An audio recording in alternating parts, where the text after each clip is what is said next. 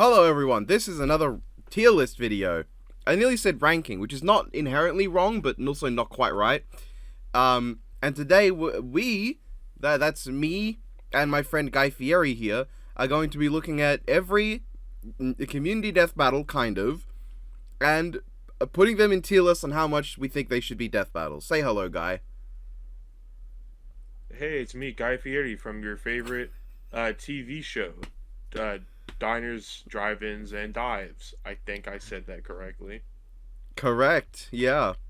Now, when I say almost every, there are a few that I have elected to leave out. Those are the one that's just a battle royale between everyone in Super Smash Brothers, because, fuck off. The ones that are just, what if we took two characters and fused them into one for an OC? And the other one that's just that. I've left those out. There's plenty of stupid still in here, though, and you all will get to enjoy that as we get into this. So, Don, how prepared are you for this? I'm pretty prepared. I had a lot of fun. So, to preface, the second, Yes. probably a little less than half of these images, I made. I made them. And I put in a couple of funnies there that I think the viewers will like. I'm pretty excited to see that. Also, did we include the ones that have already happened on Death Battle? No, I I do decided not not to remember. include them because I didn't think it Okay, would really make sense to. Additionally, fair. there are a lot that have been doubled up. Well, a couple of the double ups I have cheekily kept in here. Some of them were only doubled up because they got Tournament of Champion and like ballots, like because they were on the ballots, right? So they got community death battles. I decided that one I won't make fun of death battle for doing because that one I understand why they would. So that's that. Let's get to it. We can see our tiers we have absolutely needed. These are the ones that are like, yep, give it to us, absolutely. The ones that are wanted, which is like we would be okay for it, but we're not dying for it. Minimal opinion is don't really give a shit. DBX content, this will be reserved only for ones that have not been DBXs already, because some of these I believe have been DBXs. This is ones that we think would be good as DBXs. Don't care or no. This is honestly probably where Dalinar Collins matchup will go. Don't want speaks for itself, and really don't want is my nice way of saying fuck off. So, let's begin with a banger of a matchup. M&M's versus Gummy Bears. Now this is I mwah, think I think truly I'm something. good. You good? You want it? I mean, I guess I wouldn't be mad if it happened. Maybe there's something in like Gummy Bear and or Eminem lore that's like that would make for something entertaining, Gummy but I'm Bears, not. yes. M&M's,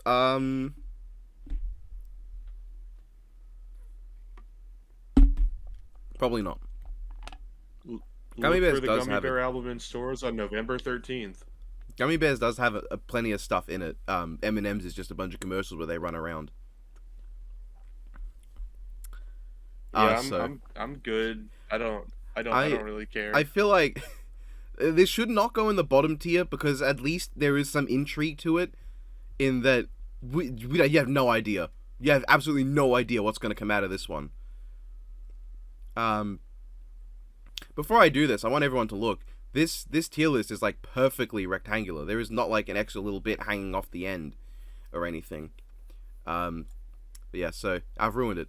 It's in Don't Want because unironically, I don't think it would be that interesting as an episode. But there is that little bit of interest that is there, which is just what can be pulled out for M&M's in their video games and their commercials and Gummy Bears with its cartoons. What could come out of it? Now this matchup. This is Aladdin's Flying Carpet versus Doctor Strange's Cloak of Levitation. I mean, it's funnier as like just a joke matchup, just like an idea that I think it would be an execution. Okay, but this is not a DVX comedy. I could see it as a DBX. I kind of want to like see something it as a DBX, up just because DBX's alley. I think it'd be funny. At the same time, there's part of me that thinks, could they do it because of all the clothness to them, right? You can't like use rigid sprites. They have to do a lot of like like rigging for it, and part of me just thinks, is it worth it? Is it truly worth it? And I say, yeah, actually, yes. I think that should be a DBX. I think that'd be really funny. I want to see Ringmaster gas these things up. Yeah, I mean we've had hand drawn DBXs before. If we could get Cuphead versus Bendy level animation on a matchup like this, Exactly. All right, we have Jax versus Nathan Spencer, I believe, the bionic arm guy. Weird arm. Nathan Robo. Spencer in the remake or the reboot, and Rad Spencer in the original. Yeah. The one that my son keeps trying to convince me would be a good matchup for Rider Man, and I think is not cool enough for Rider Man. I think he's funny enough for Rider Man. Yeah, but like Rider Man is genuinely a really good character. And like I genuinely want You don't know if Nate Spencer is. He could be. He's not. I know Jax isn't. That's true. I'm not dying to I see just this think, nah. particularly. It's like military guy with robo arm. And I don't really think Jax warrants an episode. He's not interesting. What is Rider Man gonna do when he gets hit with bionic arm? Uh, rope arm. Well, Nate also has rope arm. Yeah, but he doesn't scream rope arm, does he? And when Rider Man says No, rope he screams arm, bionic arm. when Rider Man uses rope arm, sometimes it's not even a rope. If you remember, he'll just say rope it's a arm, and metal something cord. else will happen. Yeah. I was gonna say bottom tier. There's no interest in this one. Speaking of bottom tier, we have Naruto Uzumaki versus Gandalf. What's even the premise here? Well, See, I didn't rewatch all the cast because why would I do that for this? And come on. so it's just I don't get it. I don't don't know.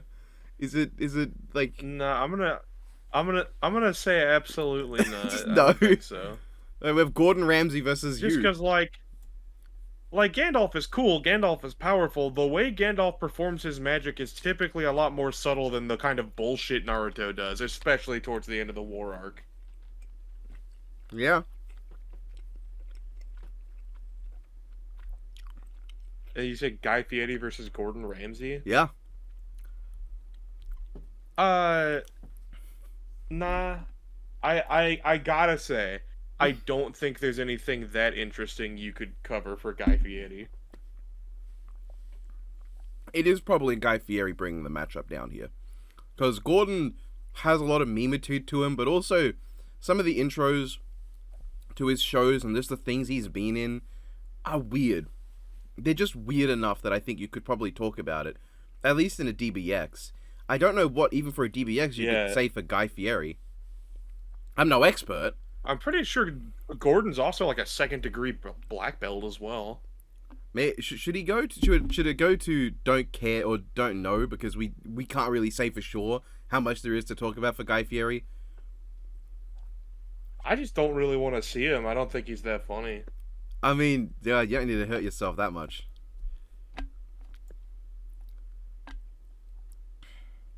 We have the cereal mascot good. Battle Royale. Yeah, I think this matchup has earned its legacy, and I think it'd be fun. Clearly, they really want to do it. So, we have Santa Claus versus the Easter Bunny. I think for the cereal mascot royale, it really just comes down to finding the right roster for it. Yeah, which is why I just took an image of a bunch of different cereals and just slapped it, and that's the image now. But yeah, Santa Claus versus the Easter Bunny. I don't know what you would even analyze for the Easter Bunny, because Santa Claus at least has like popular mythos around him, a lot of famous like, Christmas stories, a lot of source material for like the original Santa Claus legends and the people that are he's based on. You want to talk about For the source Easter material? Bunny, Source material would give the Easter Bunny Eostre, which is a deity that you probably don't know. Not a very important one. I don't.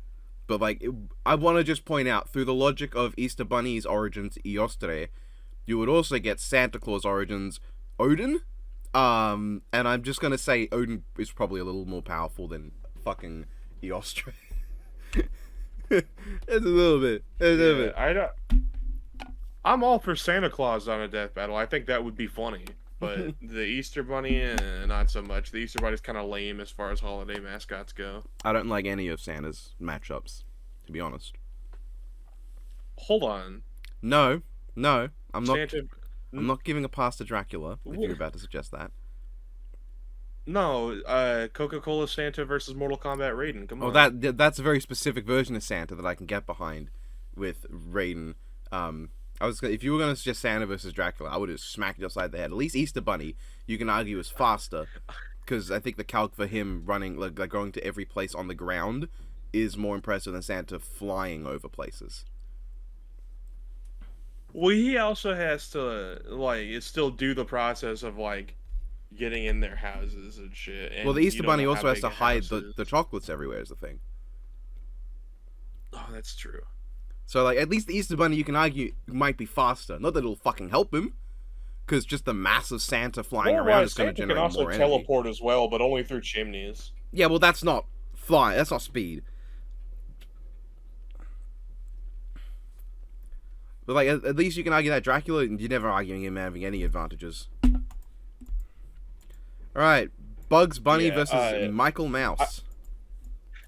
I wonder how many people in the audience I'm gonna throw off when I fucking said Santa versus Raiden. Anyone not in my server. But yeah, Bugs Bunny versus Mickey Mouse. That's one of the few matchups that they said they are going to do at some point. So I think that's Up the top. Definitely. Minions versus Rabbids. No. No, No. I'm good. I think Rabbids stealing the spotlight from Rayman has happened enough. Rayman should get an episode instead. And Minions, if they're going to get a death battle, it should be for... Well, we'll talk about it later. Okay, the Magic School Bus versus the Batmobile. So we have like a solar system level flying bus against a car with guns. Non-lethal Now- guns, of course. I think the condition that I'm into this matchup Oh, no, is here we fucking if go. the Batmobile. I think the condition I'm into this matchup is the condition that the Batmobile gets to call on the different Batmobiles throughout the multiverse. That's still not going to Because work. seeing an army of Batmobiles, all different shapes and sizes with all kinds of different guns and armaments and whatever wacky shit. Like, I'm sure there are some zany versions of the Batmobile out there, versus just like this omnipotent bus, just like turning into different animals, shrinking into microscopic sizes, and then blowing up Batmobiles from the inside, growing to the size of solar systems, and then having like all these Batmobiles. I'm sure some of them could turn into like planes or spaceships or some shit, just fly out into the solar system, like have them combine into a big Batmobile mech. Now, here's the That's thing. something they can't do. You They know can't do, I assume. That but- Death Battle will not do that. They would just do this. I was going to say the 616 Batmobile. That would be wrong. The main post-crisis Batmobile versus the Magic School Bus.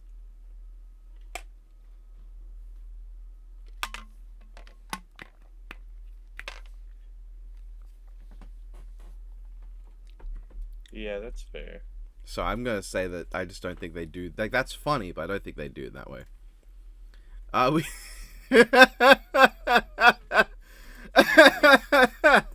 Okay, we have Batman versus Sherlock Holmes.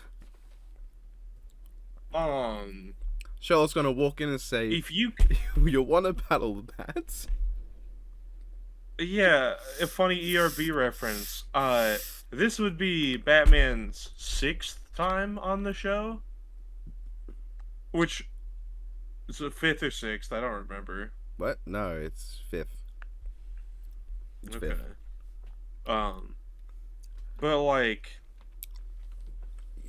if we have to have Batman a fifth time on the show, I would prefer it to be a different matchup down the line.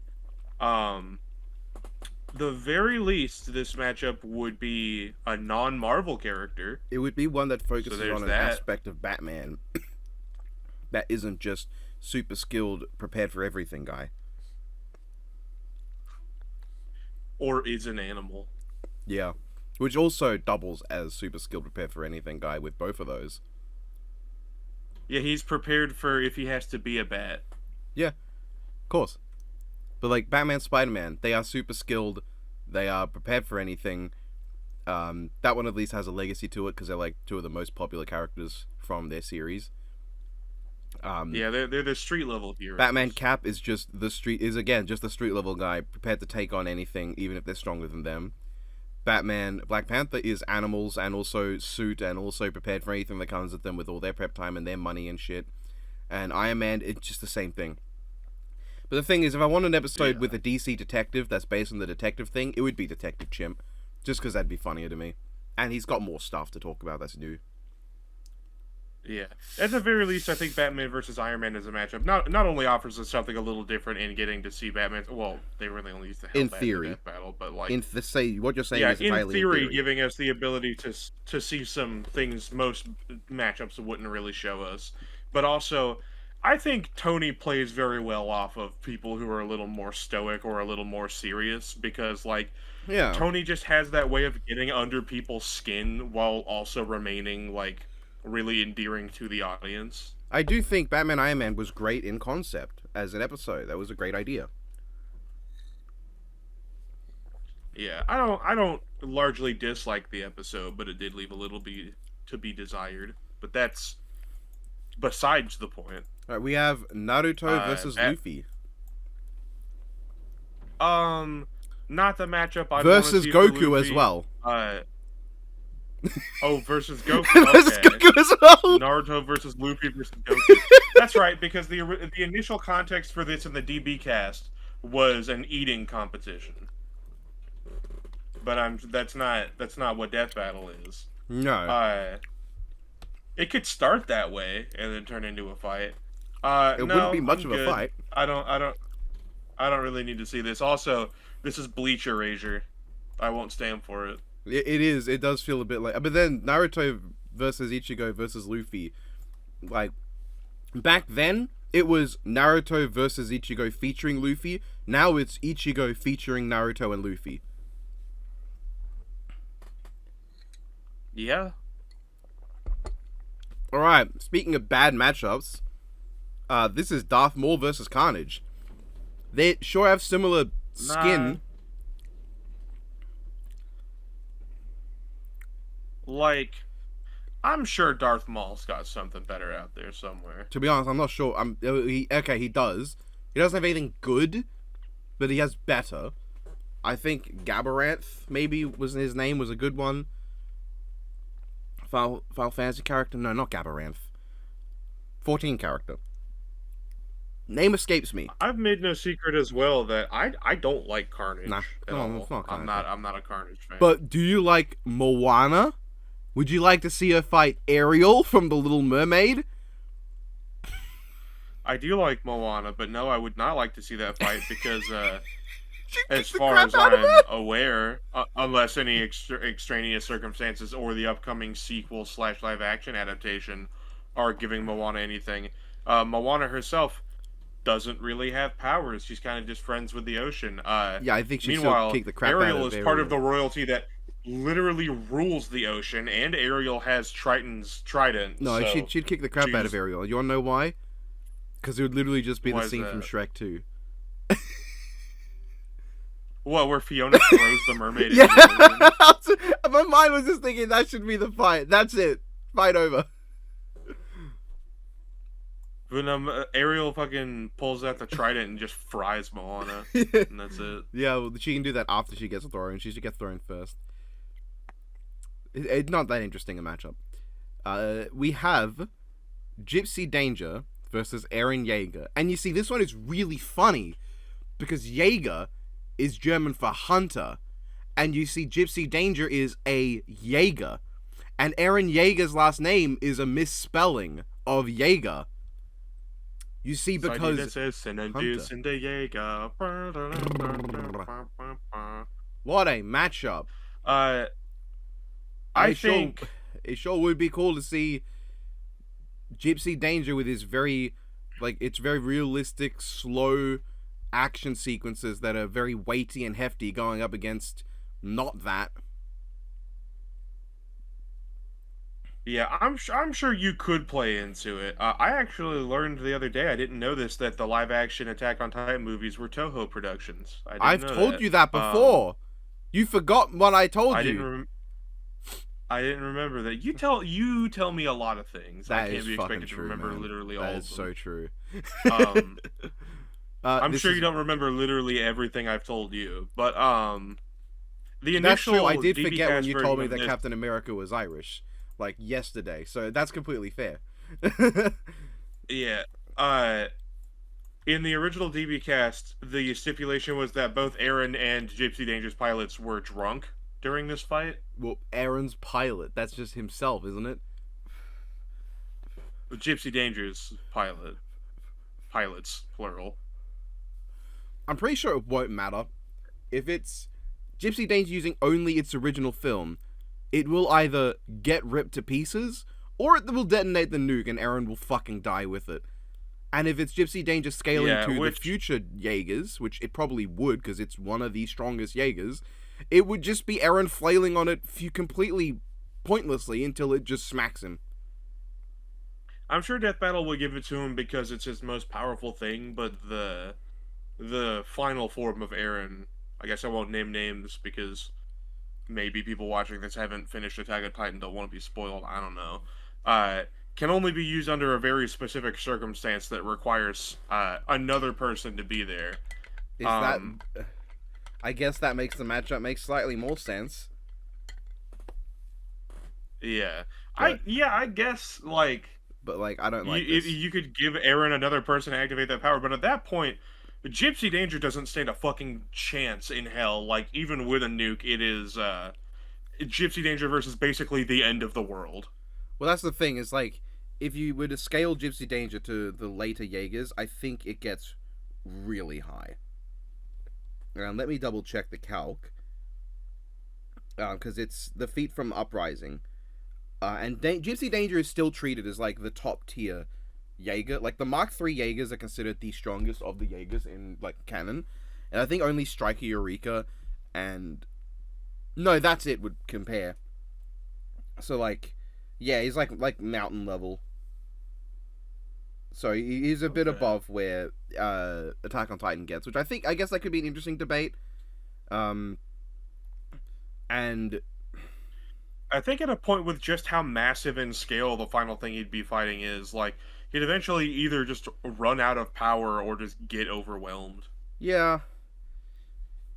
Either way, I think it's lame. I don't think it's a very interesting matchup. I would like to see Gypsy Danger fight, like, Cloverfield. Yeah. Well, Clover. Clover, sorry, yeah. Was that one that you brought up? I think that's one you brought up.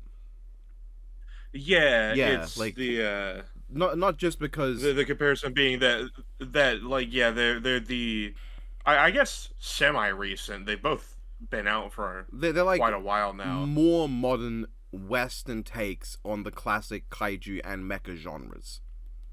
Yeah, I think instead of just being like shitty little cash grabs, like a lot of kaiju films have been in the past, these were actually made by people who give a shit about kaiju. Genuine films, passion projects. Pretty cool. I think it'd be really cool, right? If the way they analyzed was Gypsy Danger was analyzed like a presentation of the capabilities of the Jaegers, like they're trying to shill it to someone. Like a government sort of thing, while Clover was analyzed from the perspective of like a documentary of like this actual thing that's actually out there, and they were talking about it like Clover was real and an actual terror, and like the calculation was like to put into perspective how powerful this thing is and what we would need to take it out. So like they played into how the like how the things are portrayed. That would be a really unique way to go about the analysis, and the fight would be cool, especially if there was a bit that was like from the perspective of like a helicopter flying above filming, like, and that's how you show a part of the fight. and like a first person shot from within Gypsy Danger, like things that would convey the found footage element of Clover, without necessarily being always a found footage style, because that would get really tiring to watch in a death battle. Mm-hmm. Just don't give Clover the giant fuck off one from the later film. That would be stupid. And I think Gypsy Danger, you could argue, would still win anyway, which would be even stupider. It'd be kind of funny though. So Aaron, Gypsy, go to hell. Can you imagine that enormous Clover from the later film goes to like step on Gypsy Danger? Gypsy Danger just grabs it by the wrist and just throws it. It'd be funny. Okay, we have Power Rangers Battle Royale. Just the original 5 or 6? Fucked if I know. I hopefully 5, because if it was the 6, then what would be the point? There's no argument now. Yeah, if Tommy's there, Tommy just wins. If it's the original 5, I think Jason still does win, because Jason is the only one of them to just straight up keep up with Tommy in a fight. But like, it would become a lot more fair than if you put Tommy in. Yeah, see, it's still unbalanced in a way, because, Billy and Kimberly stick around, but then Jason, Trini, and Zach all get replaced.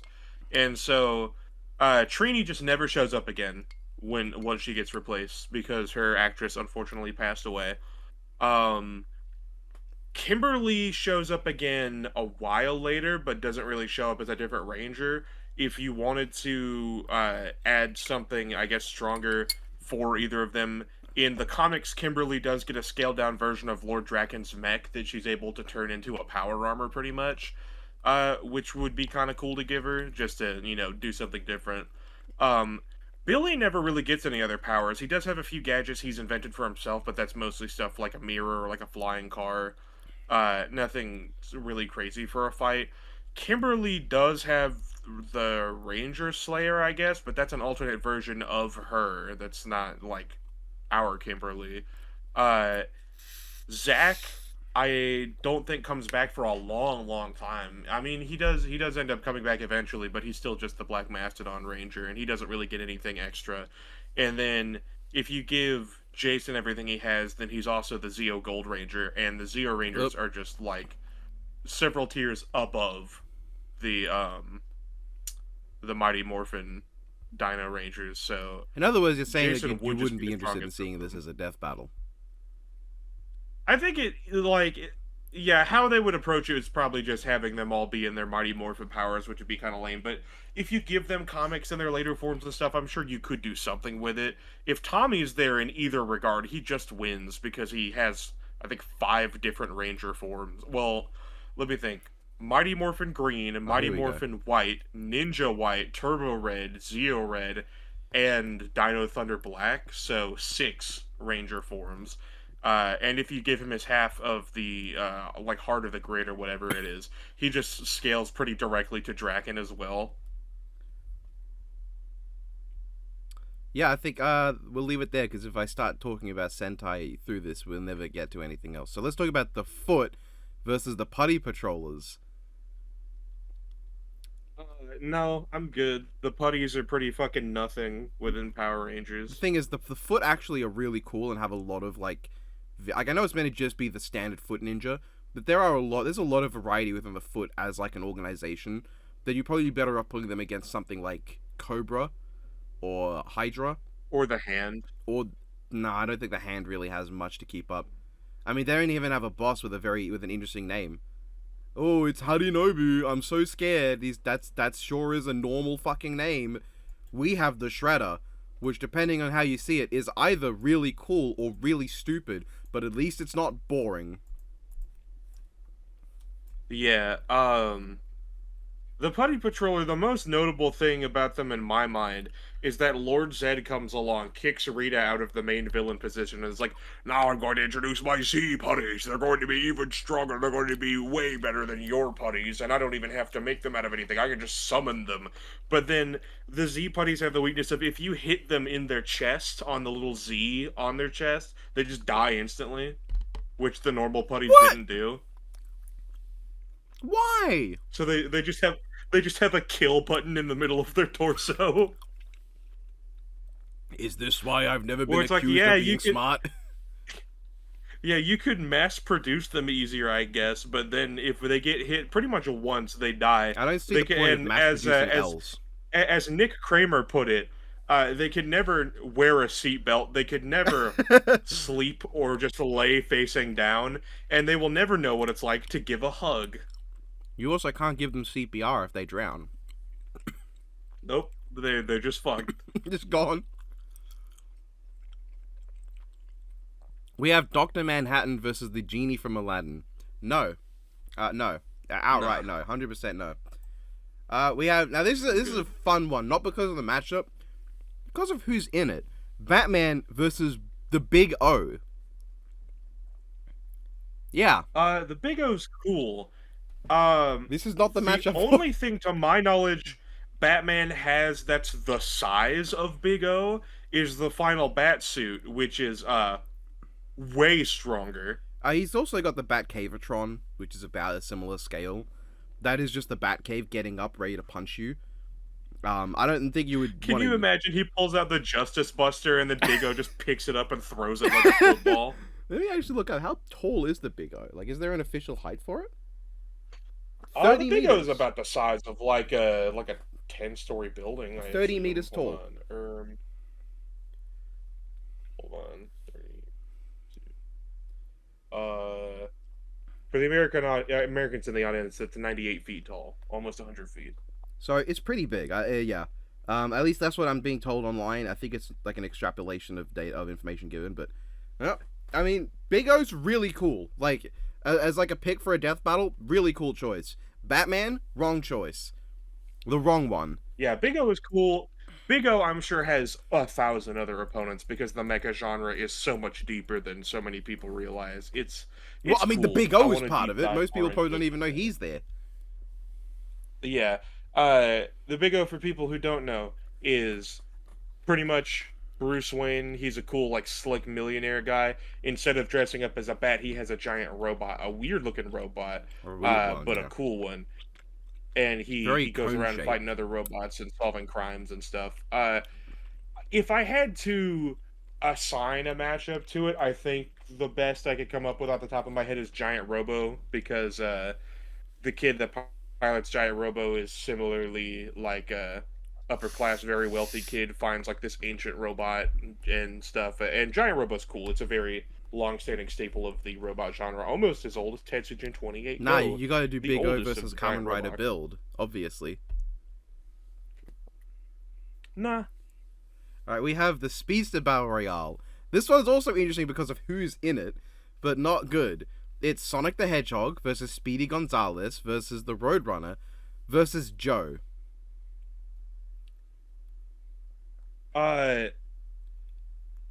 I assume video game Sonic, right? Yes. If you scale, as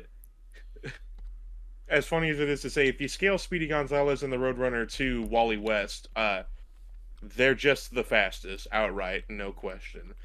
I'm not sure who's faster between Joe and Sonic. I guess it depends how much you composite Joe. Joe's max speed, I think, comes out to like 30 million or 70 yeah, he's million got that times one faster than feat light.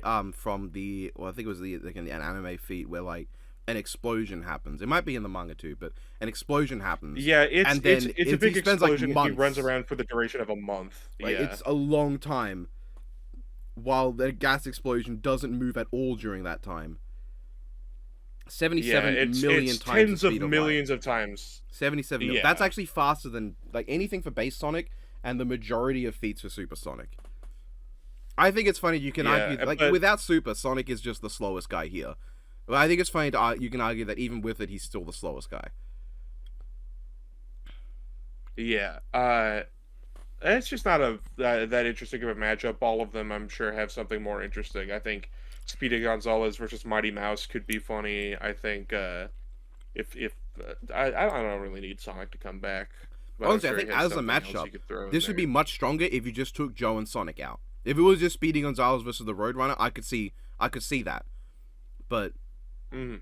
I'd also think that would be And stupid. then Joe has a good handful of matchups. I could see Joe versus Kamen Rider Kabuto. I could see Joe versus Cutie Honey is the one I prefer. I could see Joe versus Cyclops is pretty cool. God, we're eventually gonna get one of these that's gonna go above the bottom tier in the future, right? TMNT versus Street Sharks. Nah. If the Street Sharks come out, they gotta fight the Extreme Dinosaurs. That is down there later, and that one is gonna get higher. I'm not a fan of this one. Iron Fist versus Liu Kang, and I specifically chose Fire God Liu Kang for the render, just to get across how much no this matchup is now, at least. No, I'm good. There's nothing they could do with Iron Fist. I don't think that they Haven't didn't already already done. do with Yeah. Iron Fist versus Poe, because Alright. I feel like they did him pretty well. We have Groot versus Chewbacca. I have no idea if this is just MCU Groot or fucking comic Groot. It's not fair either This way. is comic Groot. Well, then, you're talking about a giant monster herald that literally cannot die unless you kill, like, every single particle of him, versus a big ape with a gun that looks like a crossbow. Yeah, the bowcaster is cool and all, but Groot has literally eaten lasers from way stronger guns. And the funniest thing they brought up in the DB cast was how what it took to kill Chewbacca in the Legends material was throwing a fucking moon at him. That's the last thing he ever does in Legend. That's how he dies. Is he gets Han Solo and his son to safety, and then dies when a moon crashes into the planet that he's in. And What's there's great just is like that Groot this, can physically just do that. there's this raw as shit panel of Chewbacca looking up into the sky and roaring as a moon comes crashing towards him. He got done so dirty in the sequel trilogy. Yeah, He has one good scene where He finally got it. when Han dies and he like physically mourns and blasts Ben like in the stomach, and then that's it. That's your whole bit, Chewbacca. You get nothing He more. finally gets his badge. Yeah, but like that's like, here is a reminder that all your friends are dead, Chewie. Yep. But like the funniest thing is that Groot literally just physically could grab a moon and drop it on Chewbacca. He could grab a sun and drop it on Chewbacca. What the fuck's Chewbacca gonna do about anything Groot can do? He's gonna go, ah! We have King Kong versus the Kong family. All of them. There's only like 4 in that image, but it's meant to be all of them. Any one of them could take King Kong in a fight. Any one of them could take King Kong in a fight. Go, why? This is not okay. This is ape abuse. Fucking Ding Kong just shoots a peanut at him and he dies. Like, even the best you can scale Kong, star level Showa Godzilla, if you want to backscale him from later Feast in the Showa era, not gonna help. It's not gonna matter. It's just not gonna do anything. Yeah, because then you would have to scale Donkey Kong and his contemporaries to Mario. And like, Who's Donkey Kong... considerably stronger. Yeah, the end. Fight over. What a non-matchup. Honestly, I'm tempted to put this in DBX, though, because I think as a DBX, this would be really fucking funny to see. I mean, could you imagine? Have a fucking scene of have a scene of Donkey Kong climbing up King Kong's back with the fucking King of Swing sprites, where it's just like him from the bag, just like climbing up, like. Imagine it being done like Thor versus 100 Pikachu's, but instead of one guy beating them all up, it's just all the guys beating the one guy up. It'd be so sad, but really funny too. I think I'll go with as a DBS. I think it'd be really funny. Jetpacks from Barrel Blast and just like fucking storm at him through the air. Yeah, I think this would be funny as a DBX. As an actual episode, though, what? No, Cranky could take King Kong in a fight. We have Frankie took Mario in a fight. Yeah, we have Scuba Doo versus Blue. No, nah, no, thank you. Nah. We I have like Blue's Clues as much as the next guy, but I'm good. we have Face versus Zordon. That's funny, but no. Nah. We have what could almost pass for an actual matchup: the Tick versus the Crimson Chin. Tick has better. Tick's got to have better, right? Yeah, Tick does have better. I like Tick versus Earthworm Jim a lot. I think that matchup's funny. I'll put this above the bottom tier because I think Tick just on his own would carry the entertainment value of an episode, but I don't think it's still in like no, like just don't do it. Yeah, It's which not. It's in not all an fairness, offensive Crimson matchup. Chin also has better. Probably, yeah. We have a Predator versus the Punisher versus Chris Hansen. Chris Hansen, I think, kills any interest in having this. Predator versus Punisher would go hard as like a crossover, I'm sure, but Yeah, no. We have Vash the I mean, Stampede. there's a Marvel Predator crossover happening right now. For all I know, that's happening. Yeah, I've not looked at it. We have Vash the Stampede versus Virgil. No. Nope. No. And speaking of no's, we have Alucard versus Dante. No, thank you. I mean, as a DBX, I guess maybe, but Alucard already has like a DBX, and it's a pretty good one. And I think you don't need another one for him, even though it is the guy he also. Dante also has a DB. Come on. No, he doesn't. He has a death battle. Actually, both of these guys already have death battles that are really good. They don't need to come back, I don't think. I mean, I'd be happy if they came back with another good matchup, but that good matchup is not each other. We have Gimli from Lord of the Rings versus Tyrion Lannister from A Song of Fire and Ice. I like Tyrion, but Tyrion isn't holding his own against Gimli. I don't know why you would put Tyrion in a death battle, and I also don't know why you put in a death battle where the whole connecting factor is that they are short. Yeah, because if I'm not wrong, Tyrion's not a dwarf. He was just like, well, he was technically a dwarf. He's not a dwarf. His the species race. is not dwarf. He has dwarfism, Yeah. which what it's a little guy versus a little guy with an axe. Yeah, like Gimli is just notably one of the more skilled warriors within like the main characters The Fellowship. of Lord of the Rings. Tyrion is I mean like he can hold a weapon, I guess he can fight, but he's not like a fighter typically. He's more known for he's his a politician his and a personality. strategist, not a fighter. Yeah.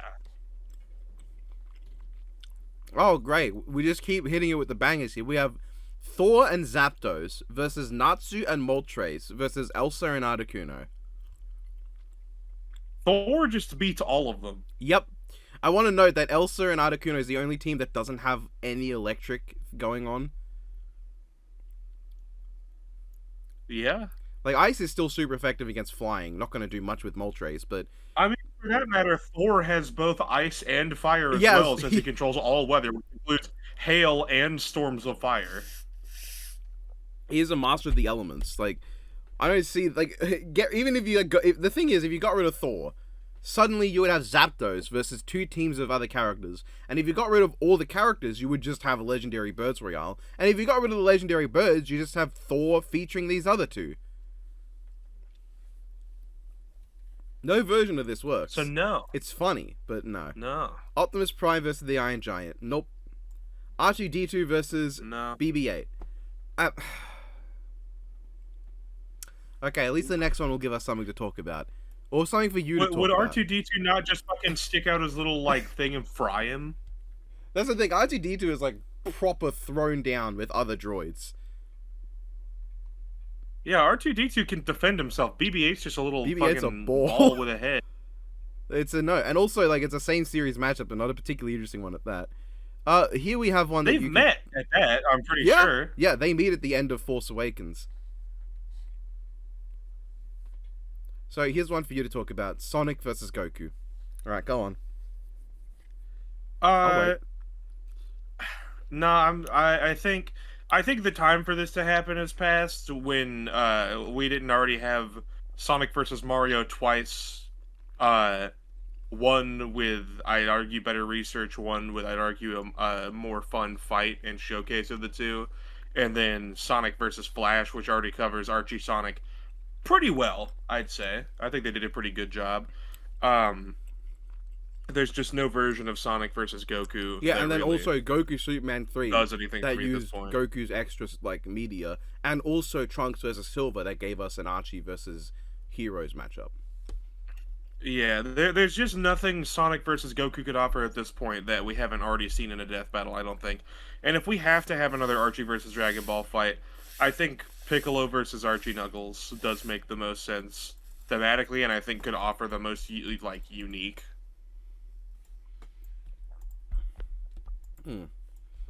I don't think it should go in the absolute bottom tier because like at the very least it is not a matchup that I think is as fundamentally broken as Gimli versus Tyrion or Goku versus Naruto versus Luffy.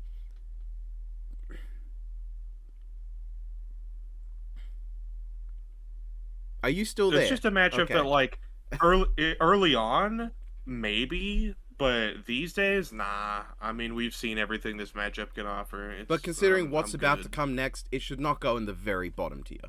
Because we do have Hermione versus the Juggernaut here.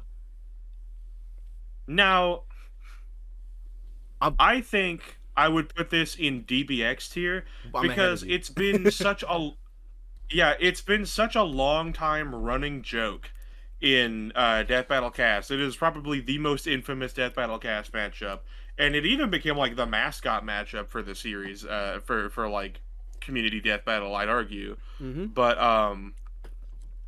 yeah, it would just be such a stupid fight, but it would be really funny. Yeah, Because Juggernaut's like got several. they kept arguing like, oh, how would the time turner factor into it? Oh, would her magic be able to outplay his strength? And it's like you're ignoring the fact that the Juggernaut can keep up with people like unquantifiably faster than light, and before she could react, would just flick her head off. She'll use the time turner to go back in time to kill Juggernaut as a baby, but then baby Juggernaut will just pick her up and body slam her.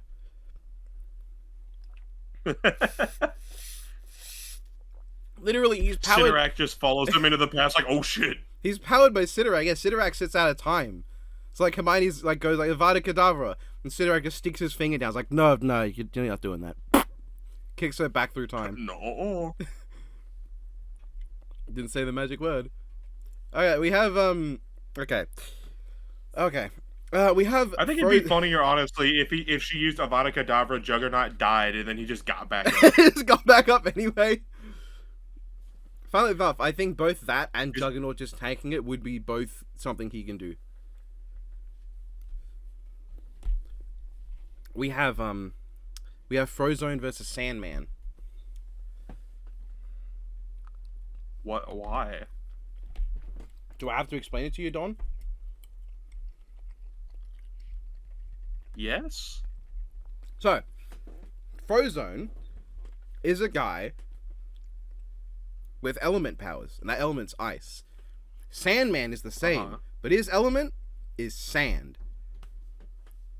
Which Sandman is this? Sandman. Sandman, Marvel Sandman? Yes. Okay. No. Are you sure? Yeah, I'm good. I don't want to. I'll pass. Okay, but are you really sure? Yeah. Okay. The next matchup we have is the NCC 1701 USS Enterprise versus the Millennium Falcon. Now, Doesn't the Enterprise just kind of fucking shit and doo-doo all over the Millennium to put this Falcon? in a perspective, the Millennium Falcon is 30 meters across. So the size of the Big O. That's really funny to think. The USS Enterprise is 280 meters long. For you Americans, that's like 950 feet, I think. It is not thrice. It's like 10 times the size of the Falcon, more or less. And its weapons can actually damage the opponent. The Falcon can't really damage the Enterprise. Feet.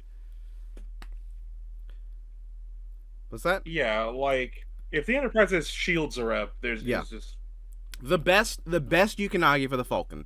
It fires a volley from the laser cannons. those are on a frequency that the Enterprise has not dealt with. Let's ignore that the Enterprise's engines will absorb the lasers and power the Enterprise up. Let's ignore that laser weapons are a joke in Star Trek. And let's ignore the fact that the Enterprise has survived like a 10 to the power of 18 decibel explosion, and nothing in Star Wars matches that without going into like the oneness of the Force and Legends. Let's ignore all that. Let's say the Falcon shot a shot that damaged the Enterprise. They then recalibrate the shields to the frequency of the laser that just hit them, and now the lasers can't do anything. And the Enterprise just rains phaser bank fire all over the Falcon. Blows it out of the air. Or of the space. Womp womp. I'm just saying, you could just do Han versus Kirk on the ground, where at least if Han got a shot off, he might be able to do something. You know, if Han shot Kirk, Kirk would go, ah! It wouldn't just go, oh, that's it? Okay. Also, like, with the size of the Enterprise, yes, it's a bigger target.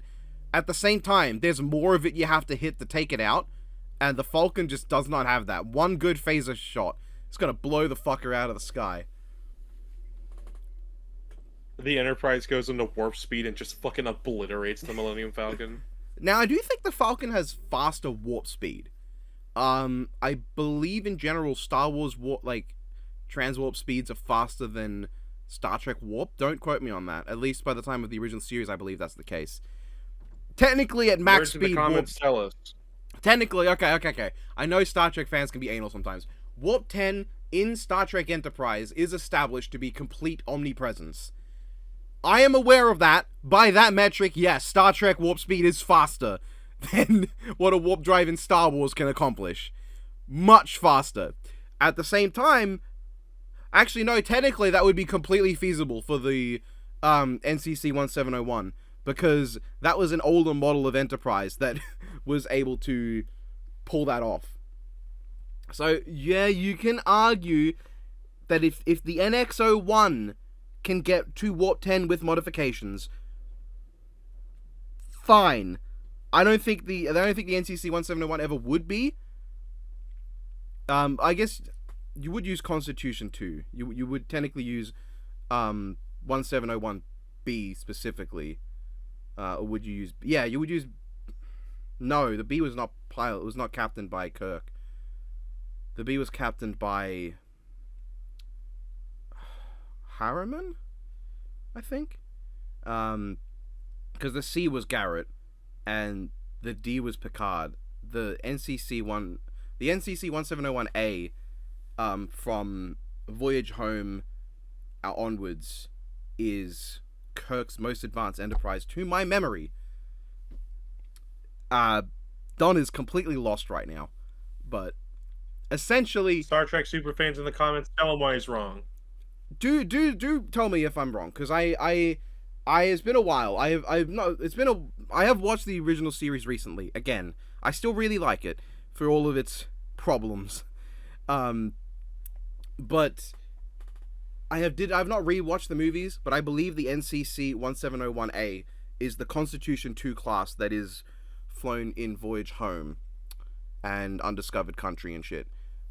And the fifth one, the Cyborg one, I believe, was that Voyage Home?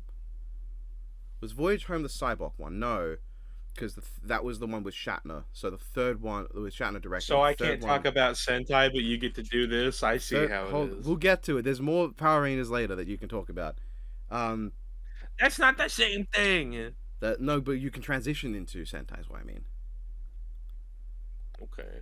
Yeah, the third one or the fourth one were Search for Spock and Voyage Home, which were directed by Leonard Nimoy, and it was the fifth one, Final Frontier, that was directed by Shatner. That's the one with Cyborg that no one likes, and it basically was rendered out of canon. So, okay, here's a funny story that I can tell you, Don. You know Spock, you know the character Spock, right? Yeah, I do. You do know that Vulcans are all logical and don't really show their emotions often. Usually, yeah. So, in the original film series, there is a brother introduced with Spock out of nowhere, never addressed before, with the name Cybok. No one likes him. Now, in a Next Generation episode, Spock's father mind melds with Picard, the captain of the Enterprise from Next Generation. And when Picard is rambling through the memories of Sarek, which is Spock's father, he mentions all the people that Sarek loves. His wife, his previous wife who died, Spock. No mention of Cybok. Just completely doesn't mention the guy at all. Banished from the family. Sounds like Raditz. What's even better is that with Discovery introducing that Spock has a adopted human sister, her not being mentioned also makes it seem like Sarek just went, fuck her too. No one likes her. It sounds like when First Class was like, yeah, Mystique and Xavier have always been siblings. It's like, yeah, why is this the first we're hearing of it? Because, shut up. You haven't heard otherwise? I think maybe that's dumb and wrong and it wasn't planned. Yeah. So, bottom line is, the Enterprise obliterates the Falcon. As a fight, I don't think it would be very exciting because it would just be the Falcon flying around until one shot just undoes its everything. And I think it'd be more interesting to see, like, Kirk and Solo fight one-on-one, or even two-on-two with Chewbacca and Spock, and really let their personalities shine. Because the thing is, I don't think the Falcon can, like, do proper communications with the Enterprise to get much interaction out of the two of them. And I think that's a real lost opportunity to not have the charisma of the two of them, honestly, carry the fight. So I'd say this is a really, just no. I think an Enterprise D versus a Star Destroyer would be more interesting as a fight. It would still be completely one-sided, and the Enterprise D would rip a Star Destroyer to pieces. But at the very least, you'd have something there. Yeah, I still think the coolest, like, set of spaceships we've seen in Death Battle next to each other is the Greythawks and the fucking Righteous Indignation, which is the coolest name ever. Yeah, it is such a good name. There is later a Enterprise versus Star Destroyer fight in this group of matchups that I will rank very highly. But this is not this. This now is the Angelina Jolie Battle Royale. Featuring just every character she's ever played? I guess so. No, I'm good. Alright, we have Arnold Schwarzenegger versus Sylvester Stallone. And I think I emphasized, in the image, I emphasized how unfair it would be as, like, a real-life fight if you took them at their prime. Yeah, well, as far as I know, Stallone actually has a history of, like, boxing training. I'm pretty sure that's what inspired him to make Rocky, right? Yeah, but, like, I mean, Arnold is bigger. A lot bigger in his prime. Arnie's bigger, but being a bodybuilder doesn't necessarily mean you'd win in a fight. But I think in his case, if we're taking the roles that they've played, then it might be a different story, because I don't think Stallone has ever played Hercules. I didn't even think. I don't know what Arnie's Hercules has pulled off.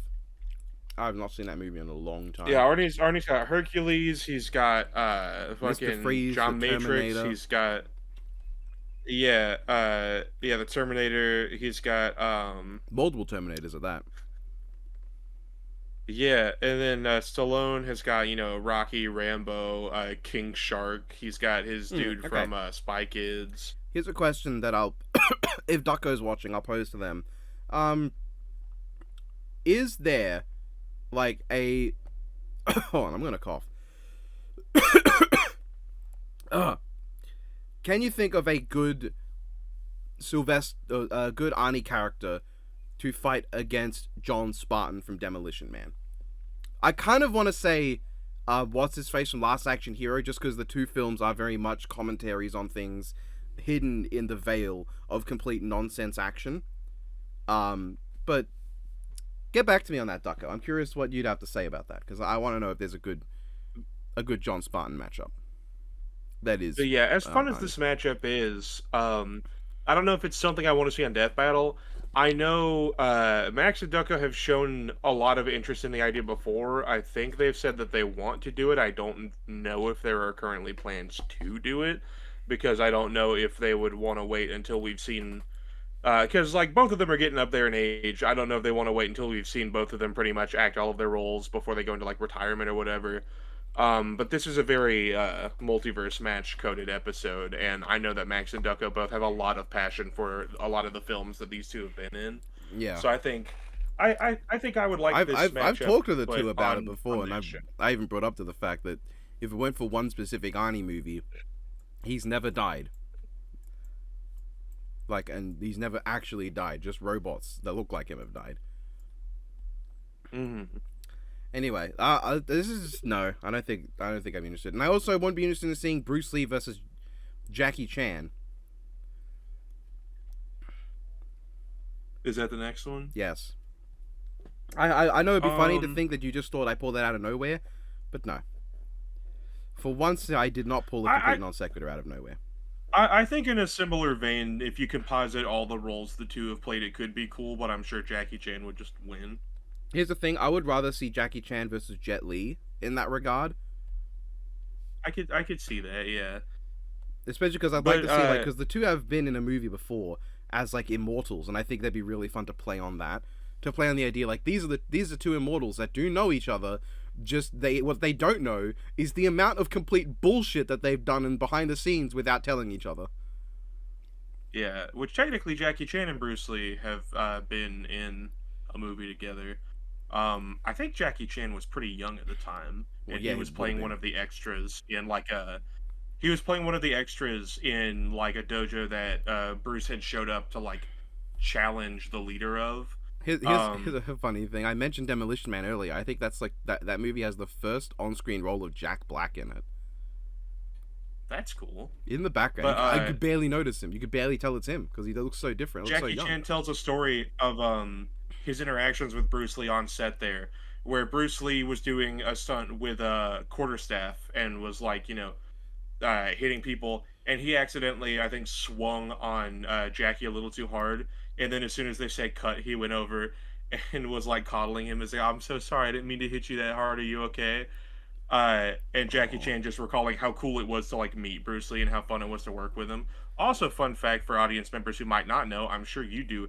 Jackie Chan's a big Dragon Ball fan, and Yeah. way back when Jackie Chan was still in his prime, Jackie there Chan. were ideas and talks about potential Dragon Ball live action being made with Jackie Chan as Goku, which never came to fruition, but that would have been so cool.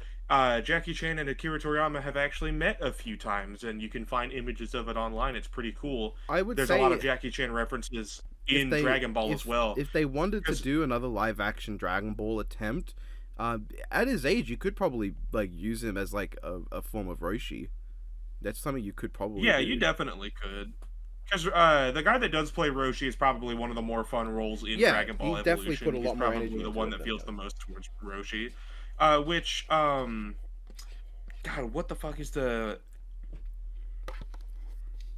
the guys that they were trying to get to work on Dragon Ball Evolution? I don't remember if it went to the final version. I think they had the guys that worked on Kung Fu Hustle, which is a pretty fun movie. I would refuse I to don't re- believe if you told me those people actually worked on Evolution, because there is a huge I difference. believe they were between them. planned to, but I don't remember if they actually. I got on believe the they were team or planned not. because I do think Kung Fu Hustle has the kind of energy that you'd want for a live action adaptation of a shonen action anime. But Dragon Ball Evolution doesn't have any of that. But it's so cool that Dragon Ball as a concept came from Toriyama just not knowing what to do after Doctor Slump, and then Torishima, his editor, was like, "Just make Journey to the West. That's a popular story." He's like, "Nah, that's just adapting an already existing work." He's like, "You like Jackie Chan movies? Put some of that in there." And so, by its very premise, Dragon Ball was heavily inspired by Jackie Chan and went on to become a series he was a fan of, and that they ended up meeting. I think that's just so cool that they could exist as fans of each other. Uh, and I wish I lived in the timeline where we had a Dragon Ball movie with Jackie Chan as Goku. That would be so So what you're cool. telling me is that you would rather see Jackie Chan versus Arale as a matchup. Got it. Understood. But yeah, I wouldn't be mad at Jackie Chan versus Bruce Lee, but Jackie Chan. I don't versus think Jet I would Li, want I'm to see sure the would two just beating each other to work. death though.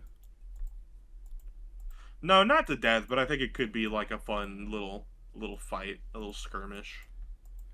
Okay, now we have Simon Belmont versus Buffy the Vampire Slayer. This is really funny because literally as I'm speaking right now, my dad is currently in the lounge room of the house rewatching Buffy right now.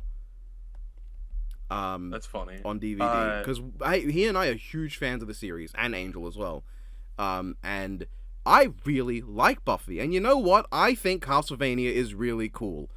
This matchup sucks balls. Yeah, this is terrible. They are vampire slayers. I mean, the funny thing is, this is probably the closest you could argue to a fair matchup for Buffy if you use the comics, because like there is some like cosmic, universal stuff in those comics. That said, that does not make this good. Because I don't want to see Buffy focused on the cosmic shit from the comics. I want to see focus on the show. And maybe being a little cheeky, maybe the original film no one likes. This is a... No, fair. Buffy is a very, like, grounded character in terms of a lot of her action. It's very clumsy. It's very, like... She knows how to fight. She's really skilled. But when it comes down to it, she's very scrappy in how she fights. She doesn't, like, rely on fancy moves. It's a lot more of just, oh, I just got punched across a counter. I'll just pick something up from behind and smack the guy with that. Yeah. Simon is very much I know you're not the you biggest die. fan of it, but I think it would be fun to see Buffy versus Blade if they could do it in live action, because I think them taking cues from Wesley Snipes' Blade would be really funny. Yeah, my problem there is that Wesley Snipes' Blade is so clean and so cool in everything he does, and that does not translate to what I want in a Buffy fight. I don't know if... I can't think of a character off the top of my head that makes sense for that style of portrayal for Blade that also could match, like... I can't think of a character who's thematically appropriate for Blade and also matches that fighting style. Because I would love to see a fight with Blade that's just so clean. It looks like everything was effortless. And honestly, if I wanted to see a clumsier character fighting Blade, it would just be Hellboy. Because I think it'd be funny as an interaction. Fair. To see Blade doing all this cool shit, this cool flippy shit completely flawlessly, and then on the other side you've got Hellboy just barreling through a wall like a sentient brick. Actually, I'm sure there is a way to do Blade versus Buffy that meets a happy medium and isn't like shitting on either of them. I don't think it'd be, I I do don't think it'd be understand shitting on either of just them. I not just think it's wanting not it. what I want from a Buffy fight. Thinking about it, I would take Wesley Snipes' Blade versus Ron Perlman Hellboy, specifically those versions. I think that would be neat. That'd be fun. And Simon though, not the matchup. Does Simon have a good matchup? I know there's a lot people throw around for him. I know he's also like one of the least interesting protagonists in Castlevania, and people only really look for a matchup for him because he's the first. Like I would probably rather see Trevor or Richter, but I understand that Simon is probably like the most like notable one in the I like West. his barbarian design. I think the best design for Simon is his Smash Bros. Design. Well, you're not a fan of the fighting game? It's not a terrible design. It's just not Simon. It doesn't really feel like You don't like Goth Simon? It is canon as far as I'm aware, but it sure is, man. It sure fucking is. I also like Simon's games. Castlevania 1 and Castlevania 4 are pretty solid. I like them both. Yeah, we can talk about like good Castlevania matchups later though. One in particular. But yeah, Simon's best I guess would be Arthur from Ghosts and Goblins. They're very similarly famous for their like brutal difficulty and being like the spooky gothic horror like NES platformers. I think that's the one that makes the most sense. I can see that one. Yeah, But I get it. at the same time, Arthur's not nearly as strong as far as I'm aware. If there are any Ghosts and Goblins power scalers in the comments, let me know if I'm Actually, wrong. yeah, do tell us because it would be interesting to know if he like actually here's this one time that he blew up a universe by hitting it with a ring. He does scale to Firebrand. He's at least country level as far as I'm aware. But yeah, that's the one I think makes the most sense. It would be the most fun, but Hey, what about Arthur versus Sans though? Arthur who? Sir Arthur versus Sans. I'm sure you can figure out the connection there. Oh, okay. Yeah, they die in one hit. I get you. Yeah, and he becomes skeleton. All right, we have Sly Cooper versus Swiper. I think it sounds funny. My Swiper matchup is the Hamburglar. I was gonna 'cause I say think that sounds Hamburglar even versus funnier. Swiper. I think would be funnier. Yeah. This is a case of, I guess I'll put this as DBX because I do think as a DBX it'd be really amusing, and I want to use the tier more. We have Hercules versus Maui, but like the Disney versions. I'm not inherently against it. I'm sure it could be fun. I'm not against it, but I also wouldn't say that I want to see it. I guess this is like a minimal opinion one for me. It's like, Minimal opinion. If they made it fun, then that's cool. But yeah. Speaking of I like, think they could. It would be a more fun way to do what they did in Hercules versus Wukong of taking a mythological approach to it by stylizing it like the Disney movies did, having because like in Hercules you've got like the muses on the vase and stuff, and how they're animated is very similar to how Maui's tattoos are animated in the Disney movie. And I think if they could work some way of like telling their stories through song like Zero to Hero and You're Welcome do, I think that could be really fun. okay, imagine I think whoever wins, the ending of the fight is portrayed like their respective stylization that you just mentioned, and then it ends with like the actual guy going, and that's the story of how I beat up blah blah blah. yeah, like I can imagine if Maui beats Hercules, that would be another tattoo added to his body. And if Hercules beats Maui, it would be another tale like he punches Maui into the sky and Maui becomes another constellation to be He can become the like Hook. forever memorialized in He can mythos. become the Hook. Um yeah, he could become the Hook. Even though that's already part of There's a lot you Scorpio. could do fun with it.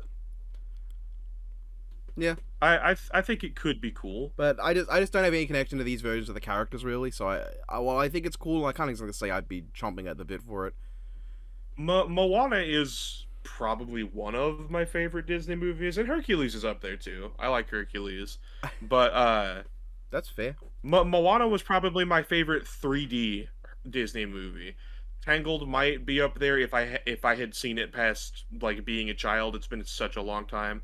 But then Encanto came out, and Encanto is so good. It's far and away my favorite Disney movie, and I don't see anything topping it soon. You know, I could top it. Uh, Probably not Black Cat versus Catwoman. Nah, I mean, if they could make the episode fun, then cool. I expect it to happen at some point, but man, I don't I care. don't think it's bottom tier. I don't think it's like a don't want. It's in don't care.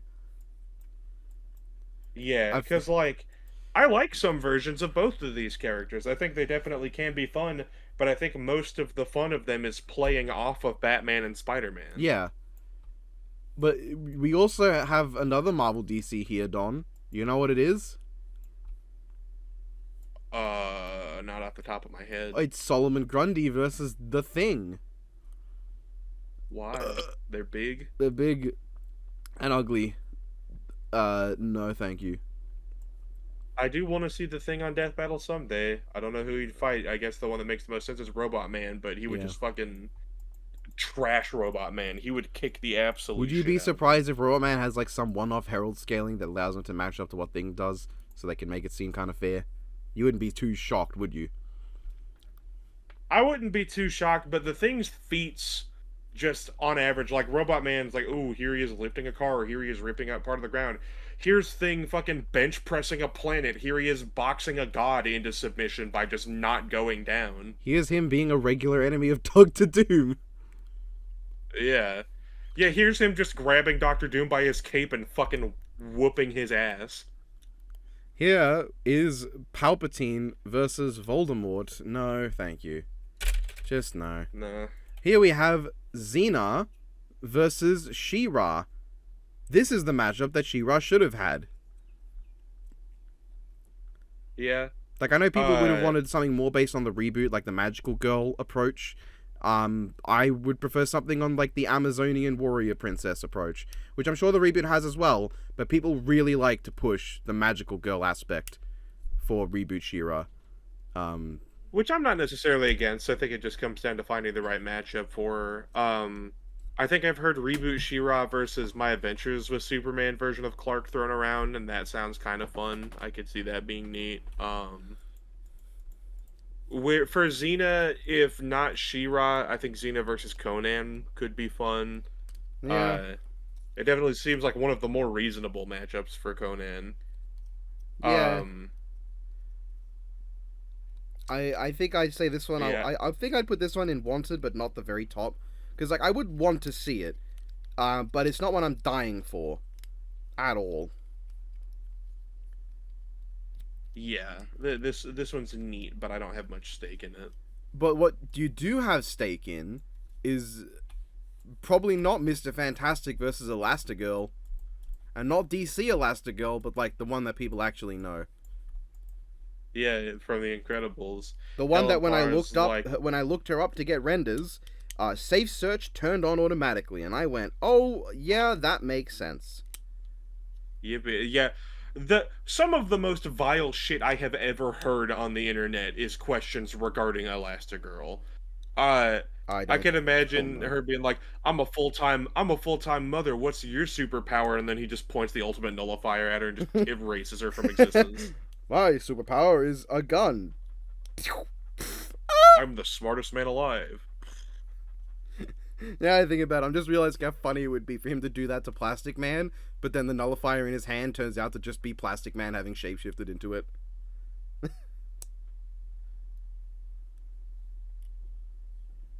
That would be pretty funny. See, Especially if, it's like, funny because Plastic Man can change color, uh, but whoa, hold apparently on. strain. It causes him a lot of strain to do so. I think it'd be Uh, funnier if Reed looks down and there's just a red nullifier now. He's like, "Hey, because there's a scene in the comics where Plastic Man's like, check this out. And he like strains really hard, stretching his nose out, and it like slightly turns blue. He's like, "Check this out, Batman! Look at this! Isn't this cool?" He's like, "What? What are you showing me? What is this?" He's like, "I can change color." And Batman's like, "Cool, okay." that's like the reaction of like a really good friend who doesn't want to tell you that what you're proud of is really lame, but like also doesn't want to support you either." He's like, "Plastic Man, you can do so many things. Turning your nose blue is not that impressive by Plastic Man, you comparison." turned into a T-Rex last night at the party. I mean, like that. I feel like this is a much less impressive party trick here. I saw you turn into a mountain. This okay. Now this one here, I think, retroactively takes on a different meaning to what it did when the cast came out. This is Winter Soldier versus Nightwing. Um, So now, I think Winter Soldier versus Red Hood's just better, yeah, honestly. since this cast though, this has turned into the winners of the two live action death battles. Yeah, but what is it really gonna give us that we didn't see in those? A good episode, if you mean the context of what we didn't see in Nightwing Daredevil. And that's it. It's a no. Okay, Archie Sonic, that's not right. Paper Mario versus Lego Sonic. No. Paper Paper Mario is unique enough that I would like to see him in something eventually. Like I'm sure Paper Mario's got a cool matchup out there somewhere. It's not Lego Um, Sonic.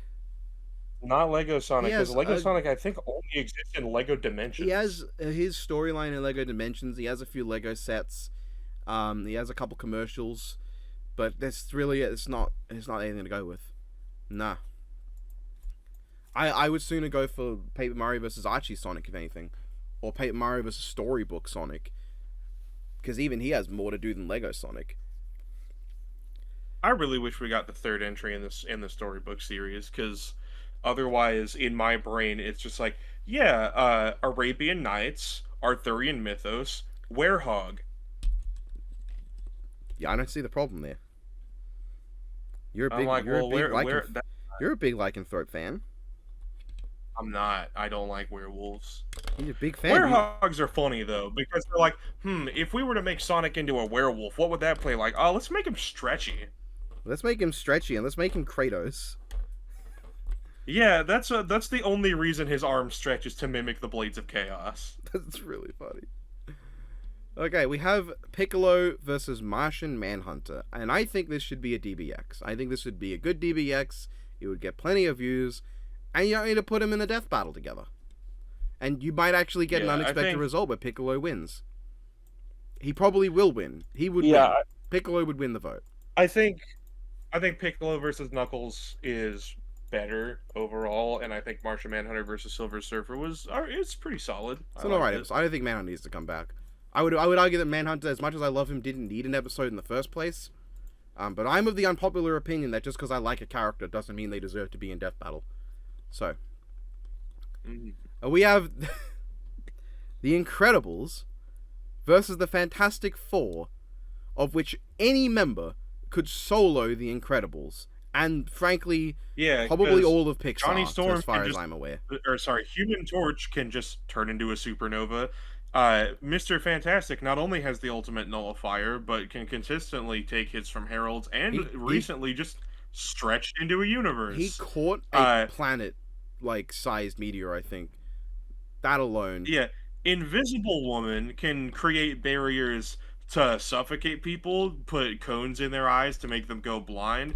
Just fucking cut people in half with them, I'm sure, if she wanted. And create barriers that can seal or defend from, Herald level shit. And the Thing can bench press a planet. In fact, it's very consistently stated that Invisible Woman is the strongest of the Fantastic Four. So, yeah.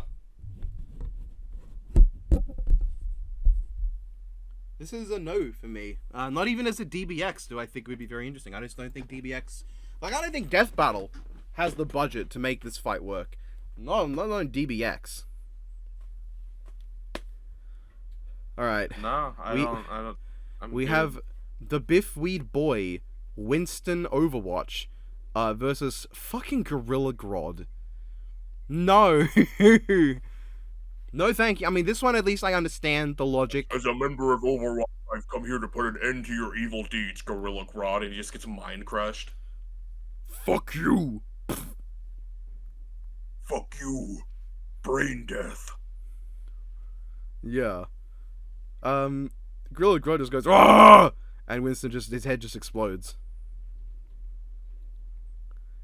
Yeah, because, having a lightning gun and having his rage mode is cool and all. What's Winston gonna do when Gorilla Grodd just cracks his head open and eats his brain? I will at least put this a bit above the bottom tier, because I think it's funny to imagine big ape fight.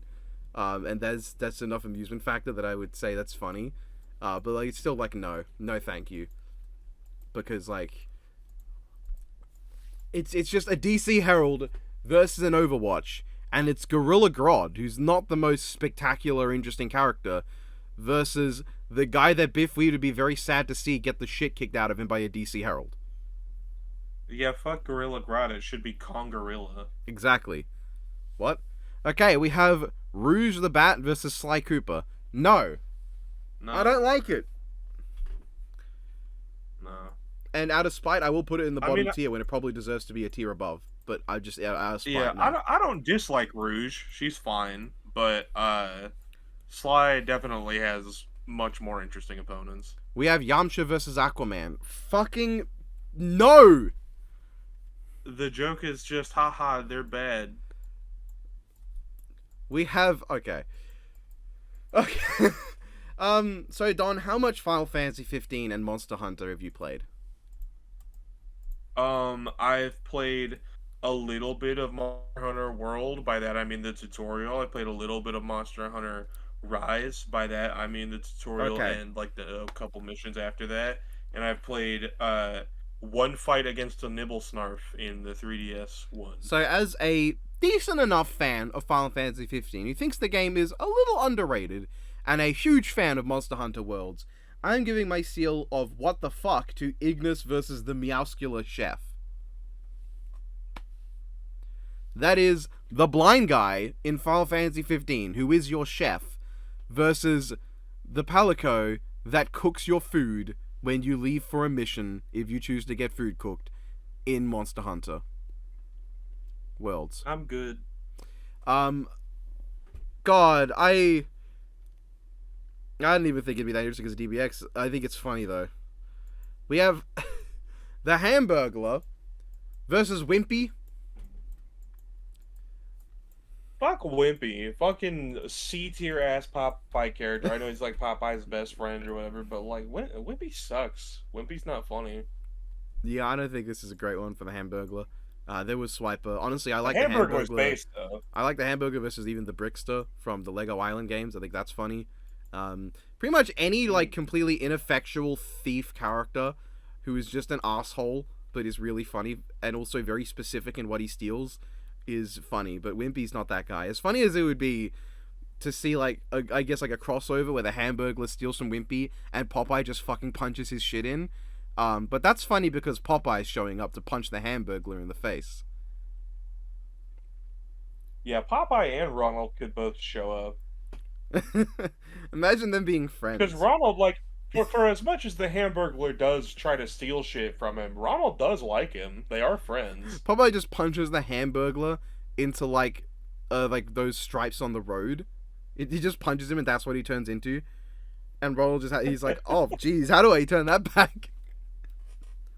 No, I imagine Ronald would just be like, oh, hold on, let me fix this, and then just like shoots a little energy blast out of his hands and fixes him. Hamburglar just gets on his hands, hands and knees, just like begs Popeye for forgiveness. And Ronald's just I'm like, sorry, here's I a didn't Happy mean it." Meal, Popeye, and this is how you make friends, kids. And Popeye's like, hey, spinach burger. Just eats his spinach burger. This Big Mac's pretty good, but it's missing a little bit of spinach, and then he No. just dumps a big glob of spinach into his Big No, Mac. he just puts the can in. He doesn't even open the can. Just puts the whole can in. Just puts a can between two buns and fucking eats it. That would be a Popeye burger. He would put bottom bun, can of spinach, top bun, and then just like squeeze and compress it to the size of a normal burger. Then just eat that. Yeah, That's a honestly. and then he would probably spit the can out as like a projectile weapon. And it would just go back to being like a full uncrushed can too.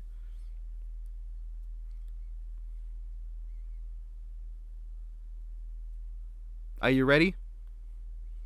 I am. Here is Indiana Jones versus Captain Jack Sparrow. I quite like I this like this matchup, one. actually. I've come around to this one. I think this one is pretty neat. I think this plays very well into both of them as characters, because there is a recurring joke throughout the Indiana Jones series of him just having no fucking tolerance and no time to mess around with people who do like overly eccentric or just like show-offy stuff. He just does not play into it. But then that's exactly the kind of people that Captain Jack Sparrow is at his best against, is people who he's just being a complete gobshite the whole time, and the other person's like, I hate this man. This is my new least favorite person on the fucking planet, and I will kill him. And he's like, ha ha ha ha, I think Captain Jack Sparrow. I think it's just nice to put something not in the bottom tier for once. Yeah, I fair. think it's a good matchup. And now there's Caboose versus Jar Jar Binks. No. The funniest thing related to Jar Jar will always be fucking his mother being like, think of your son, and then his dad just fucking pulling the trigger. Don't do it. Just think of our son. He looks at Jar Jar and just fucking pulls the trigger. Has the same age as that one Yu-Gi-Oh! Abridged joke. That's like, no, Pharaoh. What would Grandpa say? Yugi, kill that son of a bitch. It has the same energy as that. Yeah. All right, we have Guts versus Kratos. No, we have Ratchet and Clank versus Groot and Rocket. Now that one is kind of a matchup. That's like half of a matchup. Yeah, I get it. I don't think I would want it, but I do understand it, and I can get the appeal. Like, it's a big guy. I think it could be an with okay a little guy with a gun. DBX. I think DBX is a good place to put that, honestly, yeah. We have R2-D2 versus a fucking Dalek. I know we talked about how R2-D2 can proper throw hands, but that's a Dalek. Daleks are some of the most are the most dangerous race in the universe. Because it's Dangerous, like, yeah. I'm glad you said dangerous and not powerful. Yes, dangerous. I'd say they probably yeah, are. they are the most dangerous. There are stronger races in the universe and stronger races outside of the universe. Yeah, like, I don't know what the But Daleks are the gonna do Daleks if are the by far the most violent, the yeah. most genocidal, and historically, I think the most destructive. Unless you count just the Doctor himself. Yeah. I mean, hey, the Doctor would make a good Dalek. That's a scene. If you know Uh, that, if you I know should get that back into scene, watching Doctor Who. I enjoyed what I saw. I need to actually like sit down and proper watch through it in order, like instead of just like watching a handful of things every now and again. But I watched through the Eccleston season. I think R2 versus a Dalek is not the way to go. There probably is a good Dalek matchup out there. I just don't like any of them that much. I don't really like the Starman, what's his face from Mother. I don't think that's very interesting, and I also think it's just not very. Yeah, It's like a whole like decades of history with the Daleks against like a game.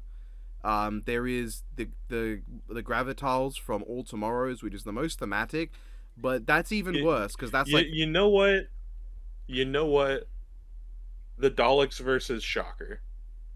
no, no, don't put them up against the guys from Ultraman or something. I forget their name. There's like the group. Oh, the fucking alien Baltons. Yeah, that would be funny. Shocker. I mean, No, thank that you. could be funny. I think it's funny just because every single crossover or celebratory or anniversary write or anything Yes. decides, we could come up with a new interesting villain. Or what if it was Shocker again? We could What use if one it of was our just old. another version We of could Shocker? use one of our old villain groups. You know, we could bring Destron back. We could even bring Gel Shocker back. Nope. Regular Shocker, not Gel Shocker, not Neo Shocker, not the upgraded Destron God. And the Garanda. weirdest part is that it's always Shocker, but then they always have villains that have fuck all to do with Shocker as well. Like, here's Shocker, ignore Shadow Moon being there, ignore these just like nature spirits from Zeto and Jay being here. Here's fucking Apollo Geist, who is from a upgraded former Shocker, but his own Shocker is not here. It's just the old ones that he has nothing to do with. Why not? That's why I was shocked when the second one had Dr. Shinigami in it, but then he's just Ika Devil the whole movie, and they just make him some guy who makes squid puns, and they just never actually have him be Dr. Shinigami. Oh, you gotta be squidding me! What a good fucking line. Let's use it 3 times in the movie. And all of which to do with Gavan for some reason. Because it's awesome, because Gavon needed something to do in that movie. He sure did. I mean, he got paid a lot in that. He got a huge payout from that movie. Like, God. A lot of jobbing. Okay, we have Batman versus Inspector Gadget. Funny. No. I think Inspector Gadget versus RoboCop would be pretty funny. That Because that's of pretty like they're effectively the same backstory and premise, but Inspector Gadget's the most cartoony, goofy ass like end of it, and RoboCop is so hyper violent and like such like an actual satire of shit, but it is still really silly. Like it can play into the silliness, but also like be a huge contrast at the same time. funny. Okay. Have you got the Like I imagine RoboCop gets like his big rifle and then shoots at Inspector Gadget. Inspector Gadget like extends his legs to dodge it, and then it hits someone in the background. They just explode into viscera, and Inspector Gadget's like, oh, jeez. that's his only action. Just oh geez, I didn't see that coming. If he just ignores it. Oh, whoops. So have you got the tier list up on your side? I don't. I can pull it up. I was going to ask you what you think the next one is. Let me tell you what the next one is. It is the Teenage Mutant Ninja Turtles plus Venus de Milo versus the Power Rangers. Literally just featuring Is Venus the de Milo. Cyan one? She is the one from Next Mutation, the one who actually did meet some Power Rangers. Yeah, this would in imply space. this would imply it's the Next Mutation Turtles who have met the In Space Rangers versus the original Mighty Morphin Rangers. What's the point? I They mean, met the In-Space Rangers. They saved them from a villain that they were fighting, which implies that the Turtles are on par with the villains that the In-Space Rangers fight normally. Um, and then I think later the Turtles do end up being antagonistic because they get mind controlled by someone. I don't remember if there's an actual fight scene between them, but it does end up with them teaming up again. So it's implied that the Next Mutation Turtles are comparable to the In-Space Rangers, who are just demonstrably far, far, far stronger than the Mighty Morphin Rangers. so in this very specific scenario, they've actually found a way for the Turtles to beat the Rangers. Because Because even if it's not, I think In Space still carried over Rangers. I think it was still during the era where they would carry over at least one member of the previous team to the next. Because the Zeo Rangers are just like in the theme song stated to be stronger than the Mighty Morphin Rangers, and then Turbo is weaker than Zeo. I think I could be wrong. Maybe Turbo's that's stronger, true. but as It far is as I know, it Zeo's is still possible stronger. for you to be wrong sometimes. And then I think the next season is In Space after that, which In Space I believe is stronger than Zeo. Here's a fun fact. While we was talking, I've had a box that just got delivered, a shipment that just got delivered, of a black and white version of that Popeye figure that I showed you. Oh, cool. And it's just falling out. Everything's falling out. Okay, everything's on the floor now. I gotta clean this up. You can talk about Rangers versus Turtles while I pick all this shit up and put it back in the box properly. I just did talk about Rangers vs. Turtles, but I'll talk about it some more, I guess. 5v5, that's fun. Well, if you count Tommy, it's 6v5, so it's still not even. But yeah, correct me in the comments if I'm wrong, Power Rangers, Power Scalers, because I know you're out there. Are the In-Space Rangers weaker than Mighty Morphin? I don't think they should be. I think they should be at least as strong as the Mighty Morphin Rangers. Especially the first set, because if the Mighty Morphin Rangers do get stronger within the course of Mighty Morphin, it would be later in the seasons, not with the original lineup, which is what they would use. Um, Even though Adam Park, pretty sure second most recurring Ranger in the series behind Tommy, doesn't get enough love. He's pretty base. Johnny Yongbosh is cool. Alright, I have picked everything up. Yeah, the winner is the Teenage Mutant Ninja Turtles. I have black and white Popeye who comes with black and white. I want to say, I think that's Sweet Pea? Yeah, Sweet Pea. Why does he do that? Because they wanted to package the black and white Sweet Pea in, but they didn't want to re-release Olive Oil, which sucks because of the main characters, the one that I am missing is Olive Oil. I've got Popeye and I got Bluto. I didn't get Castor Oil. I just don't care about him. And frankly, I don't really care about Wimpy either. But I do care about Olive, because I feel like you kind of need her in the set. Have not gotten around to getting her. Would like a Poop Deck Pappy, but I don't know if they've done one in this in this line yet. I doubt it because as far as Popeye characters, Poop Deck Pappy is a little more obscure.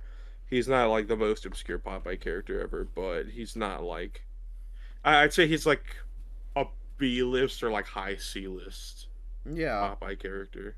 I mean, yeah, it did take them till wave 2 to give a Wimpy, so yeah. If only because Poop Deck Pappy isn't introduced for a But long then time they did like the Popeye old media. crane, like the old lady, whatever her name is. Oh, the old Sea Hag? Yeah, they did her. Well, she's one of the main recurring villains in Popeye. Poop Deck Pappy does recur, but it takes a while for him to be introduced. And then when he is, he doesn't show up terribly often. What's interesting is, despite the insane popularity of Popeye the Sailor meets Sinbad the Sailor, they've not done a version of Popeye to represent that short, or have they done a version of Bluto Sinbad yet? Even though that's arguably like the most well-known Popeye thing, haven't done that at all. It's interesting. Anyway, yeah, Turtles versus Rangers. I don't really want it. I don't think it's needed. I don't think it'd be good as a DBX. They already did Leo versus Jason.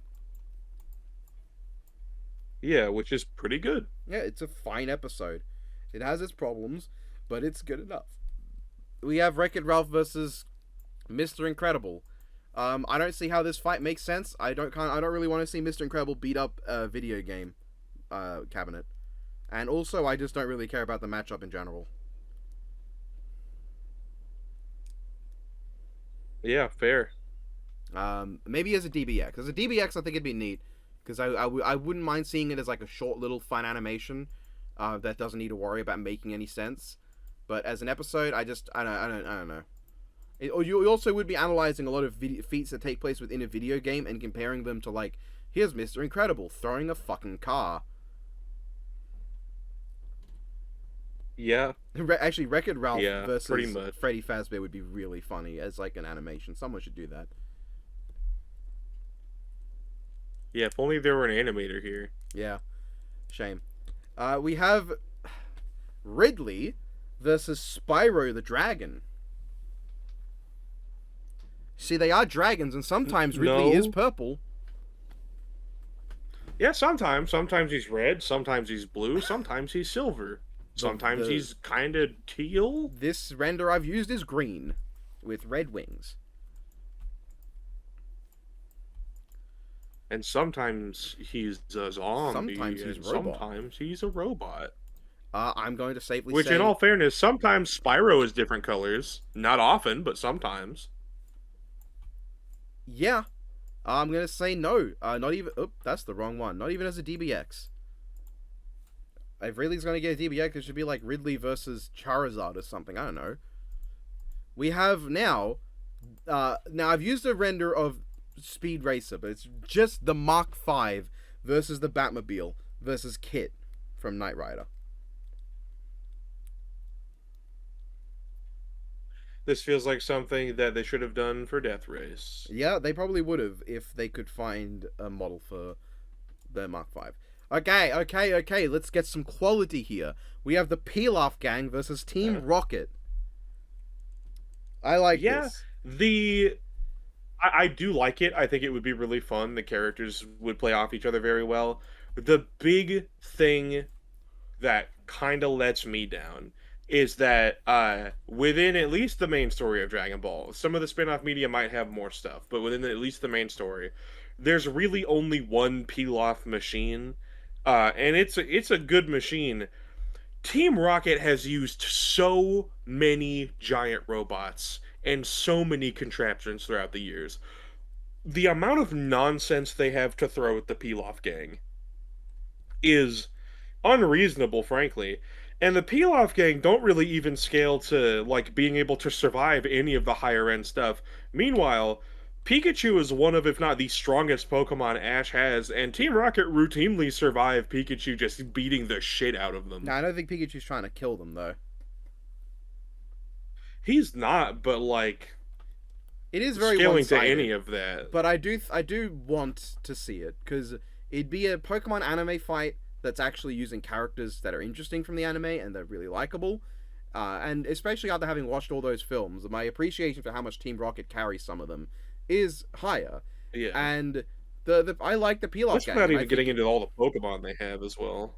Yeah, I mean, I think it'd be funnier to see the skull robots, at least the ones that the Pilaf Gang have in, like, Kakarot, just, like, dumping that out, and Team Rocket going, what the fuck is that thing? What is that? Brother, what's that? What's that, They just throw out, like, Weezing, and Weezing's like, oh! Just dies. Just Weezing, die, and he's explosion. Weezing, use explosion! Weezing uses explosion, and it's animated like Vegeta's sacrifice. No, that would go so hard, though! That would be the funniest thing in the world! Weezing! It has, like, in the episode Island of Giant Pokemon from the Indigo League, when it has, like, Coughing and Ekans with, like, their subtitles, it has a Weezing saying, goodbye, fucking, Jesse, James, and even you, Arbok, doesn't even name Meowth, and just explodes and takes himself out. I mean, I think if anything, you've convinced me that I should make a tier higher just for Pilaf Gang vs Team Rocket, just for the wheezing self-destruct. Literal final explosion. Any artists in the comments or on Twitter, tag him at Nemesis Bloodreich or in our Discord servers. Please make art of Wheezing giving a little speech and then exploding in the style of Vegeta Sacrifice. If you do that, I will make a video just talking about that image and going, "This is great," and you should support this artist. That will be the whole video. All right. Now we have Broly versus Azura. I know that a lot of people seem to love bugging Biff and saying that this is a matchup that Biff really likes just because one time he said he was not opposed to it. Please stop doing that if that's still a thing that happens. I don't know if it is or not. Biff hasn't brought it up in a while. Yeah, this is the first I've heard of it. Z Broly, particularly like how he fights in like Raging Blasts and like Budokai Tenkaichi 3 in Xenoverse, I feel like lends himself very well to the way that Asura fights. DBX, to be honest. I think this would be a really cool DBX. The thing is, it would be a really cool DBX given that they hand it to the right animator, because I know DBXs are typically handed to like whatever animator they get on board, and it's like to showcase their animations and stuff. But Broly versus Asura as a fight, you really have to get the scale and the feeling of it right, or it's just not gonna land. To be honest, it would be Devil Artemis. He would do it. He would be the one in charge of this fight, I think.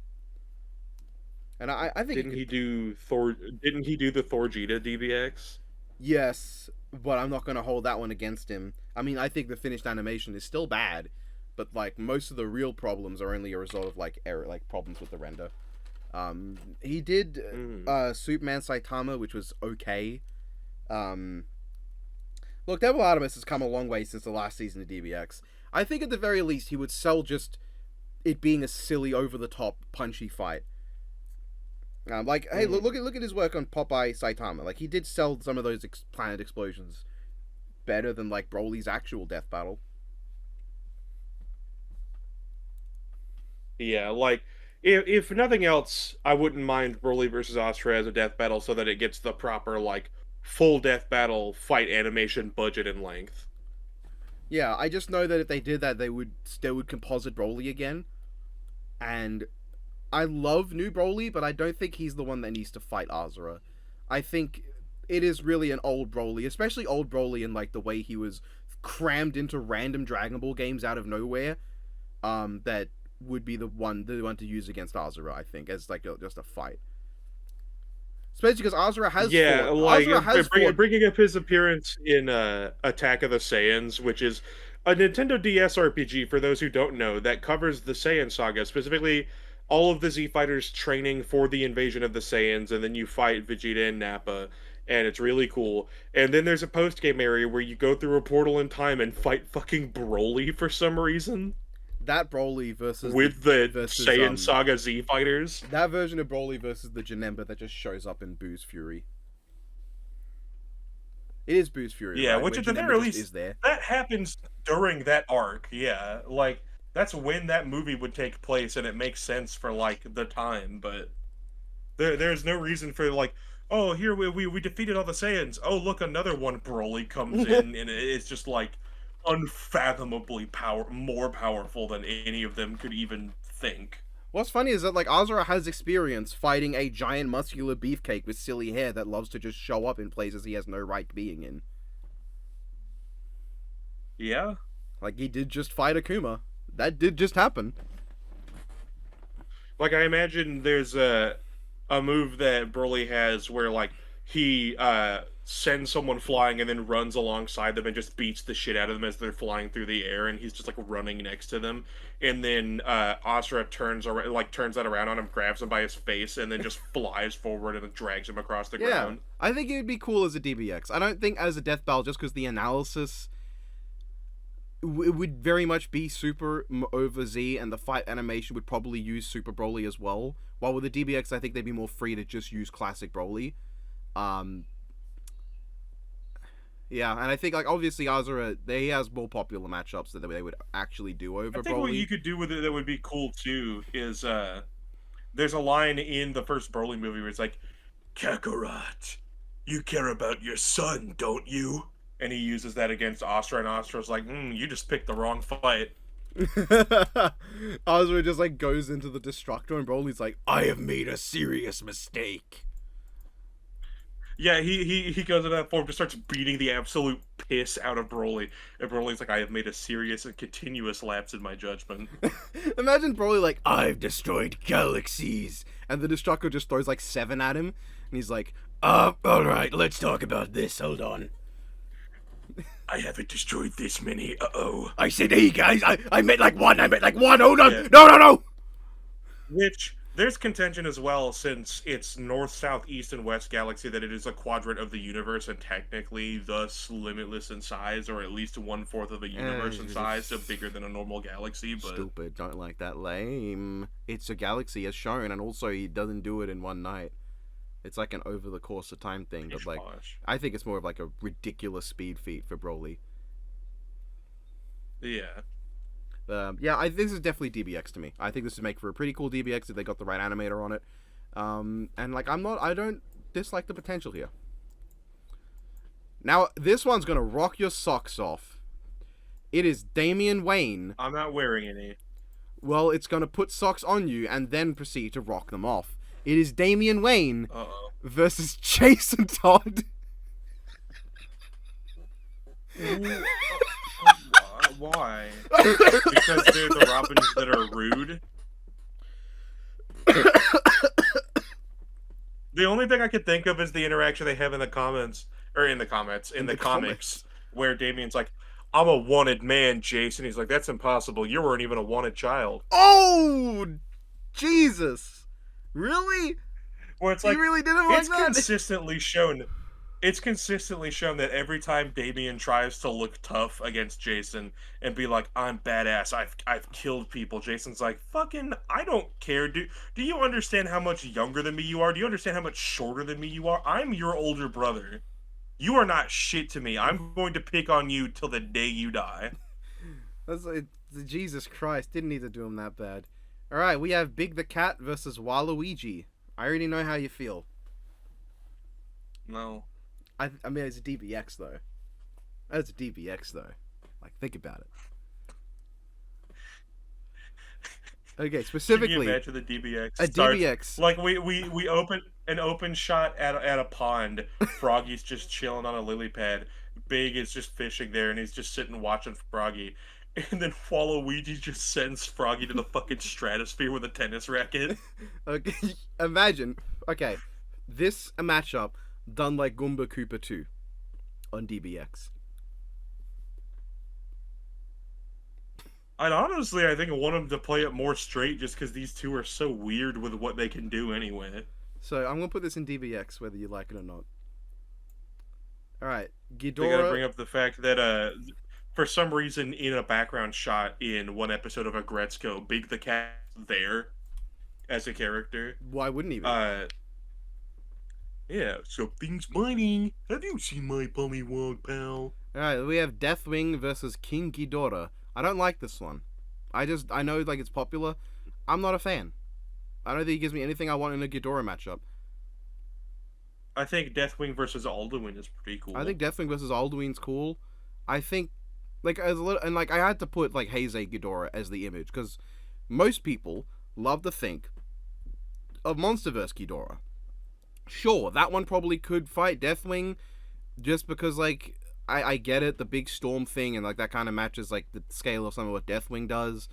But like from Heisei and Showa Ghidorah, the Ghidorahs I actually like, and GMK Ghidorah, like, the Ghidorahs that are actually like cool and not chumps who get kicked off their planet by their older brother.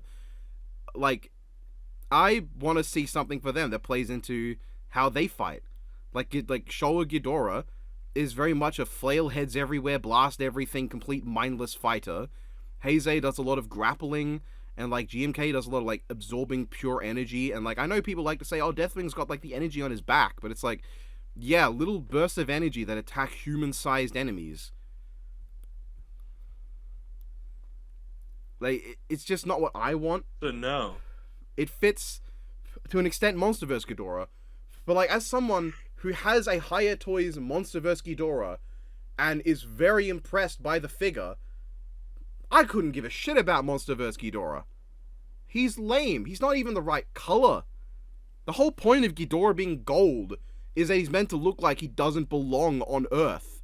He was originally even going to have rainbow wings to just get across the idea, this thing does not belong here. Nothing on Earth could be like this thing. But they just made him fucking beige. He's just beige. Why is he beige? He looks like something that kind of belongs on Earth, like any other It's hard Titan. to say nothing on Earth could be like this thing when they keep company like King Caesar. That's what he's meant to be. To be fair, King Caesar came a lot long after. Also, he's a god, so he's not a natural being anyway. I would have thought Titanosaurus would be That's like fair. a more apt comparison. Because he's not a mutant, he's not a god, he's not some supernatural being, he's not an alien. Titanosaurus is just a completely natural being of Earth. How? King Caesar gives me the same vibes as fucking Chayo's version of Hanuman that they had in their Ultraman crossover. I still think like King Caesar versus Shepherdon from Ultraman is kind of cool. I don't know if Yeah, I you've gotten can to see anything it. with him. I know of him.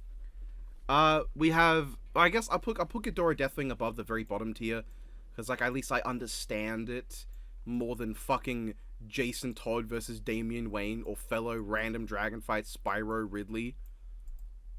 Because I will concede MonsterVerse Ghidorah versus Deathwing, sure. That's just like my least favorite version of Ghidorah aside from the Space Noodle from the anime, who is the worst, because he is just necks. He's just neck. He's all neck. That's all he How is. do you feel about Des Ghidorah and Kaiser Ghidorah? Des Ghidorah is fucking awesome, and I love him. Kaiser Ghidorah is pretty cool. He's kind of just like a less cool Des Ghidorah, who's also much bigger. Much bigger.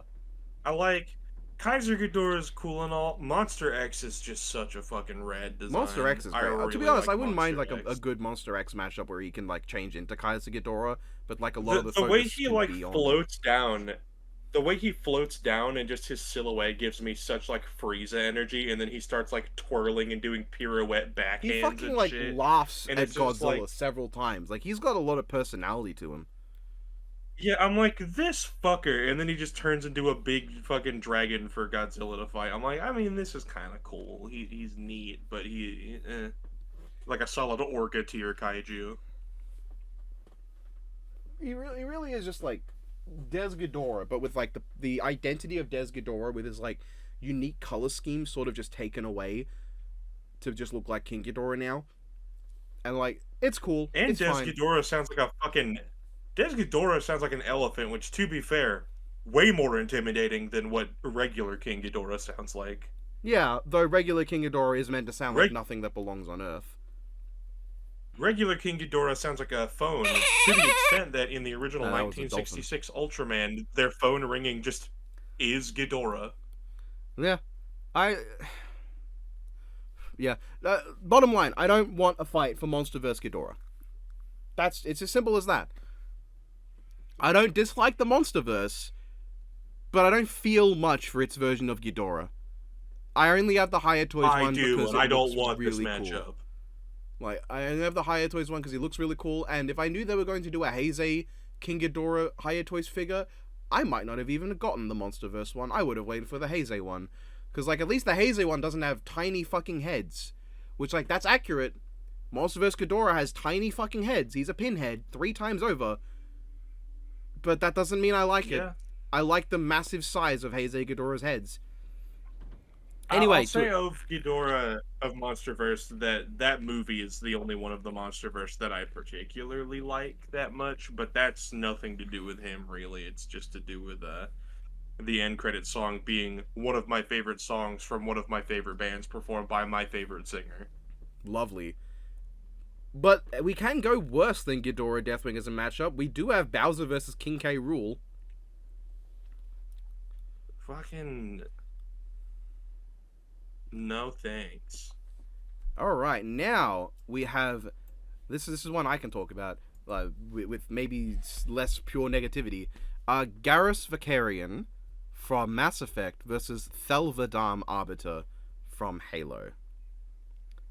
Now, I don't know nothing about Mass Effect. so the matchup, as far as I can recall, is like Mass Effect. You kind of play as like a heroic version of the Covenant, I guess, like the Covenant, but they're good guys. Hmm. And Garrus is part of them, but he kind of like he turns against the main police force because they're not doing the way they do things doesn't really match him and like how he likes to go about things. So he kind of like turns away from them and joins your crew as like more of like a rogue sniper shooter guy. So he's the Arbiter.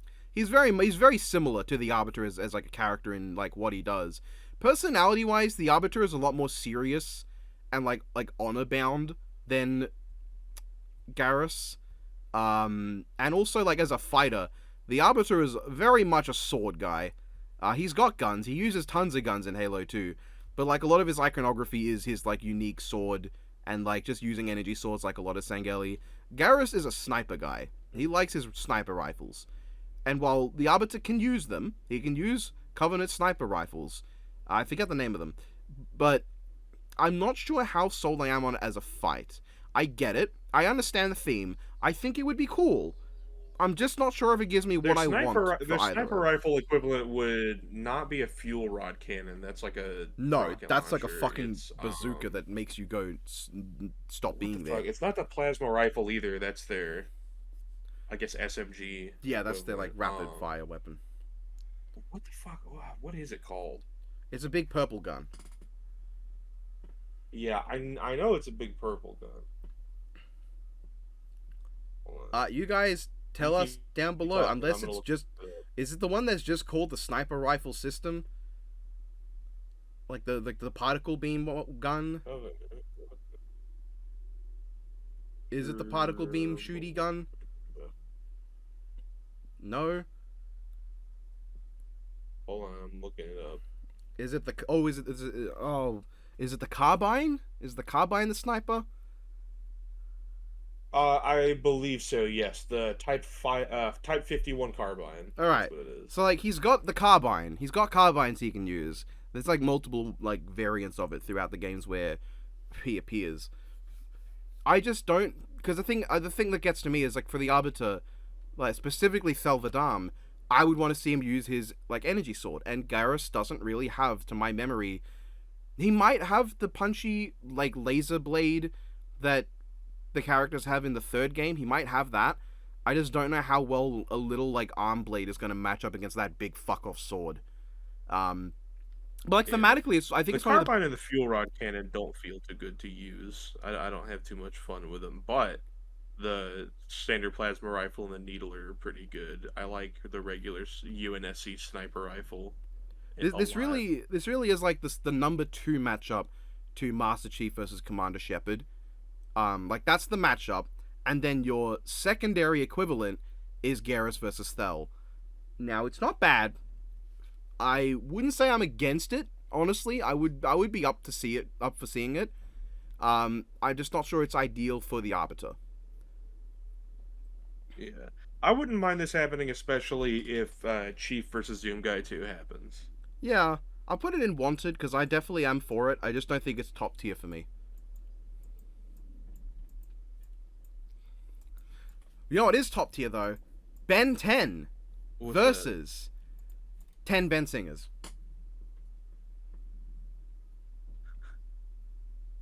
that? Make it a DBX. Why not? Yep. All right, we have okay. Who do you think the Now, Powerpuff this Girls isn't are a matchup fighting? that was on. This isn't a matchup that was on the thing, but I thought about it earlier. Is Gigan versus Starscream a thing, or did I make that up? That's a thing. I'm not a big fan of it, but I get it. Okay. The Powerpuff Girls are obviously fighting,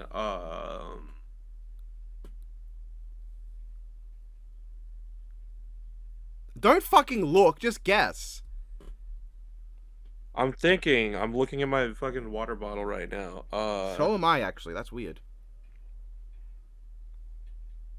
Um, it's the Powerpuff Girls versus SpongeBob. It's versus Krillin, Yamcha, and Ten Shinhan. Oh, okay. I'm gonna say Nah. no. I would like all 3 of those characters, and honestly, even the Powerpuff. I would like all 6 of these characters on Death Battle, just in 4 episodes, one for each of the Z Fighters, and I'd like to see the Powerpuff Girls as a team, that are not connected to one another at all, like not even remotely.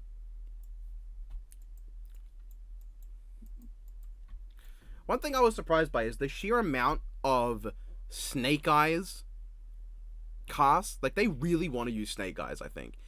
But the first one is versus Deathstroke. And you know what? No. No. And we're not going to get any more interesting with Captain Marvel versus Starfire. No. If they bring Deathstroke back, I wouldn't mind against Taskmaster, just because I think Taskmaster is such a stupid character, but he's so funny. Yeah. And Taskmaster's other, like, it's semi-popular one, I guess, is Seth from Street Fighter, who's, like, one of my least favorite Street Fighter characters. I don't like him I at thought all. you're just such a big fan of Street Fighter 4, though. You shouldn't. Sure, you love Seth. You're like, oh, I do that's love Seth. Street Fighter 4, that's such true. a cool guy. He's Seth. No, He goes, annoying boss fight, boring design, fucking... Ugh. But no, my favorite Taskmaster moment is when he was trying to learn a new fighting style, and his brain, he was trying to learn how to perfectly do an Olympic swan dive, and then the memory that it replaced was his memory of how to swim. So he almost just fucking drowned doing the swan dive. Alright, we have your man, your boy, Blue Beetle. God, you wanna know who he's fighting? Generator X. No! Agent Venom! What? I mean, you could do worse. I mean, it's a guy guys with alien symbiotes that become different weapons. It is a guy who scales to the bleed versus a street tier. That sounds fair to me. Completely reasonable. No problem, everyone. Completely acceptable. Thematically, it makes sense, but it makes about as much sense as any other Blue Beetle versus Symbiote matchup. Because a scarab is probably about the closest thing to Clintar that anyone's walking around with in, like, the commoners of DC, as far as, like, characters you see commonly. Yeah. We have Batwoman versus Spider-Woman. No, honestly, no. I mean, Jessica Drew's cool. Or not Jessica Drew. No, is that her name? Is that her? Jessica Drew? Spider-Woman? I think. You talking about Spider-Woman? Yeah. I think she's neat. She's I do not cool. really care about Batwoman. Her powers aren't exceptionally different from Peter's. I know that they're slightly different. She can do a few things Peter doesn't do, and I think she got her powers in a different way.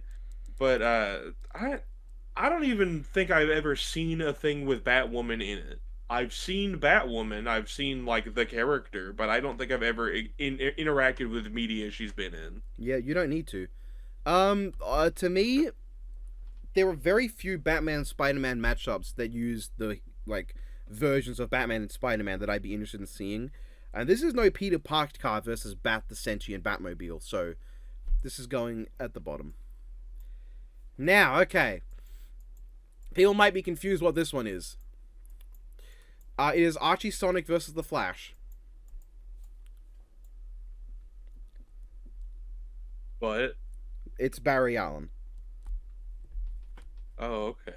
It is the same matchup, but if the Flash was, like, slightly slower to a degree that doesn't matter because both are unquantifiably fast to a beyond infinite level. So, yeah. We have Nemesis, T-Type, versus... You know, take a wild guess. Just take a wild guess. Is it Pyramid Head? Yeah, it's Pyramid Head. It's Nemesis versus a guy that does not exist. Really don't want... Yeah, there's 3 ways to go about Pyramid Head. It's either he doesn't exist at all, he exists in Silent Hill, but as a nebulous creature that appears different to everybody, that goes to Silent Hill, uh, but only within Silent Hill, or he exists outside of Silent Hill as a manifestation of just some fucking guy's pent up sexual aggression. Uh, and in which case, you can fend him off with just shotgun blasts, and he kills himself by sticking his chin on a spike. There's also two of them. Mm-hmm. It is also a guy with a giant meat cleaver versus a guy who just walks around with big guns and mutant weird powers. And like, I've had this discussion quite a few times with quite a few people. Pyramid Head does show up in other Silent Hill stuff. You definitely could calc some of the stuff he does, but I think not only are Silent Hill fans kind of tired of how saturated Pyramid Head is, because not only did it not make sense to ever put him in anything that James wasn't in, but he's just become such a fucking redundant, overused thing. Because like people are like, oh, but he's become like the mascot of the series. I'm like, that's true, but it's like playing a Mega Man game, and oh boy, the villain's Dr. Wily again. Can't wait to see what Dr. Wily's got planned this time. Or Yeah.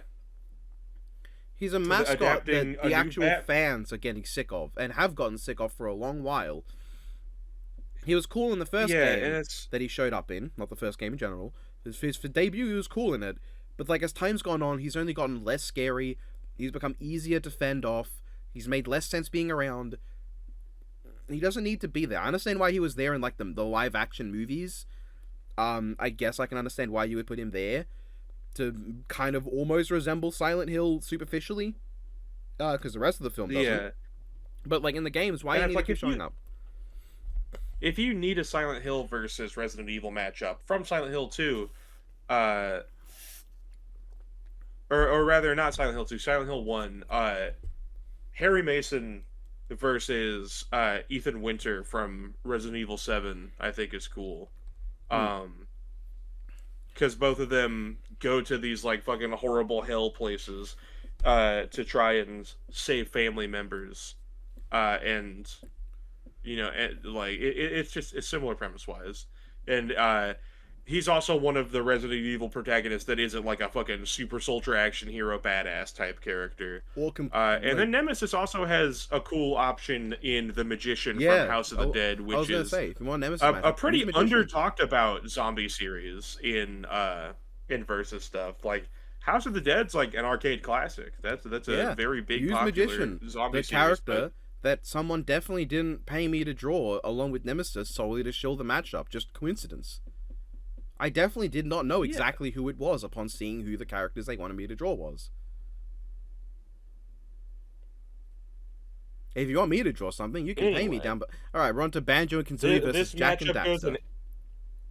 Yeah, that matchup goes in absolutely not. This one goes in Absolutely not. good. We've already I know, like we've just no. already seen Jack and Daxter in their best one, and I'd like to see Banjo and Kazooie at that point. Just have them fight conquer. Why not? Yeah, if you were going to do a 2-on-2 with Banjo and Kazooie, I guess no one would be happy about it. But there is Yuka and Laylee.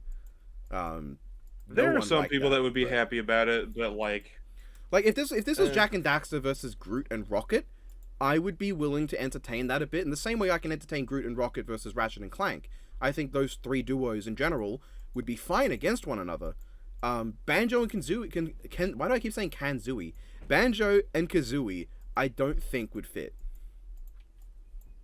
I think Groot and Rocket versus Ratchet and Clank is so funny because it's like their dynamics are so similar yet so different because as for what Ratchet is, Rocket is a lot closer, and for like his arsenal, Rocket's a lot closer. But for the role he plays, like they are the main ones, but Rocket is the little guy on the big one's shoulder, where Ratchet is the guy with the little one on his shoulder. And then Clank and Groot are both so just like polite, generally speaking, like they have such a friendly disposition. And Ratchet is kind of a smartass sometimes, but Rocket is just he's such a prick. Yeah. What I find is funny is that I think Ratchet, with all of his guns, plays off of Rocket better than Jack could. But I think Jack, with like his Dark Jack form, plays off Groot better than Ratchet could. I think that's interesting. I also like I wouldn't complain if they like redid Ratchet and Clank versus Jak and Daxter sometime in the future if Jak and Daxter get more stuff, which they could. Because I think that could be neat, I was but I wondering don't actually think I would. earlier today if I was thinking earlier today, I'm like, with the success of his reception in Smash and with just, retro game revivals being pretty big recently, I wonder if we'll live to see another Banjo-Kazooie entry. That'd be cool. Have they done a re-release of the original games yet? Because if not, then I think that's probably up for to do first. I think. Yeah, they're both still available on the Xbox store. You can still play Hmm. them there, and they're both available on Switch. Fair enough. We're gonna get to a matchup that I don't really think you're gonna have much positive to say, because I know you don't like at least one of these guys. It's Incineroar versus Leomon from Digimon. Fucking, Leomon versus Yamcha is kind of funny because like the recurring bit is that every time Leomon shows up, he's really cool. People like him as a character, but he just fucking dies every time. Um, and it's also Lion versus Wolf, and it would be pretty I funny. think that one was I neat. don't like Incineroar very much. I don't want to see Incineroar versus King either. I don't Um, really want to see Incineroar. I think he's I don't dislike him, but like I don't really have much strong feeling towards him. I do. I don't like Incineroar at all, really. You're a I big like fan, his personality is cool and all, but his personality would mostly just be what Machamp's was. Uh but slightly more of an asshole. if I see yeah, if I see King come to death, well, not even because Incineroar is like notably like very like friendly and showy and like immutably a good natured Pokemon. That's like as I said, slightly more of an asshole. Yeah. He's slightly more If of I an see arrogant King come show. to death battle, I would rather it just be like King versus Zangief. I think that could be fun. I like King versus Tizok slash King of Dinosaurs. That could be really cool. I just noticed that Sweet Pea, the figure of Sweet Pea, has a magnet in his head What for? to put his hat on because he does because like Popeye balances his hat by using the spikiness of his like fucking gross hair. Uh, Sweet Pea doesn't have that. He's got a smooth head, so you can take it off. It's like magnetized to his head. Hmm. That's neat. We are moving on to Jonathan Wick versus Spike Spiegel. Nah, Nah. if Spike Spiegel comes in, I don't I feel like DJ would just be really sad if he didn't get to fight Revy. And John Wick, I don't Yeah. think John Wick needs to come back. I think John Wick's had his bit. If he comes back, there is another matchup I prefer for him that we'll get to later. Yeah. Yeah. That's fair. We have Fair all assessment. American Muggles versus all UK Wizards. Yeah. So just every American at the time versus all the wizards. Like, Just a bunch of like I fucking mean, Americans with guns versus magic people, which includes fucking not Dumbledore who not can that just. America is necessarily known for their civility, but like it seems like most conflicts in Harry Potter stories are wizards just not being able to get along with each other. Yeah, but I think like all UK Wizards, Dumbledore solo, just fucking make a bunch of volcanoes erupt and blast magma all over the entirety of America.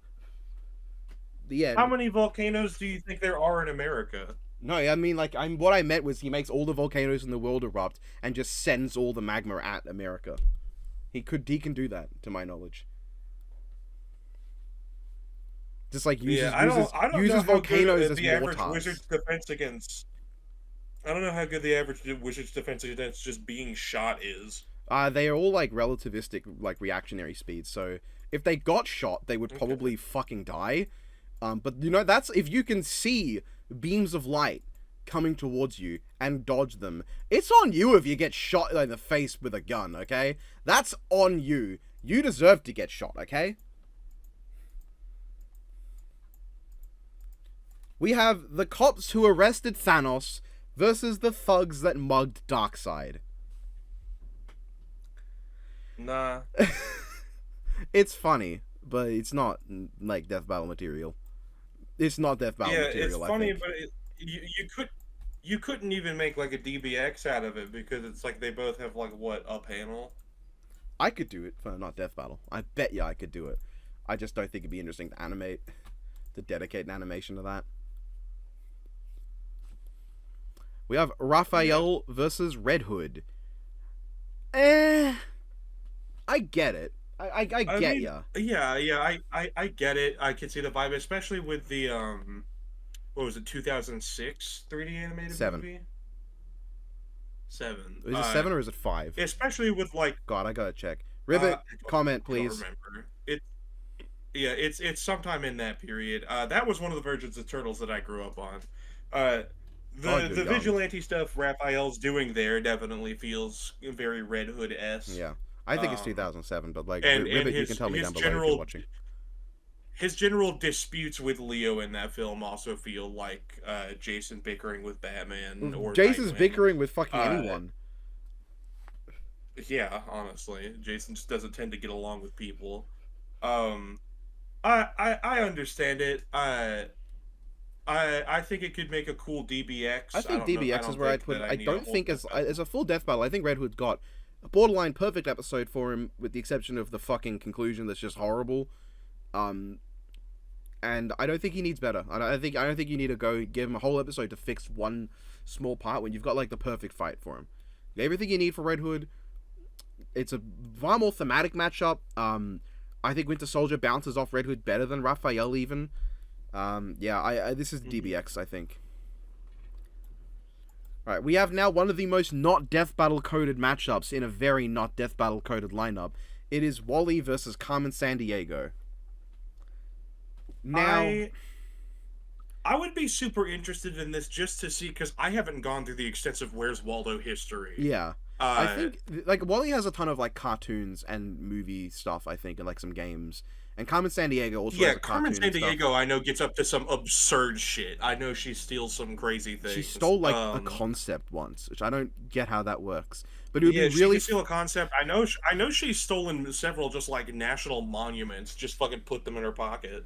Imagine, like, Wally disappears into a crowd, and then, like, she steals the concept of blending in, so he just stands out with his fucking stupid shirt, and that's how she gets around that. That would be really funny. But then, that also shoots her in the foot, because now she can't hide. Yeah, I would just be really curious to see if Waldo's got any, like, notable arsenal, see if he's got any, like, notable, like, abilities or feats, and just see, like, what they could make out of it. Honestly, because I really like this conversation of just comparing the two. I'm gonna put it in top tier, because I think, not only do I think it could be really creative, because I know that there's plenty of stuff that both of them have, I would really like to see them analyze these characters that don't really fit, but among characters who don't really fit, they fit better than a lot of others, if that makes sense. It'd be a really creative episode. Yeah. Alright, we have Gypsy Danger versus Ava Unit 1. No. Not a fan. I think even Eren Yeager is more interesting. Like, for one thing, to my knowledge, Ava towers over Gypsy at its biggest and gets towered over at its smallest, and in the middle ground, it is so fast and, like, aggressive in the way it fights, while Gypsy Danger is this slow, plonding thing that that doesn't work for me as a dynamic in this case. Damn, it can work. That's a pretty cool arm blade you've got right there. That's a pretty cool plasma cannon. Get hit with the third impact. Get hit with just the fucking death of the universe. Imagine Ava Unit 1 versus Kamen Rider Amazon, but if you, like, gave Amazon J's growing power. So it's like a giant Kamen Rider Amazon versus Ava, and they just, like, biting each other. Yeah. Actually, I got to the finale of Stronger, right? Where, like, the leader of all the evil, like, organizations turns out to be one guy. He turns into this giant mountain shaped like a person. And Amazon genuinely... fucking, like, 100-faced demon or whatever? No, this is the leader of all the evil groups at once. He turns into a giant mountain man. And Amazon genuinely tries to jump onto his leg and, like, bite into him. It doesn't work. It completely fails, but... Godspeed, Amazon. You are a legend. We love you.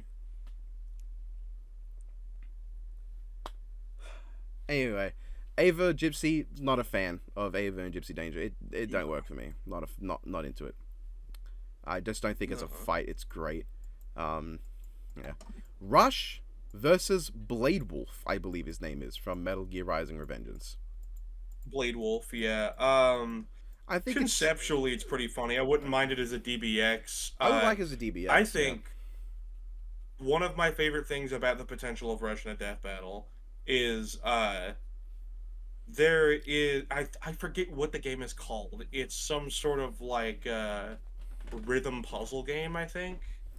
It's like a mobile game, and it had a Mega Man crossover, and there is a combined robot version of Eddie, Rush, Beat, and Tango, I believe it is, all into one character called Great Right.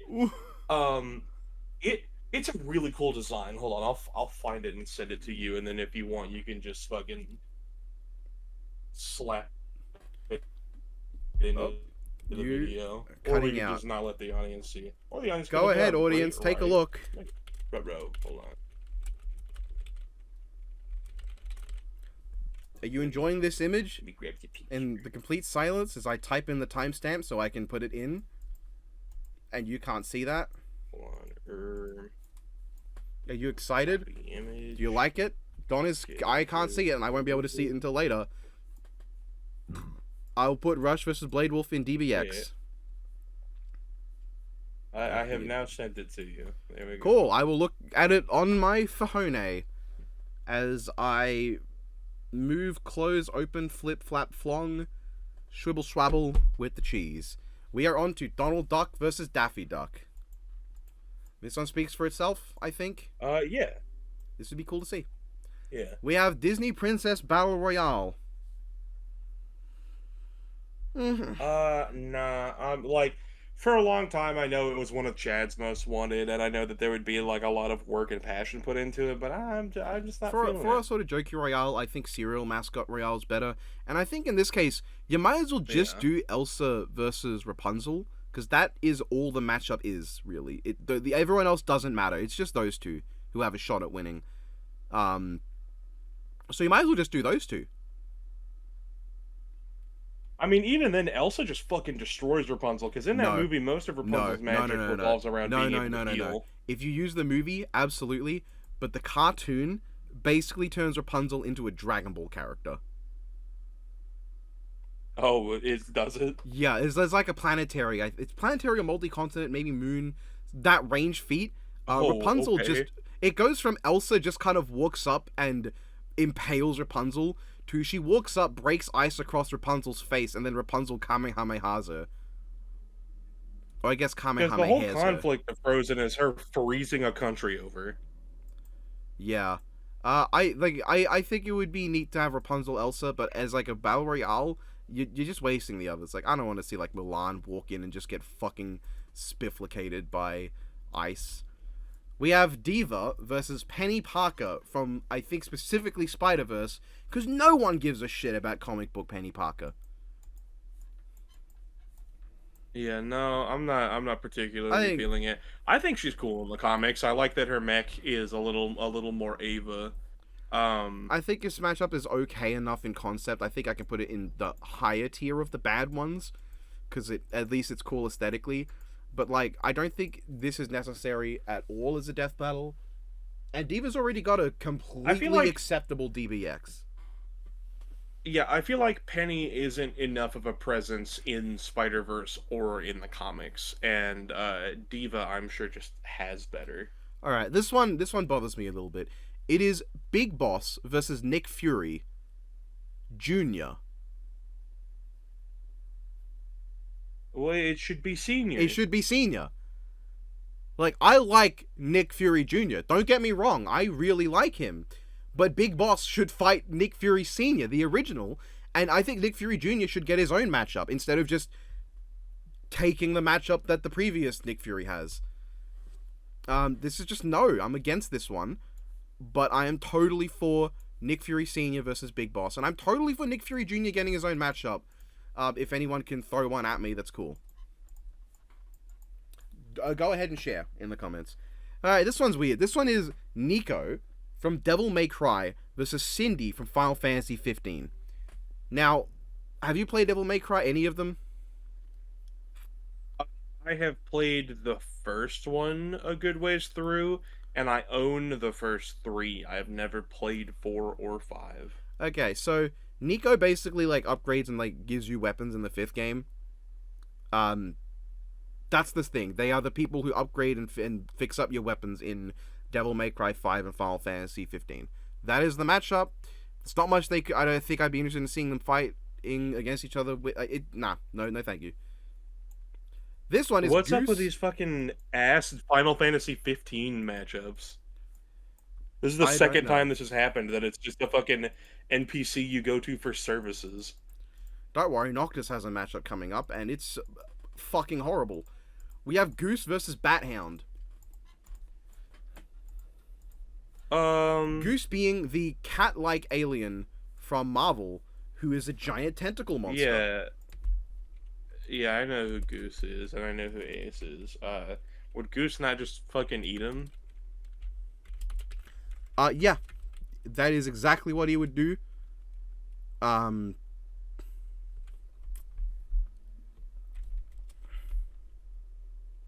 no.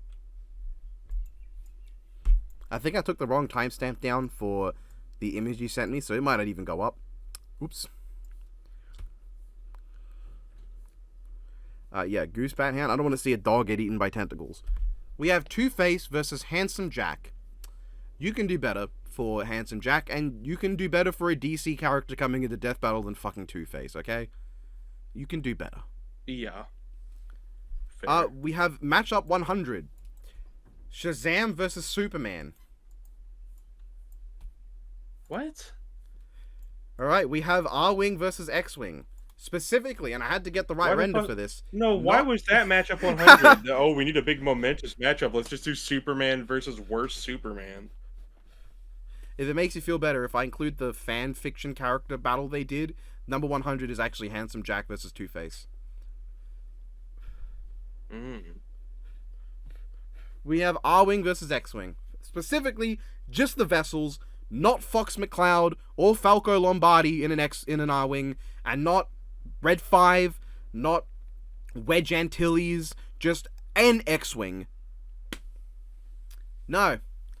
And then this happened as a DBX, and it's one of the most fucking boring DBXs ever devised. I'll put it above, because I think if you change this to Star Fox versus Rogue Squadron, and you actually have some characters to talk about, I'm all for it.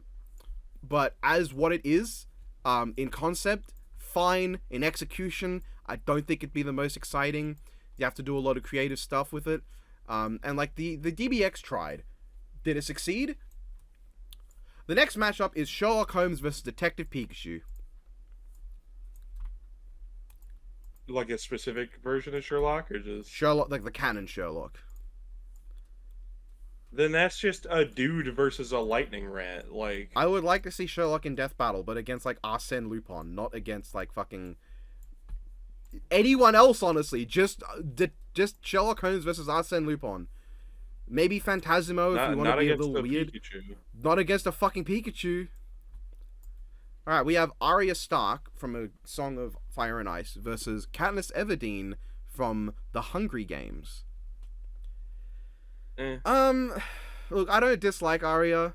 I still don't dislike Arya or Katniss. They're both pretty cool. I think this is like a no opinion, like minimal opinion, because I could see this being a cool death battle. I just also don't think I would be super stoked. Can't say I don't care, because I do like Arya. I don't really care about Katniss at all, but I wouldn't mind seeing Arya. But it's just one that's like minimal, totally okay. It's been a long time since I've read the Hunger Games books, but I do remember liking Katniss well enough. But yeah, like this specific matchup, I'm not feeling it. I've put it in minimal opinion because I wouldn't hate it, but like I can't really think of anything I prefer for Katniss or Arya. It's just like, fine enough. If it happens, I'll be interested in watching it, but I won't be hyped for it, you know? Mysterio versus Scarecrow. I like this one. I like this. I think it's good. Yeah, this matchup's cool. When it comes to it's cool, but it's not one of my favorite Marvel versus DC matchups. I know when it comes to Batman, Spider-Man, pulling for it right is now, probably one of the more fair ones.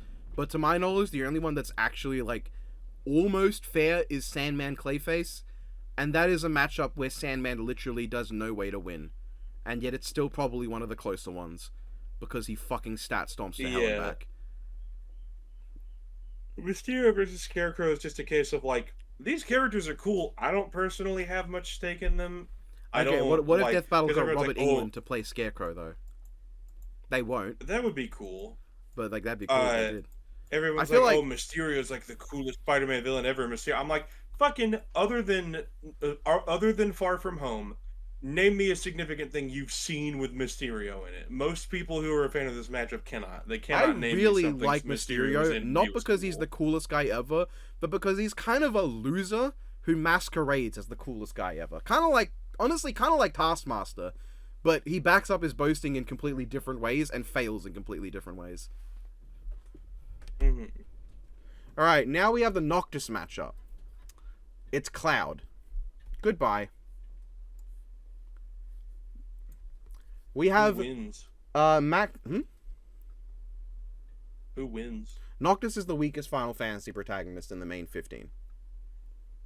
Oh, okay. It's not even close. Like, the next weakest is Moon Level, which is, like Cecil's like Moon Level. He is, like, one tier above Noctis, but, like, he kicks the living shit out of Noctis. There is no protagonist weaker than him unless you go to, like probably Tactics has some characters weaker, and maybe Type Zero's guy, I forget his name, is weaker, but Noctis is the weakest main protagonist. And Cloud's one of the strongest. Is Bravely Default a Final Fantasy? So, that one's complicated. Bravely Default was designed as a prequel to the Tactics games, I want to say. I think it was. But as time went on, it stopped being that, and it started becoming its own thing that kept a lot of the story elements from when it was connected to Final Fantasy, and became more like a love letter to Final Fantasy and Dragon Quest. But I don't think it is part of like the overall continuity of the multiverse of Final Fantasy. But it's definitely very as closely connected as you can get without actually being the thing. Gotcha. So Bravely Default and Bravely Second, that's their Akiba Ranger. Gotcha. I honestly, yeah, sure. Yeah. Now we have Max, Neil, and Nikki versus Huey, Dewey, and Louie. I like Camp. This is not it. No. I like Camp, but I don't want to see Camp in Death Battle, really. No. We have Saitama versus Krillin. No. Saitama already was done about as good as he can be done. Yeah. We have Weiss Schnee versus, very specifically, Zero Suit Samus. Huh? Yeah, I don't know. No. We have Poison Ivy versus PD Piranha. That one sounds like a funny DBX. Actually, I think I'm gonna make a tier for this one. Okay. Just gonna make a tier. Okay. Let me move it up a little bit. This tier is Echo Fighter for Piranha Plant. There we go. That's the tier it's going in. Okay. Do you enjoy that little throwback? Does it make you happy? Sure. That's not a no. We have Gohan versus Superboy. Fucking, I mean, it was a DBX, and it was a completely watchable DBX. It was a 1 minute melee. It was a completely watchable 1 minute melee. Both use different versions of Gohan, and different, like, takes on Superboy, and I don't need a third one. I don't need another one. Yeah, I mean, at this point, I'm not mad if Death Battle does Gohan versus Superboy, as long as they play into what actually makes them unique as characters from Goku and Superman, as long as it's not just Goku versus Superman 4. I'm putting it in don't care or no. Like, I can't even say I'm actively against it. Like, I'm like, oh, fuck this matchup. I mean, I don't want it. But it's a case of, like, if it happened, you wouldn't see me going, ugh. You'd see me going, ugh, really? Fine. Like, I don't care. I don't want to give this matchup the credit of saying I actively don't want it out of spite, I guess. Unlike Shulk versus Lightning, which I can just say, fuck off. I'm playing Xenoverse. I really like Shulk. I think Shulk's really fun. And he's such a fucking absolute goober in the best way possible. I now have played it. I think it could be I think it could be a cool fight. Honestly, actually, you know what? I'll put it in DBX because I think the aesthetic could be cool for a DBX. The fight itself, I don't care. I don't like Lightning. But the aesthetic would be cool to see if it was animated well. I mean, a lot of people in the video that just came out as of this video releasing, because in our 1 Minute Melee matchup, we talked about Shulk versus Lightning. Or in our 1 Minute Melee combatants, rather. Yep. We talked about Shulk versus Lightning, and a lot of fans said that the main reason they like it is that the fight provides enough to be cool. It's Shulk's most likely chance to get onto Death Battle, and as long as they get to see Shulk and see Shulk, you know, being cool and doing Shulk things, his opponent doesn't really matter to them. I that's completely fair. I'm just not one of the people who I like a character, and very rarely will I like a single character enough to want them on regardless of who they fight. Shulk's not one of those. I do like him a lot. I like to see him fight someone I care about. And I don't like the argument of, well, Lightning loses, so you should be happy. It's like, yeah, I'm happy that Lightning loses, but that's not enough to... She still has to be justified as a character on Death Battle. And I don't want the first non-7 Final Fantasy to be arguably the third worst game in the series behind 12 and 2. It's a game that plays itself. I like 9 personally. 9 is cool. I don't think I've ever fully completed it, but 9's cool. It's got Zidane. I haven't either. You can't dislike it. You can't dislike the little dweeb. I've played enough of it that I like it. I really like Vivi's design and character arc. I mean, his design's kind of just the Black Mage, but you know. It's the Black Mage, but with kind of doofier proportions. He's got everything looks like everything that he's wearing looks like it's way too big for him. I say that I like the design of the Black Mage. I think it's a very charming design. We have Axe Cop. Yeah. The boy Axe Cop versus Saitama. No. A very strong Axe Cop versus Inferno Cop supporter here. We have Inferno Cop is really based. You viewers at home, Inferno Cop, super short, only a handful of episodes. Each episode's only a couple minutes long. They are all on YouTube. They are all on Crunchyroll. They are all on pretty much any website. Go watch Inferno Cop. It'll take an hour. Go do it. All right, we have a Magneto matchup. Take a wild guess who he's fighting. Just take a gander. Is it Dr. Doom? Nope. Come on, keep going. Is it Dr. Polaris? I fucking wish. No. Is it Darth Vader? No. Is it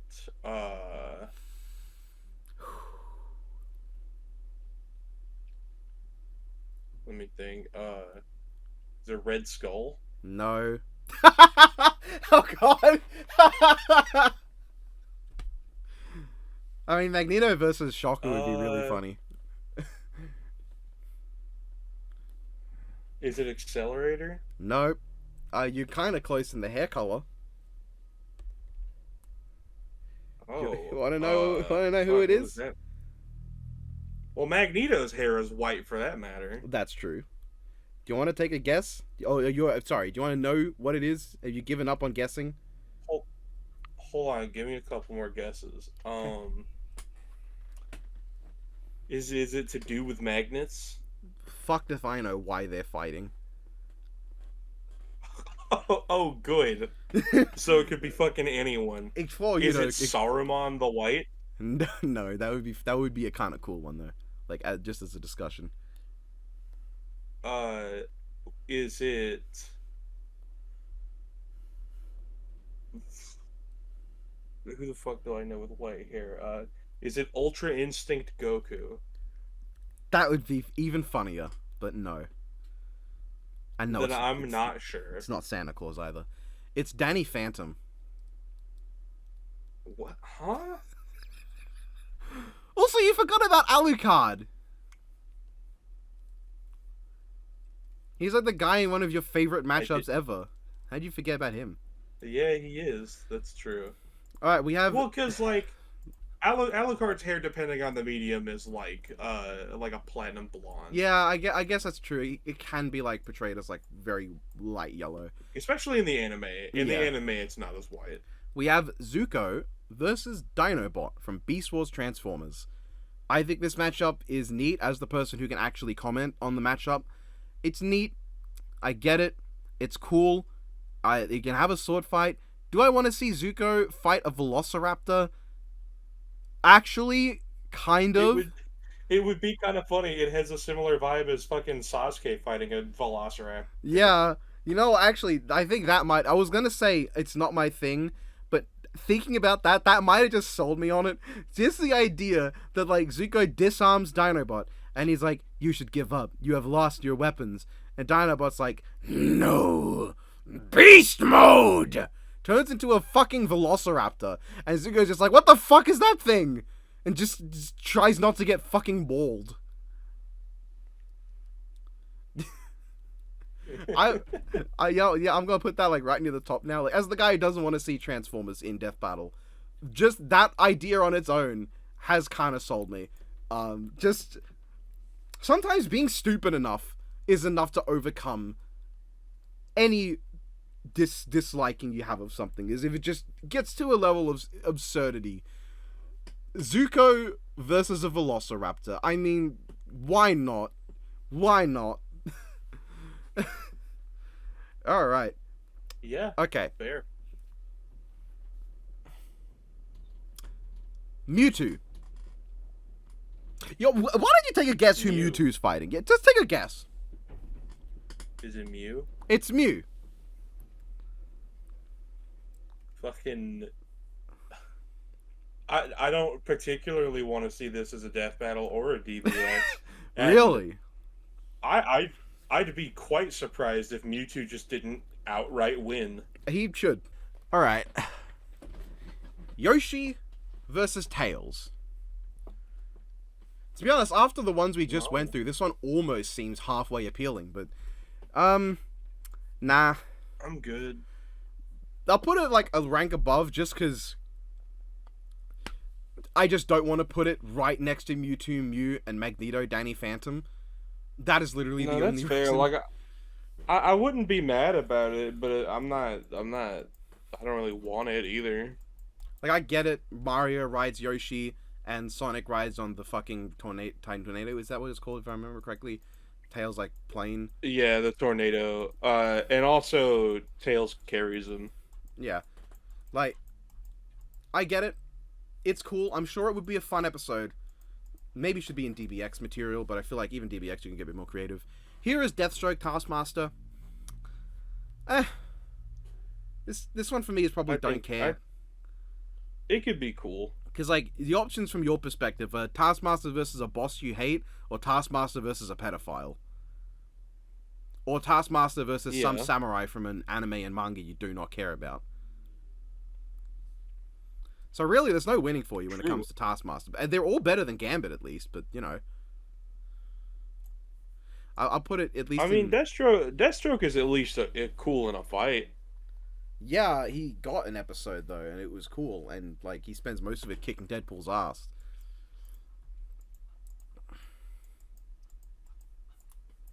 We have... Oh, this one you're going to have so much good things to say about. It's a Pokemon Starter Battle Royale. Now, we haven't gotten to your ones yet, so we know it's not the one you did. Oh, is it fucking Typhlosion Meganium Feraligatr? I wish. That one would be kind of neat, but I think that one is one I would skip to go to number 3. This is... Is it Incineroar Primarina Decidueye? No. The thing with this one is I can tell you to guess, you will eventually get it. Is it Cinderace Rillaboom Inteleon? Yeah. Fucking... Ugh. The 3 starters that I thought was so uninteresting that when I started and then put down Sword and Shield, I just went with the fucking... What did you send me, a crab? Yeah, I didn't use them in either. I replaced my Sobble with a Krabby, and Kingler was my Ace, and then I replaced. I evolved it to a Thwacky because I think Thwacky is funny looking. He's so fucking ugly and goblinoid, but in the way that some monkeys just are. Uh, who the fuck did I replace him with in that save file? Would it be my Weavile? To be honest, like from a pure design perspective at a standstill, like the render, I don't think Rillaboom's a bad design. It's when he starts moving and he just pulls out a fucking drum set from the ground that I start to Yeah, question I things I will there. forever stand by that. Like one of the most famous things, if not the most I agree famous with thing a what you're about to gorilla say. is known to do is to drum on its Mm-hmm. chest. Why is it? Why does it not drum on its chest? That's yeah, like yeah, Especially because like I know the thought probably crossed their mind because they have Toxtricity who strums his chest yeah. in that Like if anything, generation. the drums should have been kept just for his stupid G-Max form. Because at least then, if it just like maybe that's why he has the drum set, because Inteleon, he just gets a really big tail, and Cinderace just gets a really big rabbit shit. So they couldn't have Rillaboom pull a drum set from nowhere. He had to have it beforehand. I think that Yeah, was maybe what like they were thinking. I don't like it. it's so funny too that they were like, okay, what are big things in British culture? Okay, football, yeah, football's pretty big. And you'd be like track sports, got that. Secret agents, yeah, James Bond is pretty popular, pretty famous British person. Austin Powers, pretty funny, comedy series. Uh, That one commercial about a Ringo, gorilla fuck it, on drums. Ringo Starr, why not? The Beatles are popular, but he's probably the least popular one. Him or George. This is just like I no. Most of the other starter royales, at minimum, I would put would be cool as a DBX. This one I can't even say that because I just do not care about these ones. Probably maybe the most Uh-oh. dead set of starters to me. Maybe. Except maybe like Gen 6, which I know is an unpopular opinion because people love Gen 6 starters. At least they love one of them. But That's pretty fair because it's like Froakie and Frogadier I like a lot. I think Greninja's pretty overhyped, and I hate the fact that it just completely breaks up the color scheme. If he would have just kept a light blue instead of a beige, that would have been better. And I wish they had stuck with the Bubbles theme because I think yeah. a Bubbles Ninja is really cool, and especially because Rivals of Aether kept it when they did Rano, I think his name is. Yeah, but like if he had bubbles and Um, people would be going Greninja versus Zabuza. yeah, and Actually, that then sounds funny as hell. Fennekin to breaks into Delphox is one of the most fluid evolution lines. It's just Delphox isn't like a very remarkable design. I'm not sure what it is exactly. It feels like there's just some aspect missing. And then Chestnut does what Greninja does, but way more egregious because it's like Quilladin's kind of stupid looking, but in a funny way. But he at least looks like he would have come from Chespin. Chestnut, if you told me they were completely unrelated starter lines, I wouldn't question it. Thing is, I don't even But dislike. then Chestnut might be my favorite one just because he looks so yeah, stupid. Chestnut has a really good shiny because the shiny is the color scheme of the other two. If its shiny was its normal form and its normal form was its shiny, I think it would be way better. The thing is, I feel like that one, like a Gen 6 starter royale, would get a lot of views just for people wanting to see the Greninja sweep, and I don't like that, but that is a point technically in its favor.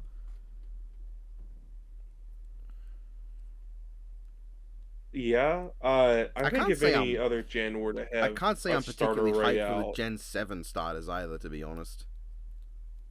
if any other gen were to have a starter royale, I feel like it would either be 3 or 4. Yeah, I think it'd be 3. That's the big one. Yeah, that's the big one. All right, now it's been really fun seeing you guess matchups you have no hope of getting correctly. Who do you think Apocalypse is fighting? Is he fighting Thanos? No. Um, is he fighting Alvin from Alvin and the Chipmunks because they both have an A on their clothes? That's funny, but no. Is it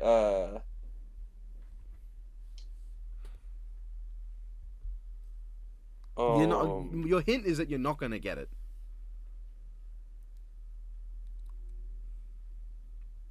is it Monkey from Kung Fu Panda? No. Do you just want to know? Sure. It's the quartermaster from Camp Camp. What? Now we have Santa What? Claus from Marvel Comics versus Santa Claus from DC Comics. Fuck it, why not? Yeah, I can't put it at the top because I do feel like there'd be a bit of an issue with how these characters look exactly the fucking same. But like, yeah, I mean, why not? It's cool to see like essentially a new god or an old god versus an Omega level mutant. Mm. It's amusing. Okay. This is, I believe, Ron Swanson versus Dwight Schrute. It is one of the Biff Weed matchups. I think this matchup could be funny. I think the issue is just that Nick Offerman and Rainn Wilson's performances are so iconic and so unique that you really have to get both of them right or the matchup kind of falls apart. Yeah.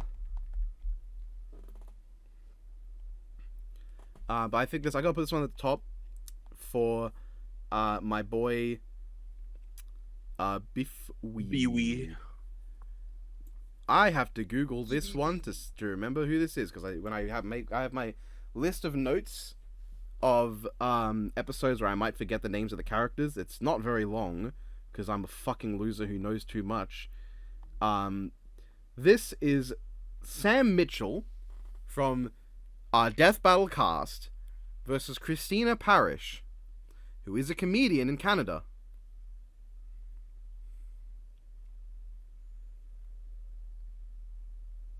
Fucking Come on, no. you have nothing to say about that? I don't even know who the second person is. I don't think I've ever heard of her. I assume Sam was like shit talking and had like some sort of beef with her and was like, fuck it, that's the matchup, me versus her. This is like one of the only ones I need to put the names down to remember who they are, or to who she is specifically, and it's one of the ones that I didn't. Okay, we have Ray versus Cora. I don't think Cora needs to come back is the thing. Like, I get the matchup. I think it would be a fight. I don't think Cora needs to come back. And I don't really care to see Ray. We have Team Ruby versus the Teenage Mutant Ninja Turtles. Nah. I'm not big on it. We have Black Bolt versus Zebra. You're the Toriko guy here. Well, hold on. I don't know about the Toriko guy. I know more about it than you do. You're the guy who experienced some Toriko.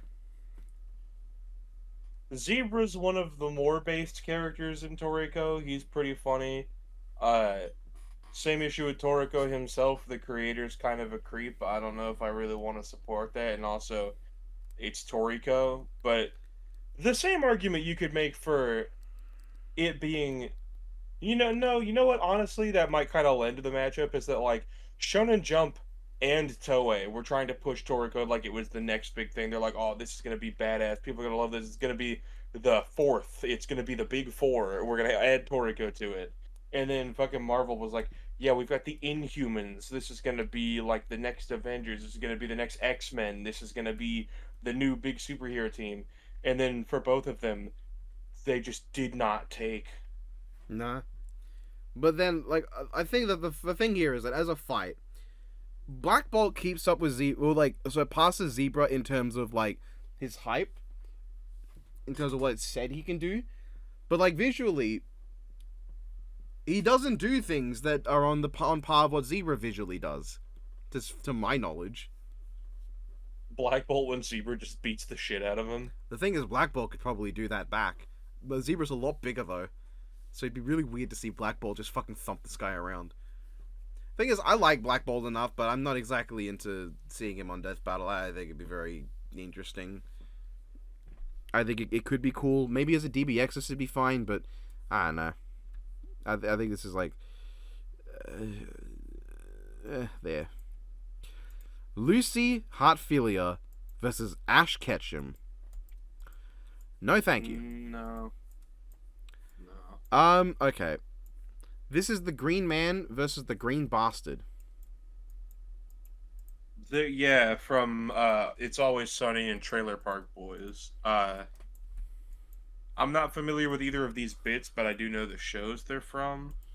Uh, no, I don't think. I We think I'll need go put this in Don't Care, Don't Know, because I don't think either of us really know these two very well. Darkwing Duck versus Duck Dodgers. I mean, it It's could be alright. kind of funny, but It's alright. it's- That thing is a like, DBX. I mean, I would. I mean, yeah, but it didn't kind of already happen as a DBX. Didn't. Yeah, that's the 'Cause thing. Duck Dodgers is just Daffy, Yeah, and then Darkwing Duck is in that DBX. I think this is a case of like, nah. I'll put it above, straight up bottom, because I think, yeah, it could be fun. But, yeah. Frieza versus Galvatron. Why? Like, what's the fucking point? There's G1 Galvatron too. Exploded. So They exploded and got rebuilt. it's G1 Galvatron, so it's either just Megatron in a new body, or some completely unrelated guy from the future who time traveled. I assume it's Megatron in a new body the same way it was Frieza in a new body. But, like, why? We have Bakugo versus Genos. I think this would make a sick DBX. I think this could be a sick DBX. Yeah. I think these two, like, It would be a cool fight. I think these two arguably lend themselves better to a fight than either of each other's other opponents. Just that it's not, like, the most interesting to analyze. It's very one-sided, and there's not much connective tissue as characters. They play second fiddle to a big punch guy, and they are professional superheroes. Did I move something? I might move something. Whoops. I fucking ruined everything.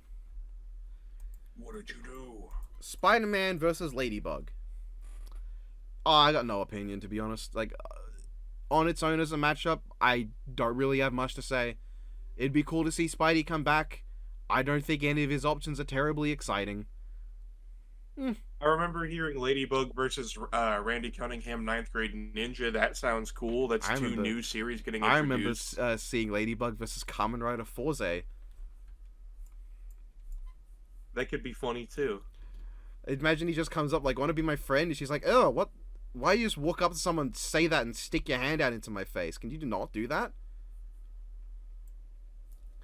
And he just responds with "Uchukita" and just does his big pose. It's just like, what's your problem?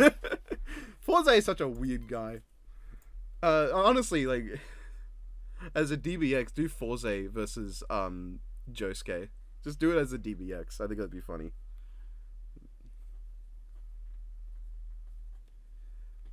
Ash Williams versus Frank West.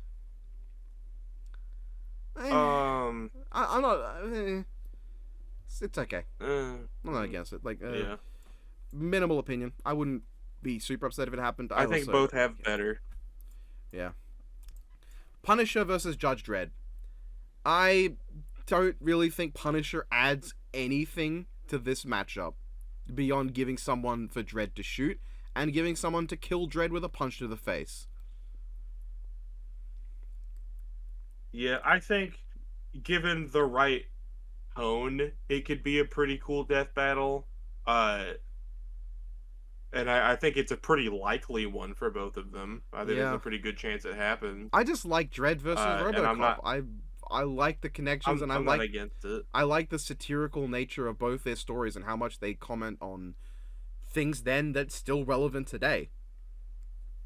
And the extreme hyper-violence both have. So I think Punisher Dredd, I'm putting it in DBX tier. I think it'd be nice as a DBX, because at least then I wouldn't know who wins. Because I'd be like, I wonder who's going to get more votes. Punisher's super popular. Fucking hell, so's Dredd.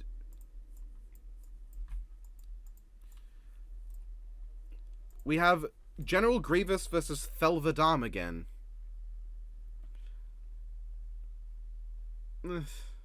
No. I don't know. Don't know who the second guy is. I don't. Thelvadam, the Arbiter. Oh, okay. There's multiple Arbiters. I gotta be specific. I think this would be fine as a You can't DBX. you can't use his government name. I don't know him that well. We're not on that kind of terms. Well, I have to because every time I make a comment, like I do an animation with Master Chief and the Arbiter, I always have Master Chief just casually refer to him as Thel, like as if they're like the closest of friends and not just guys that met each other a few times and are on okay terms. If you're wondering, I do have the Yeah. Arbiter just refer to him as John. I assume. So John I Halo. think I remember I was telling my friend about Halo when I was first getting into it, and I was describing Master Chief. He's like, "Oh, haha, John Halo." I'm like, "No, that is his name. yeah, his name is John. He is a Jonathan. That is his name. He is John 117." All right. This one I think would be fine as a DBX, but I don't really think I want to see it as a death battle. As a DBX, I think it could be cool to have like Grievous just overwhelming Thel, and it's just like he's got these shields on, he can take a few hits, but like he's just like what? Oh, what is this guy? No, hold on.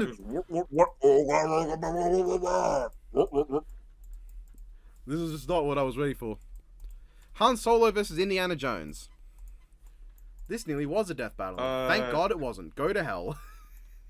Just straight up, Yeah, nah. no. This is one that I think Nice most... Walther dipshit. Here's a blaster round to the chest. Yeah.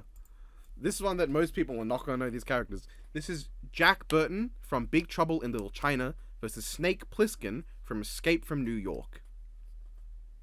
I think this could be cool. This would be cool. I'm probably going to put this in top tier, not because I think it's like the most thematic or interesting episode that they could do, just because I think it would be really funny to see them just...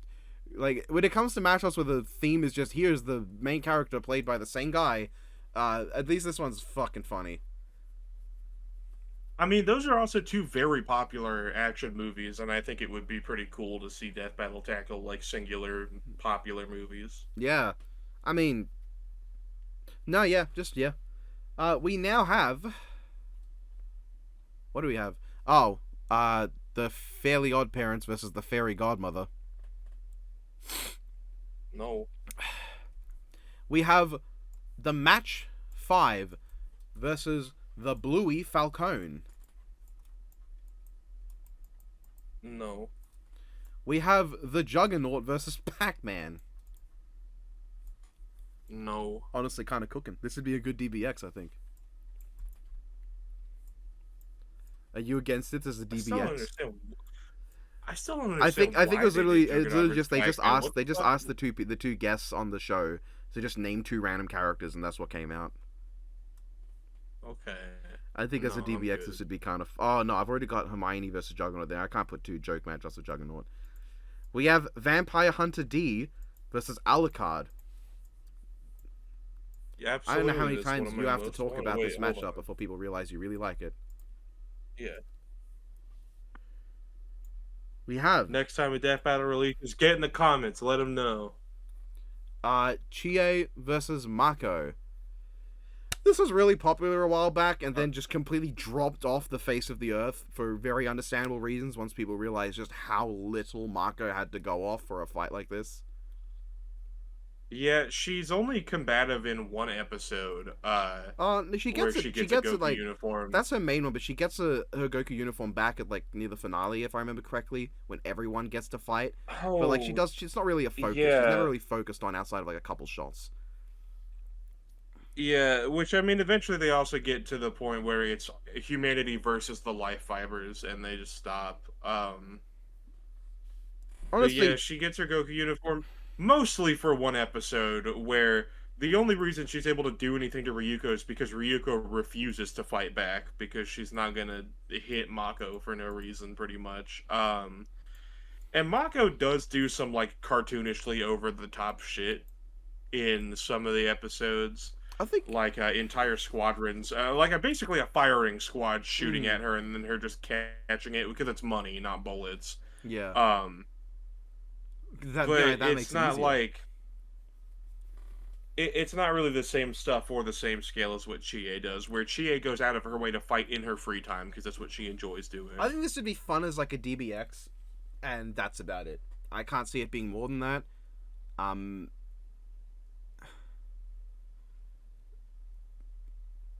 Just if anything, DBX just so Killer Kill can have a chance to have a cool animation on the channel. Yeah. And honestly, I would be tempted to put Beerus versus Hades also in DBX tier. Actually, no, I fucking wouldn't. Yeah, that's fair. Because I mean, no. I trust them to do custom sprites better now than they used to. I'll put that trust in them. I think it'd be cool as a DBX.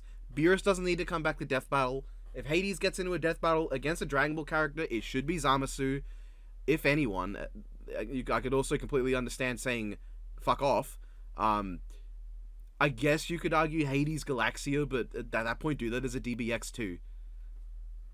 Yeah, because I'm sure they could get Ori to do sprites for a DBX. I think he would jump at the chance. Fox McCloud versus Rocket Raccoon. I get it. Nah. I don't think Rocket needs to come back. I can't put it at the bottom because I do think, like, thematically it's kind of neat. Look, it's an animal guy with gun and spaceship in a team. But beyond that, nah. Cinder versus Azula, go to hell. Liu Kang versus Akuma. Yep. This one is funny because it's just the fucking joke at the end of Akuma versus Shang Tsung where it's like, oh, Shang Tsung's always losing to Liu Kang, and compared to Akuma, Liu Kang's the nicest guy around. And then in an actual fight, Liu Kang just fucking rips Akuma's shit apart. Yeah. I'd be tempted to say do it as a DBX, just because it'd be really funny. Especially because Akuma would win. Like, he would just win. And it would be really funny to see them, like, use Fire God Liu Kang and have Akuma just win anyway with Oni. Yeah. That'd be really amusing. I know that there'd be the temptation to only have Fire God Liu Kang in the ending where Liu Kang wins. I say, that's weak shit, and just have Oni like go full Azura's Wrath and beat the living shit out of Fire God. That would be pretty funny. I appear to have made a mistake and put Batman Sherlock on here twice. As a result, I shall place, or did I take it out by accident when my thing was fidgeting around? I think it got moved out of its tier by accident because my fucking thing was playing up. Well done. Thank you. Fred Flintstone versus George Jetson. No. This would be funny, but they already crossed over.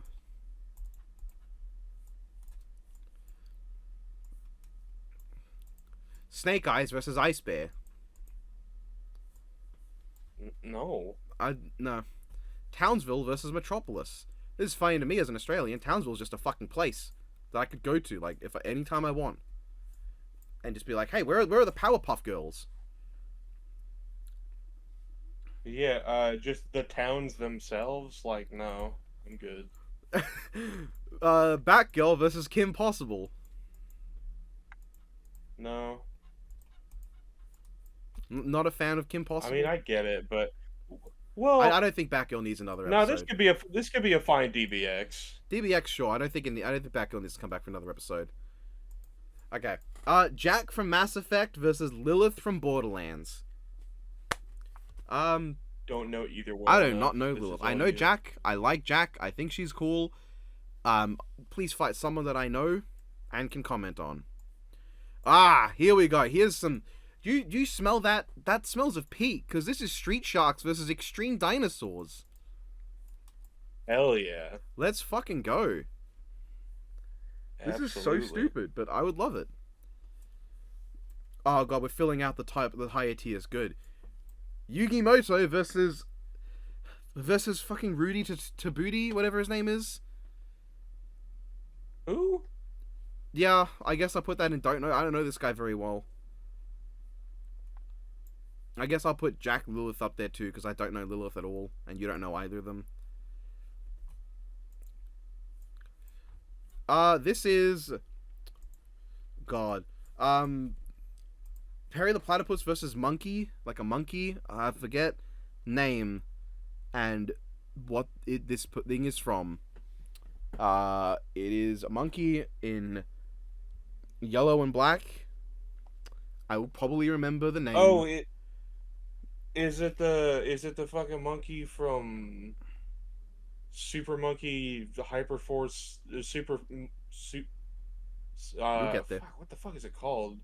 Super Monkey Hyperforce something Super Monkey Super Robot Monkey Team Hyperforce Go. No, it's not this. Well, is No, it? I think No, it's. it's not this thing. Is it from Kids Next Door? I don't know. I Kids think Next it's Door literally just called Monkey. Monkey.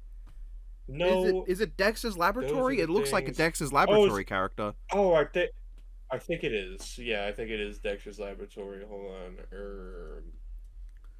I guess it's Dexter neat Monkey. because it's like Yes, secret okay, agent the animal. monkey from Dexter's Laboratory. It's secret agent animal. I guess I can say that that's at least kind of interesting. Yeah, I guess I'll I put can it see higher, it. high I enough. think Perry versus Skipper. I Yeah, think is just Perry vs a little Skipper is where better, I'd go with. but This is like minimal opinion. I'm not against it. this. Balrog versus Elsa, specifically Durin's Bane from the Mines of Moria. Okay, so not the Street Fighter character. No.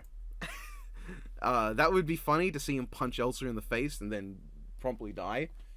Actually, both might get country level, as far as I know. But the Balrog would be even funnier. Just seeing him fucking walk up and Elsa just going, "No, thank you," and leaving. Yeah, I don't need to see Elsa fight a Balrog as cool as it could be. All right, the Helicarrier versus the Delphinus from, I believe, Skies of Arcadia. That's a neat one. No idea. I had to put in don't know because I don't really know the Delphinus well, but like the idea of a fight with the Helicarrier, that could be interesting. That could be your Nick Fury Senior matchup. It's just in Nick Fury Senior against Big Boss because Big Boss has his own giant fucking fortress thing anyway. What is it called? Like Outer Heaven? No. Don. Yeah, fuck. What is it called? You're close. I think it might be on the money. Let me know in the comments section. Let's move on me- to Ness versus Raz from Psychonauts. That's neat. That's neat, right? yeah, outer heaven is a term that's just like common when Big Boss is talking about like the shit he wants to do. Yeah, Shadow Heaven refers to a lot of things, but I don't think it's one of his fortresses. Like I said, let me know. So I don't know it very well. Or sorry, yeah, no, Outer Heaven in South Africa, armed mercenary stronghold. Yes, kinda. Anyway, Ness versus Raz. Thoughts? Pun. Pretty cool. I think not one of my most wanted, but playing into the psychic part of Ness is cool. It's better than Psychonauts is underrated. Would like to see it. Earthbound is pretty cool. Not my favorite Mother game, but pretty good. Yeah. We have Springman versus Springman. I assume Mega Man in arms. Yep. Honestly, a DBX would be kind of funny, but I could see it. Honestly, a DBX. A DBX would be funny. A DBX would be funny under the condition that they also have Springman from Kinnikuman. They just like have a bunch of characters named Springman. There are several. We got another Jackie Chan. I saw a cool piece of artwork that was Springman from Arms and Mega Man and Kinnikuman all like hustling with each other. It's pretty cool. I'll try to find it and send it to you. All right. We have Jackie Chan. You know what? Take another guess. Like, this is another guessing game. Who do you think Jackie Chan's fighting here? Goku. No. That would be good. Not as like a matchup, but as like an idea. It'd be neat as a Death Battle cast.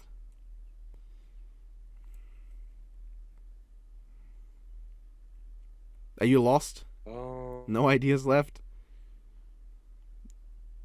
Is it Bruce Lee? No, we did that already. Is it Jet Li? No. It's not a real person. Is it It's a female. Oh, It's a she. What? She's name is what? Chun-Li? No. Do you want a hint? Sure. It's two parts of what Julia Childs is.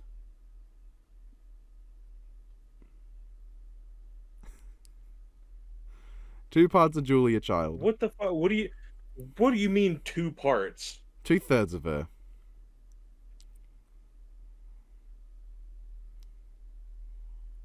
That does not help, does it? Julia Chan, is that a character? No, it's Miss Piggy. Oh. Oh, you're making a fucking ERB Yeah, reference. yeah. You're Yeah. dumb. You're lame. This is. I mean, I'm not the one who came up with Jackie Chan versus Miss Piggy, okay?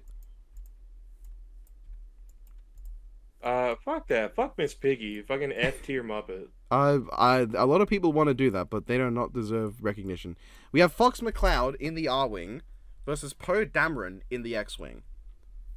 It's better No. than random R-Wing versus random X-Wing.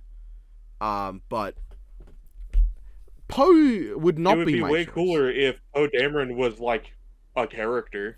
What's funny is I'm going to put this in the same tier as regular R-Wing versus regular X-Wing, because like it's closer to what I want, but it's Poe Dameron. We have Palpatine versus Xehanort. I mean, it's kind of just Yoda Mickey again, but like They do have a lot of evil. different I mean, powers. there's a couple things they have some different powers, but it's like I'm going to put a it lot like... of the stuff they would be talking about would be similar. A lot of the stuff that they would I be think doing would be similar. I'll put it up there because I know how popular it is, and I am not against it, but I do think it would be kind of an uninteresting discussion. Yeah. I'm definitely not against it, but I do see there are problems. Alright, all the Star Wars prequels versus all the Star Wars sequels. No. Are you sure you don't want to see that? Nope. Huan and I actually spent a while debating what side would win, given that it's like using just canon. And we came to the conclusion that while the sequels have the raw power of the Zeisston class Star Destroyers and Starkiller Base, the sheer scale of the of the two armies in the prequel trilogy, the sheer power overall as a unit so far eclipses the First Order and the Final Order and the Resistance that, frankly, if the Resistance little attack could take out Starkiller Base and take out all the Zeistons, the Republic's going to massacre them. It's gonna tear them apart. Because so many more ships, so much more firepower, better communication, an entire army of Jedi. That's the conclusion we came to. Starkiller Base could wipe out anything in the prequel trilogy pretty easily. But it's gonna have one shot at best, and then it's gonna get blown up. Yeah. Alright, we have Phoenix Fair versus assessment. Jean Grey. It's not only a same series matchup with the two characters that fought before, it's a same series matchup where they regularly get involved with each other. Phoenix versus Jean Grey. This truly is the Superman versus Lex Luthor of Marvel. Now, is it Phoenix versus Jean Grey like... Like, you'd assume with the Phoenix and all that. Like, Jean Grey versus... Sorry, Jean Grey versus Scarlet Witch. My bad. Did I say Jean Grey versus Phoenix? Oh, okay. My bad. That's my bad. I'm a little out of it right now. Yeah. I'm I was lost in- confused. I'm like, I guess they're technically Alright, different so, characters. But... Chun-Li versus Mercury Black from RWBY. Nah, I like Mercury a lot. no. He's like one of my favorite villains in RWBY, which I know is not much of an accolade. I might as well have said that he's my favorite wearer of grey hair amongst RWBY characters. Of which, like, you know, there's him and Crow and Ozpin. I might as well have Picking your said that favorite for what Ruby it's villain, worth. like picking your favorite venereal disease. It's not like... I might as not well a have said my favorite choice grain to of make. salt in the shaker at that point. It's like, yeah, you can have one, I guess. Nah, I'm not feeling it. I like Chun-Li a lot too. I would like to see her not fight him. But you know what's worse than that matchup? It's Krillin versus Aquaman. Again, the joke is just that they suck. You did this before with Yamcha versus Aquaman. Yeah, right? I even used the Like, exact same render of Aquaman between them because, like, come on. I like Yamcha and Krillin both a lot, and Aquaman gets shit on way more than he deserves. I like all three of these relevant characters a lot. None of them make for a good matchup with each other. Hey, you can talk about this one. It's Jake the dog versus the Purple Rock from Steven Universe. Amethyst fucking sucks. She's probably my least favorite of the main three crystal gems in Steven. Oh, I guess main four if you count Steven himself. he is a rock boy. Yeah, Amethyst isn't my favorite. I get the comparison because they're like the laid back older sibling figure, but Amethyst is more routinely a shithead, and I don't like. She does also shapeshift more than the other gems, but she doesn't shapeshift to the same extent Jake does, and there's just not a lot she could do to him that he can't deal with. I think Jake also just has better. Fair enough. We have MCU. I like Jake versus Plastic Man a lot because I feel like Plastic Man. not only with Jake versus Plastic, they play into the shapeshifting. Both of them are reformed criminals. So they've got like a similar past about them. I feel like their personalities would be fun to see play off each other, especially because in a majority of animated appearances, I believe, Plastic Man is played by Tom Kenny, who voices the Ice King. Which, you know, obviously they wouldn't be voiced by their voice actors, but I think that's neat. And I don't know. I think it would be fun. I like Plastic Man and I like Jake. Fair enough. We have MCU Superman, MCU Thor versus DCEU Superman. Nah. I'm not. See, because I kind of want to do MCU Avengers versus DCEU Justice League. Just because I think it'd be interesting seeing all the powers work together and what I could do with that. Death Battle, MCU Thor's cool. DCU Superman, he is in multiple movies.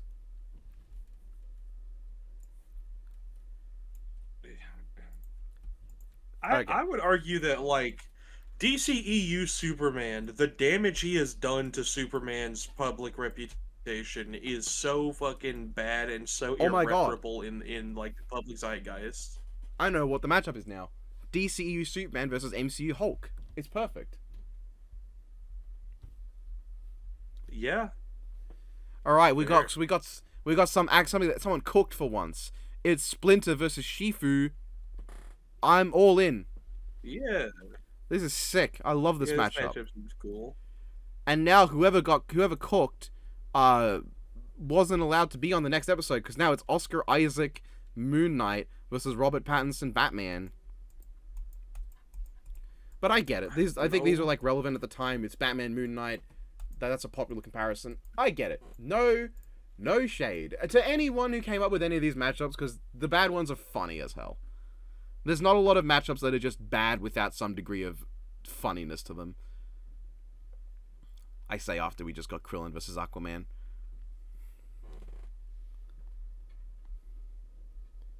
Yeah, nah, I'm not particularly feeling this one. Alright, this one's a me one. This is Jean-Luc Picard versus Grand Admiral Thrawn. Fucking absolutely. Absolutely. I love these two, especially Picard. I'm not as versed in Thrawn's stuff, beyond knowing that he is like the greatest tactical mind in the history of Star Wars. But like, I love this. It's a way to do a Star Destroyer versus the Enterprise. And one where like Thrawn's sheer intelligence and strategy could actually really give him an upper hand in multiple like avenues that he can take to like take advantage of the Enterprise's weakness. This would be cool. I would really love to see this. It is probably my second favorite Star Wars versus Star Trek matchup, and like the only other one that I am a fan of in general, so that might not mean much. Shredder versus Ra's al Ghul.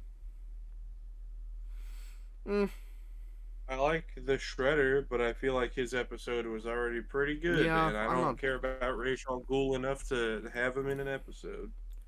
Vincent Valentine versus Vash the Stampede. I know this one's I popular. like this matchup well enough. I'm not a fan. I don't want to see Vash on Death Battle. Like, I love Vash, but like the two avenues you can go with, well, three avenues. Vash wins, kills someone, no reaction. That would be a butchery of his character. Vash wins and has a complete massive mental breakdown over it. Makes me sad. Don't want to see that. Vash dies. Makes me sad. Don't want to see that. Yeah. Which like a big part of Vash's character arc, especially in the manga, is learning that like I mean, when you have the power to do something about it, sometimes someone just has to die. That's kind of how it is. But like, with how much Legato deserved to die, he still has a whole breakdown over it. He had no other choice, and he really deserved to fucking get killed. They do a lot to make sure you know this guy, if anyone deserves to die, it's him. And Vash still, like, has a breakdown over it. Mm-hmm. Still, I'll put it in minimal opinion, because, like, it's a neat enough matchup. The fight could be cool. Guts versus Claire, this is one of my favorite matchups, period. I love this Well, I mean, matchup. if it's a cool fight and the issue with it is just the ending, then it could be a DBX. A DBX doesn't inherently have to end in death, I don't think. Yeah, but it will. What was the next one? Guts versus Claire. I love this matchup. It's one of my favorite matchups, period. I would kill to see it. Even knowing that Guts literally just got a really good episode. Give it time. Guts is going to get more stuff. Claire won't.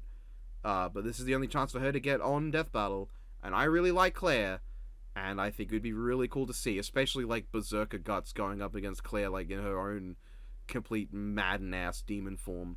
Just hacking at each other relentlessly. Which, you know, they could have done in Guts' last episode. But they didn't. They just didn't.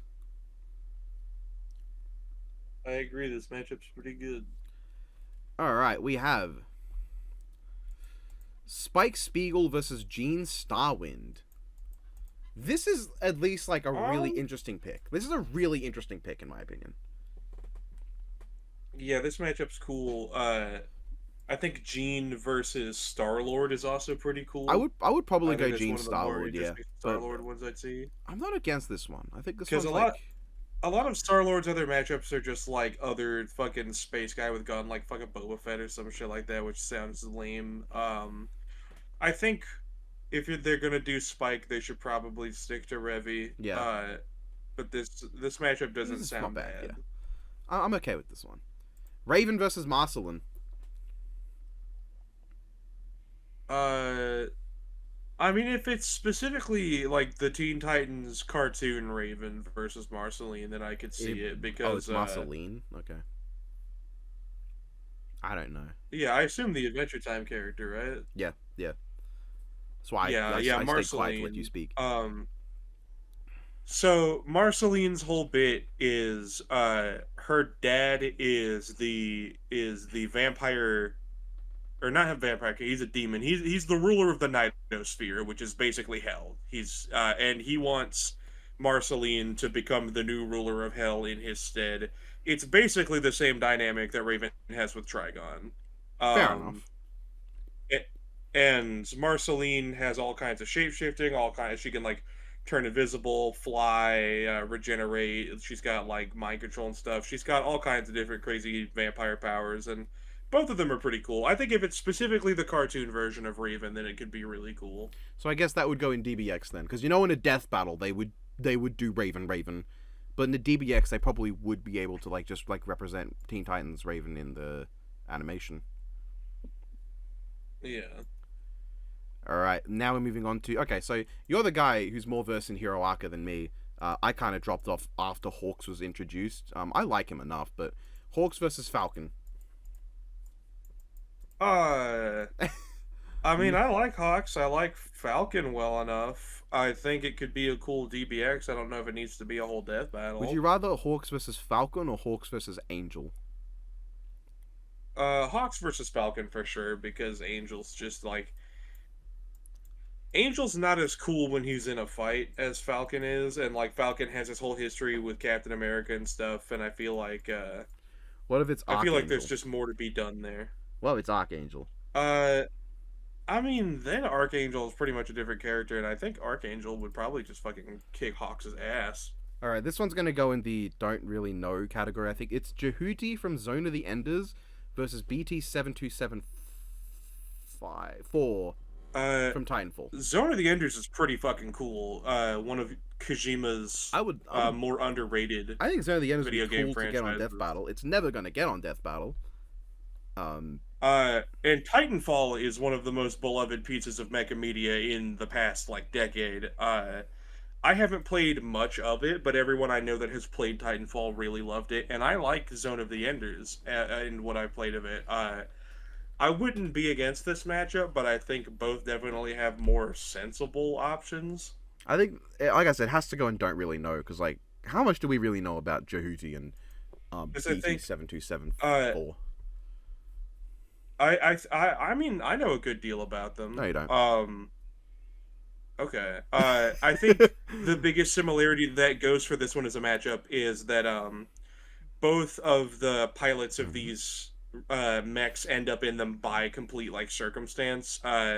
Jehuti's pilot is trying to evacuate like his little like space city colony that he lives in, and ends up hiding inside Jehuti and ends up piloting it as part of the army. It's kind of similar to the opening episodes of Mobile Suit Gundam, and then I believe when you first find uh, BT in Titanfall, his previous pilot had just died, and so or is dying, and so he gives Sucks. you the control of the robot, and So you're then telling me BT you versus have to. Green Lantern? Yeah, pretty much. It's like it's a Green Lantern type thing. It's Uh, just Avin Sur. You just find Avin Sur in a mech this time. It's like, what are you doing here? It's like, Pretty much. But the circumstances of them coming into him are pretty cool, and they've both got a lot of abilities that they could go into. I think you could make something cool out of the fight, even if Jehuti would fucking rip BT asunder. mm, probably. All right. We have Dante versus Kratos. I love this matchup. I Yeah. was there for this rivalry, and I don't like the people who like to say there was no rivalry. Because, like, I fucking lived it. What are you smoking? Half of you weren't even alive when these games came out. Hold on, was I? Yes. I believe you was. Where the hell did I put it? It's just... It vanished out of my hands. It is gone. Where did it go? Where did it go? DMC one came out in There it is. 2001, so I was almost. Devil May Cry 2 came out a couple months before I was born. So yeah, you weren't alive for this rivalry Hold at on, its God start. of War 1. I was alive. Okay, so I was 2 when God of War 1 or God of War 1 came out, but I wouldn't be born for another couple months when DMC 2 came out.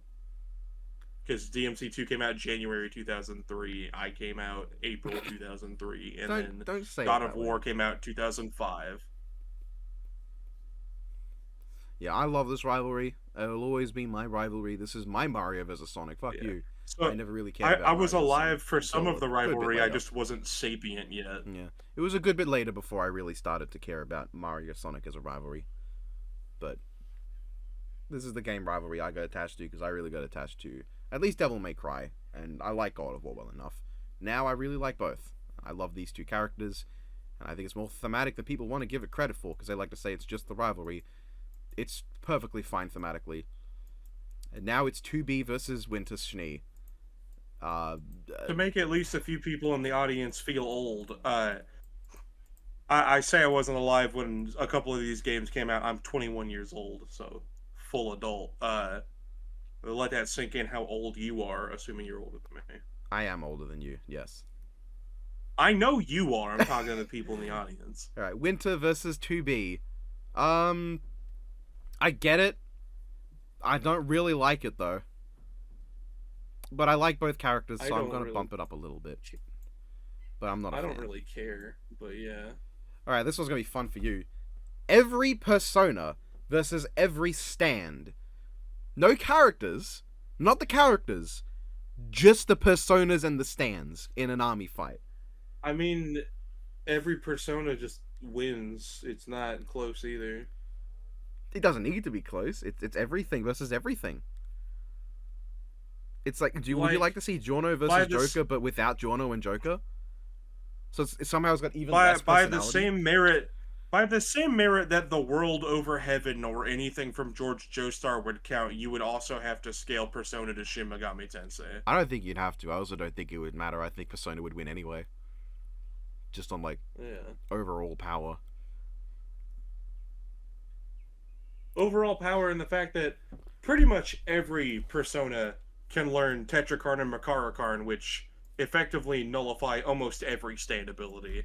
And then there's a lot of them that just aren't affected passively, or have elemental like advantages against them. Like, personas are way more varied individually than any stand is, and also just hard counter most of what stands can do. Okay, I know you think you're cool, but are you as cool as green classic Link versus blue wild Link? I'm just saying, could you take that in a fight? So what Link are they? Are they saying a composite of every green Link versus Link from Breath of the Wild? It's really funny because Breath of the Wild Link clears most of them. It's just that, like, I mean, actually, if you're doing where does Hyrule Warriors fit in this? He is both colors. He is green and blue. Does he just primarily wears green? He just has a blue scarf. So, like, if you were to composite all the green Links, you would just have a Hyrule Warriors Link against Tears of the Kingdom Link. That's not a good fight. That's not fair. Which, I mean, Hyrule Warriors Link, like, so Majora's Mask Link scales to the giants being able to hold up the moon. Hyrule Warriors Link just pulls the fucking thing out of the sky with a hook shot. He's just like, hey, catch this. He could kill Chewbacca. Hyrule Warriors Link is so strong, he could even kill Chewbacca. That's just one of the attacks with the hookshot, is he just pulls the moon out of the sky. I think it'd be really funny just to make a list of characters who could kill Chewbacca, and it's only characters who have thrown the moon. So it's like Link, it's like Kamen Rider Gem, it's Donkey Kong. Like, those kind of characters can take out Chewbacca. That's only them, though. Honestly, when is Not Death Battle going to use Hyrule Warriors Link? Come on. I've been tempted, but, like, I haven't played Hyrule Warriors in a long time. I really like the game, as much as you can like any Dynasty Warriors style game, in that it's really fun, and if you play it for too long, you're going to get stupidly bored. But, you know. Okay, we have a matchup I really like. I don't remember your opinion on it, though. What is it? He-Man versus Shazam. It's alright. I think you would need to use some of the extended Masters of the Universe material outside of the show. I mean, that's what I want, because I feel like they already did a perfectly good episode with just show He-Man. Now is the time for He-Man with more stuff than the show, and I think Shazam deserves a second go against someone that's not literally Captain Marvel. Yeah. And I think their personalities play off each other well. Fair. I think it'd be fun to see them. I think it'd just be fun to see them fight. Yeah, I'm not against it. Place it wherever you wish. Wherever. Okay, now how about Loki versus Beetlejuice? No. Yeah. I put He-Man and Shazam up the top for me. I will put Grey Fox versus Snake Eyes up the top for you. Hell yeah. I've come around. I like it. So I like this. I've come around to the opinion of actually Genji is lame. Overwatch is lame. Grey Fox fight Snake Eyes, okay? Yeah. I miss when I liked Overwatch. I miss when it was one of my favorite franchises, but like Metal Gear and G.I. Joe seems like a crossover that has just been waiting to happen and just hasn't yet. I love the contrast of one is a military thing with overly strong political themes and very overly verbose narratives with a lot of things going on, and G.I. Joe is literally just, yeah, America, terrorists, fuck you. That's it. Yeah, that's the whole thing. G.I. Joe is like the most extreme end of the very thing Metal Gear is a commentary on. Yeah. But at the same time, the degree of just absurd fucking nonsense that happens in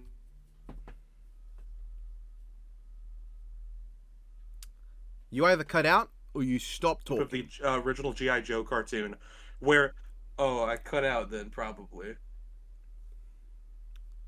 Hold on, give me just. Oh, he's dead. Am I back? Am I hearable? Am I here? I can are audible you listening to me? Am I okay? Shut up. Now There's stop an out talking. of context clip of the original GI Joe cartoon where a horde of fucking dinosaurs barge in Yeah, through boy. the side of a building, and they didn't properly animate the wall breaking down, so these dinosaurs just fucking clip through the side of the building, and then a hole appears behind them. If I remember correctly, the context will not help you. All right, now for this matchup that we're about to save, all I want to know is if you like this more than King K. Rool versus Blackbeard. It's King K. Rool versus King Shark. Uh,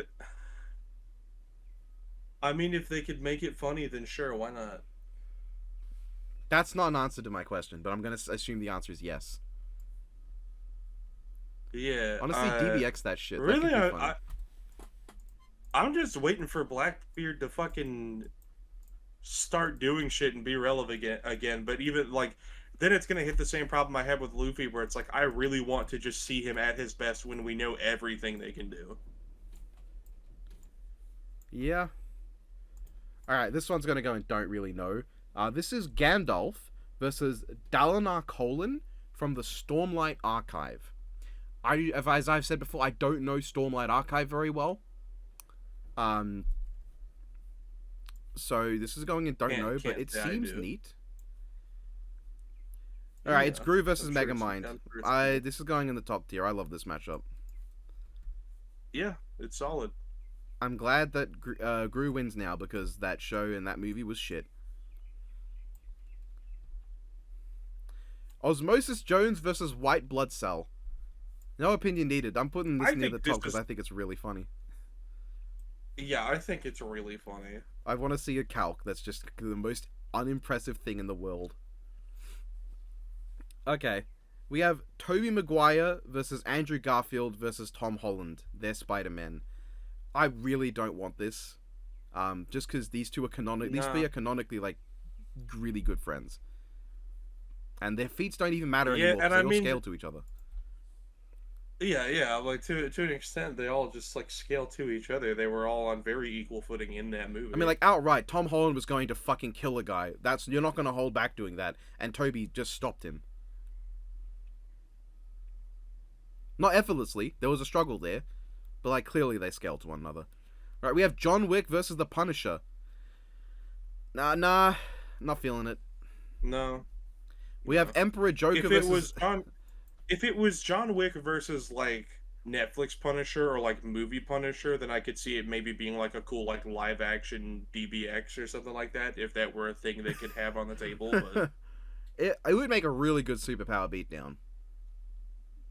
Yeah, there it is. Yeah, there you go. I'm not making a superpower beatdown tier, because then I would argue you could.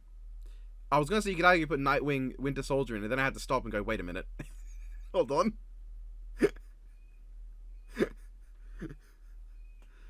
All right, God Kefka. You sure could. Versus, yeah, we know Nightwing versus Winter Soldier would be a good enough superpower beatdown, wouldn't it?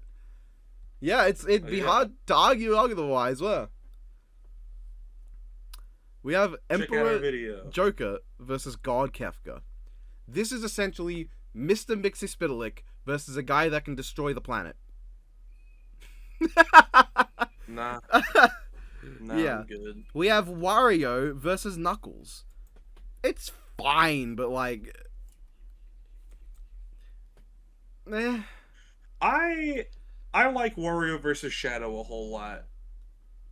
I don't think Knuckles is a bad option. I don't think Knuckles definitely isn't a bad option. There's also like I guess like the easy setup that Wario tries to steal the Master Emerald. But then like isn't this like a 1 minute melee?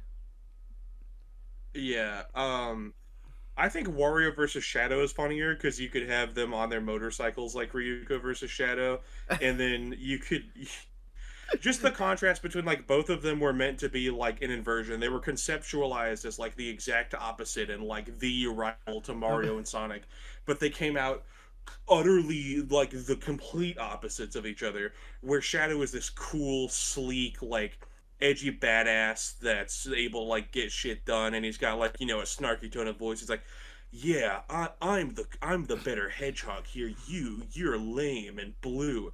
And then Mario is just like the like stinkiest, ugliest, rudest little fart goblin of a man. Okay, now You're like imagine. picking his nose, scamming people, shit. Like he is just he's so revolting in every sense of the word. And I think it's so funny that like among all the horrible things like alien threats, demons from hell, Sonic '06, the things that Shadow has seen, Wario would by far be the most vile thing he's ever encountered. I want to imagine the intro is exact same as Ryuko's Shadow, but instead of Ryuko driving up and screaming at him, Wario just drive-by farts on him.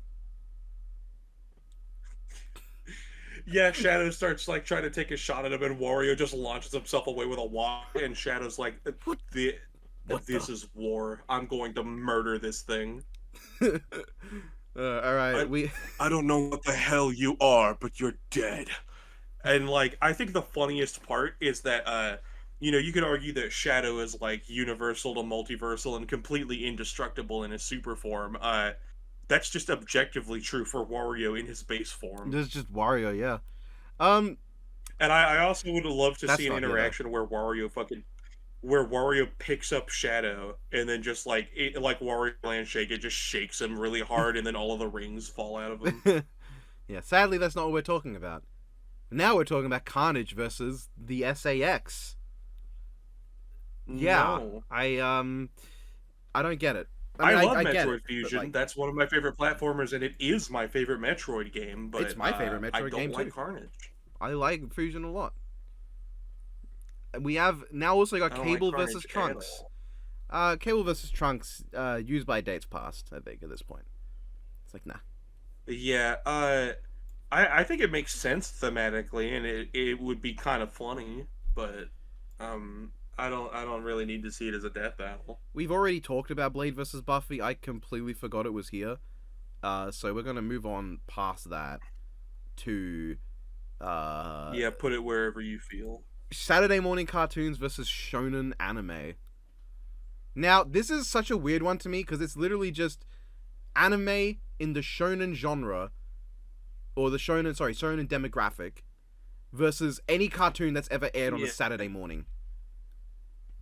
What is that?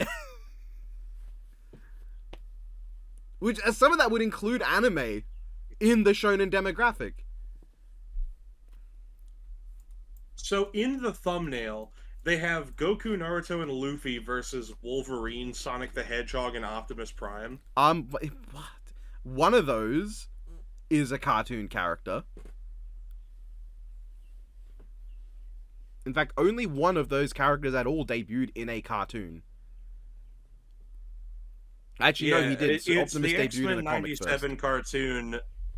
It's the original X Men cartoon, the Sonic SatAM cartoon, and the Transformers cartoon. Literally every character versus there just actually Dragon Ball, One Piece, Naruto. debuted in a type of comic except for Sonic, who debuted in a racing game. Technically, yeah.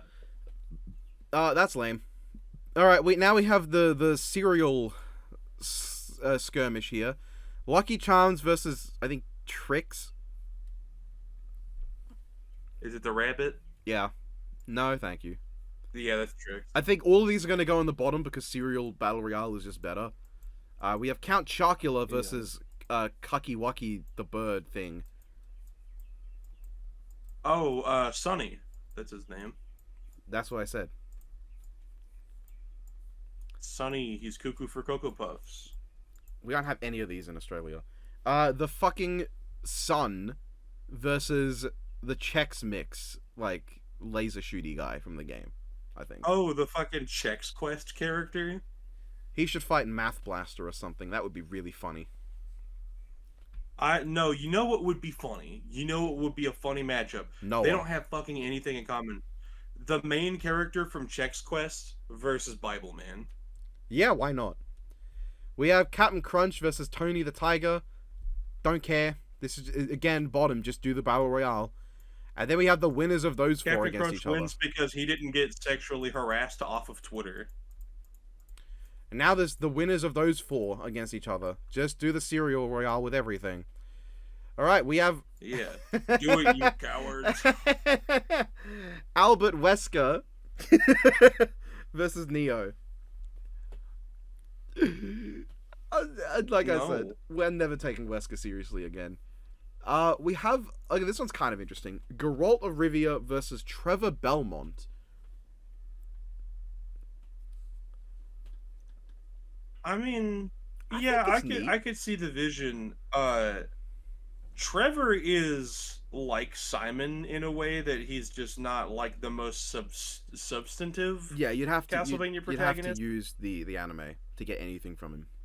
Yeah, but Trevor is cool in the stuff that he gets to be in. But yeah, I would rather Geralt fight someone with a comparable amount of both media and just like want him visual to fight and something Talion closer to his from style. the Mordor series of games. I want Talion. Well, there you go. Trevor's fine though. I don't dislike this. I think like as a DBX this could be cool, just to see Geralt and see how they would do like animate Trevor's like whip and how like overly animated it is, in a good sense. Like it's good over animation. It looks so dynamic in the anime. All right, Ash versus Yugi. No comment needed. We know where that's going. Yeah. Oh, it is now stuck in the middle of the screen. And before I watch the episode, you just throw it like straight to the bottom. Freddy versus Jason. And to really hammer in home this matchup, I've just used the box art from the fucking movie. Yeah, no. Mandalorian versus Boba Fett. What a fucking matchup that is. Fucking what? It's even funnier because I don't know if at the time Book of Boba Fett had come out, but then it just turns into Mandalorian season 2.5. Beerus versus Arceus. Anyone who understands what I've done with the image there, you get a cookie, metaphorically. I don't see it. I don't see the image. Mirio versus Rengoku. I mean, this is neat. I get it. Yeah, it's definitely one of those matchups where it's like a lot of Demon Slayer characters have like a certain element, and then their opponent actually has the element or whatever. Where it's like that doesn't matter as much with Mirio because like his power is just to phase through shit. Otherwise, his fighting style is just beating the shit out of people. Yeah. So he's fine. Like, I think this honestly, this is a you neat could one. make you could make a lot more of it, more out of it as a fight than a lot of Demon Slayer matchups. Yeah, like I have no real strong opinions towards Demon Slayer beyond pissing off one guy in particular. But like Rengoku's like one of the few characters that like he looks like he has some degree of source to him, and I really like Mirio. He does. I think Mirio's great. I get the fight. I think it would be neat. Mirio's for sure one of my favorite characters in My Hero. The only issue is that Rengoku, like, I mean, he's around for a while. We meet the Hashira pretty early on, but he's only really relevant for the Mugen Train arc, and like he's really cool while he's in that. He's like, based off of that arc alone, he's one of the best characters in Demon Slayer. Not that bar is exceedingly high. You might as well say he's the best Ruby character. Yeah, he just doesn't have as much content as Mirio does, which isn't inherently like, oh, this matchup. I mean, to be fair, Mirio doesn't have the most amount for a hero arc character either, does he? Did he come back? Yeah, he did. Alright, that's cool. Never mind. This is cool then. He wins. I like it. I'm not putting him in the top though, because I have no strong feelings to Rengoku. After the overhaul arc, he comes back and he makes a pretty funny save against Shigaraki in one of the fights where he comes out of the ground just fucking showing his ass, and Shigaraki is in like full rampage mode, and he just has to stop and process the audacity of this motherfucker to show up with his bare ass hanging out in the middle of a fight. He's like, fuck, huh? Brilliant. See, that's why he's the best. Okay, how do I describe this next one? Hmm. I couldn't put it in top because I don't feel very strongly to Rengoku himself, so it's up there though. It's Mario Kart versus Crash Team Racing. Like just all of them, I guess. No. All right, here's your favorite matchup of all time. It's Knuckles versus the Juggernaut, but like not Archie Knuckles, just Game Knuckles. So even less noteworthy of a matchup. No, I'm good. We have Peacemaker versus the Punisher. Nah, Peacemaker's got better. Yeah. We already have discussed Eggman Bowser before. We're not going to discuss it. I'll put it in a middle ground due to our differing opinions, and we'll just go to Link versus Aloy. I have cut Aloy's head off in this image, but frankly, I don't give a shit. Well, hold on. I'm pretty sure they recently announced Zelda Lego coming out, and fucking Horizon's getting announced an Lego entire Zelda. Lego game. The Great Deku Tree set looks so good. I won't get it, but like it looks good. Yeah, so both of them have Legos. Come on, you could do this as a not death battle. I would do the Get Lego Legos. ones. Come on. All right, Kirby versus Mario. It's neat. I don't think I would want it as a death battle. Maybe as a DBX. Yeah, I'm not really feeling it. As a DBX, it'd be fun. I want to know. I'm curious who would win the poll, because I know Mario's like the video game guy, other than maybe Pac-Man. But I feel like Kirby would win the poll just because he's got such a reputation for being like the strongest, most badass character ever. And like, look at him, he's just a pink circle, but look how strong he is. We have Pac-Man. Pac-Man? No, that's the next one. Oh, that's the one below. Patrick versus Goofy.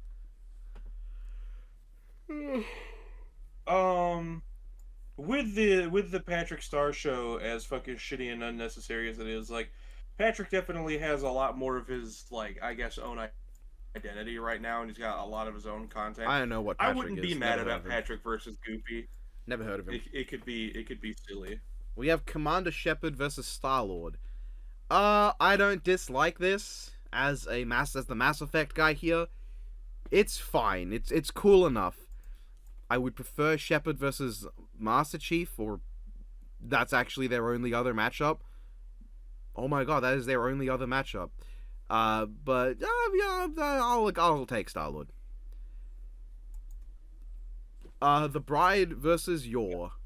That is the Bevid matchup. Yeah, I've never finished a Kill Bill movie. That's not true. I finished the first one. I just didn't pay much attention to like the last fifth of the movie. I'll put it up there for Bevid. And I haven't read Spy Fam, but it seems neat. We're gonna get to your favorite Piccolo matchup. It's Piccolo versus, of course, the guy from Chrono Trigger.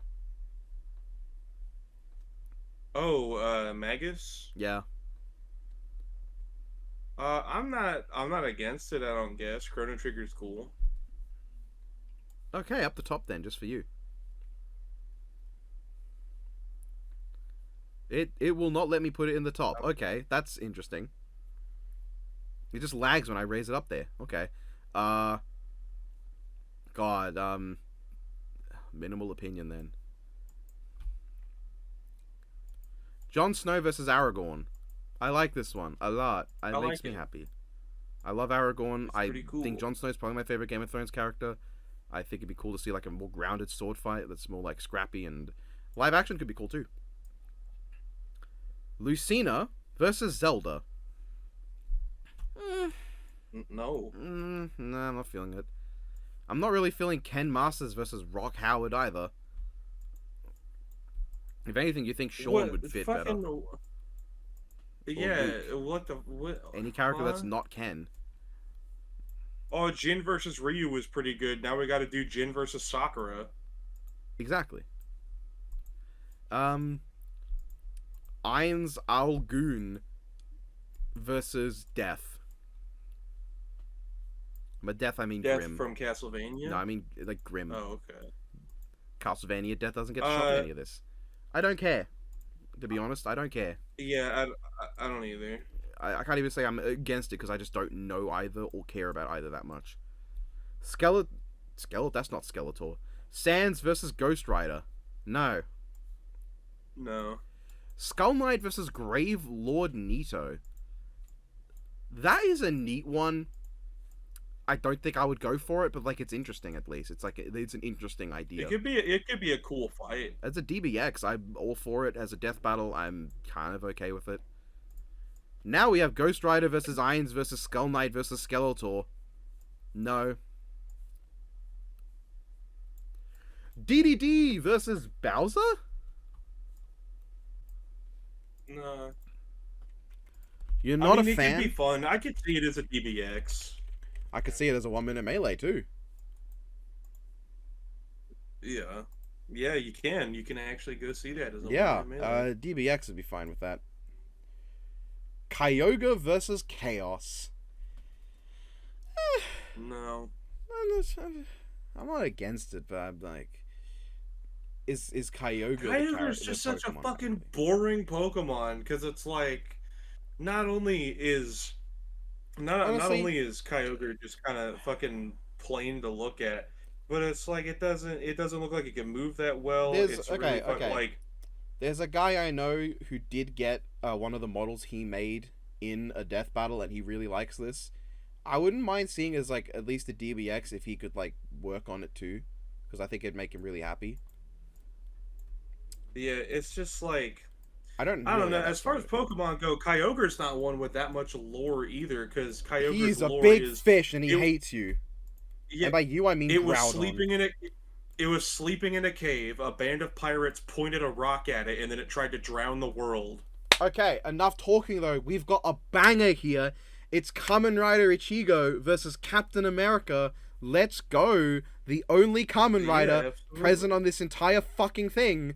It's the boy. It's Hongo. It's Hongo Takeshi. Seimaru Shocker and all that. Seimaru Shocker. Alright, Pac-Man versus Luigi. I'm not into it. I don't like it. I think if Pac-Man's fighting a Mario brother, he should be the one guy in all the video games who could compete with him in iconography. And that guy's not Luigi. Pit versus Zagreus. I think a case could be made for the little aliens from Space Invader, maybe. Shut up. Pit, Zagreus, minimal opinion. I wouldn't hate it. But I'm not against it. I don't think Pit necessarily needs to come back. I think Zagreus versus Percy Jackson just has a cooler like dynamic to me. Yeah, it's fair. Yeah. Kylo versus Edelgard. I don't care about either of them really. Yeah, I'm not against it. Seems neat. I got called Kylo Ren one too many times in middle school. Okay. Among Us versus Fall Guys. This is peak comedy. Arguably it's so funny because they both keep getting collaborations, and it seems like every new collaboration they get some new, even higher, even crazier scaling or new ability. Go watch my 1 second punch out of this episode, this matchup. We have Pikachu. Yeah, like Vampire Survivor, they get fucking planet splitting lasers, and then Fall Guys like, oh well, here's a promotion where we get Universal, or we get like a constellation feed or whatever. Good job. And then Among Us is like, oh, we're gonna cross over with fucking, I don't know, like a Saint Seiya next, so we're just gonna get like fucking hyper doo-doo-versal. We have Ash and Pikachu versus Tai and Agumon. No, thank you. Nah. Honestly, as a DBX, maybe. Because I think that would draw views, and I think it would be kind of neat to see. Like it is a rivalry that exists to see it like realized that way. But as a death battle, no. Okay, all right, okay. This is your favorite matchup. Is it? Take a wild guess what it is based on me saying that. Is it Cell versus Dark Samus? No. Okay. I don't know. It's Finn and Jake versus Mordecai and Rigby. Oh. Yeah, I mean, I'm not going to be mad when it happens. This, like, assuming all goes well, because, like, this is the matchup for both, and I do like both shows. Adventure Time is my single favorite show ever, and regular show's pretty good. I like it. Uh, but I just don't like. Oh It's not one of my man, most wanted. I don't have a whole lot of stake in the matchup. I don't really we need got to see it. If it doesn't happen, I'm not gonna be we got a too few sad. bangers here, and then an incoming Donovan rant right after them. Oh boy, We have Sly Cooper versus Lupin the Third. I like this a lot. pretty cool. Lupin the Third super underrated in the West. If you've got Crunchyroll, Way to go. go check out Lupin the Third Part 4. That season's really good. You check out a couple of the movies; they're also pretty good. For fuck's sake, can things Sly stop Cooper's vanishing also from my clicks? Sly Cooper's also a series I like more than I think I do until I start thinking about it. Um, I this matchup's pretty good. We have Isaac Clarke versus Gordon Freeman. Speaks for itself. Hell yeah, Absolutely yeah, I goated. like Would this one love a it. whole lot. Oh my god, please stop lagging when I lift things up, you piece of mackerel. We have Audie versus the Knight. I just think aesthetically this one could look really nice. Yeah. And it'd be cool to see some indie game representation. Alright. And now, to finish off the bangers, we have Senator Armstrong versus Funny Valentine. No. You don't like this one? Like Armstrong versus Valentine doesn't. I don't think it makes a whole lot of sense fight wise. Like I get the comparison thematically, but Valentine summons like a finger from another Armstrong, and then Armstrong just dies. Or if he's got Love Train, which he just does, so why wouldn't you give it to him? Armstrong just can't hurt, or yeah, Armstrong just can't hurt him at all. Uh, Armstrong also has no way to perceive stands whatsoever. So, in other However, words, I'll tell you what is a funny matchup is Armstrong versus G from Street Fighter Five. I like Uh, that a lot. because G is just the most fucking eccentric motherfucker ever, and then the nanomachines look pretty similar to G's, like a golden like earth energy, and then they would both just like be punching big lava pools at like it would just be a big slugfest I think of it's two people preaching about some, America this, war something that, really fucking interesting is politics that they this. both have like very little screen time, but both have made a pretty big impact, especially Armstrong for how little screen time they had. Yeah. All right, we have Kratos versus Azura. Mm, I'm not really feeling it. I know that it's like the matchup that keeps getting into the fucking community polls. I think it's really funny that it lost twice. I think it's yeah. It keeps ending up in second place like a lot. I think as a DBX it'd be really funny, but like I guess I'll Yeah, put it in. I think it's a really funny that it seems to be forever a bridesmaid, never a I'll bride. put it in minimal opinion just to not annoy people.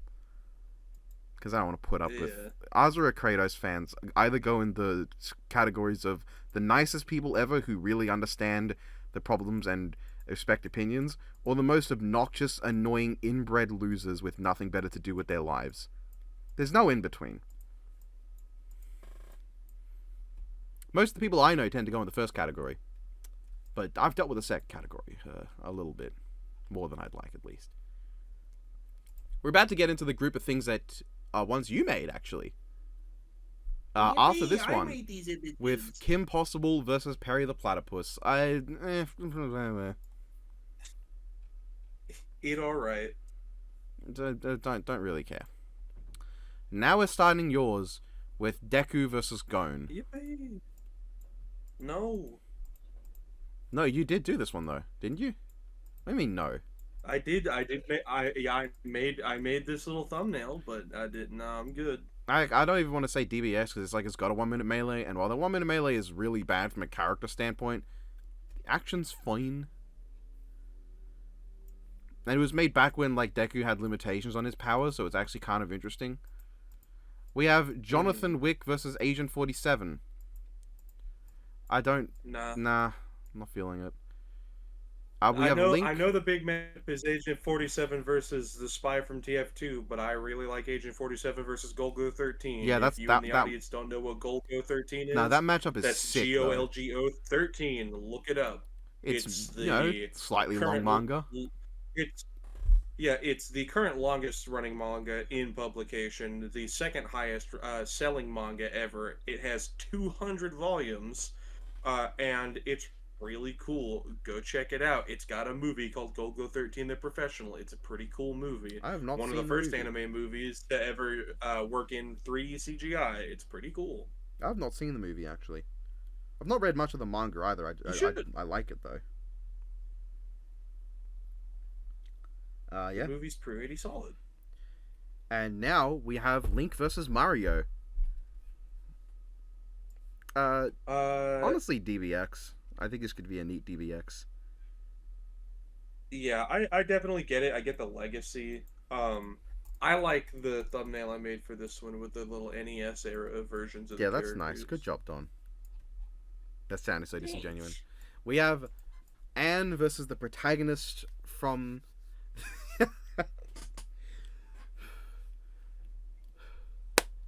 Yeah. But no, hold on, say it again. No. Okay. It's the Anne matchup. I'll put it high up for the people I know who like it, but I don't have a strong opinion myself. It's Ben 10 versus Blue Beetle. Look at that. It's Ben 10 versus Green Lantern, but instead of Green Lantern, it's the guy that beats up Green Lanterns. Yeah, I'm not inherently against this as an idea, but I don't really need to see Ben come back. They covered pretty much everything you'd need to cover. We have Bahamut versus Rayquaza. I believe that's Bahamut at least. I like this enough. I feel like it'd be cool to see Rayquaza just because, like, pretty much every portrayal of him portrays him exactly the same as just literally your standard, like, wild kaiju monster. So, like, you know, that's a consistent characterization, if not the most interesting one.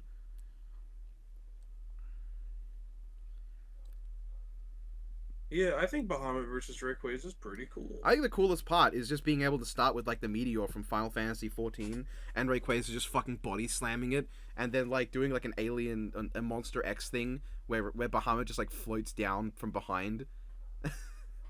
When the meteor explodes. Mm-hmm. That'd be a cool intro to the fight. I like this a decent. Will you fucking move? Thank you. My computer's fighting me today. Alright, Han Solo versus Captain Kirk. I don't know who they're both shooting at, but they've got a problem with someone. This is one of my favorites. Yeah, I like this matchup. It's cool. I have to make a new tier now.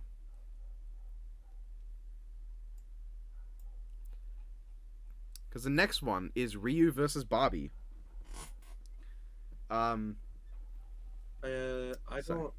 don't get why they did. Oh, I guess they're the people that aren't Ken. I guess that's the matchup. Yes. So, I made the only Valentine's Day versus episode that I'm aware of. Probably because that's not really the holiday you do versus episodes for. And sometime after, I find that Death Battle is doing a cast for that very matchup. And that matchup is Ryu versus Barbie. I was not invited. And, you know, I take offense to that. You know, that hurts my feelings. Makes me upset. So I'm going to have to make a new tier. Just for me.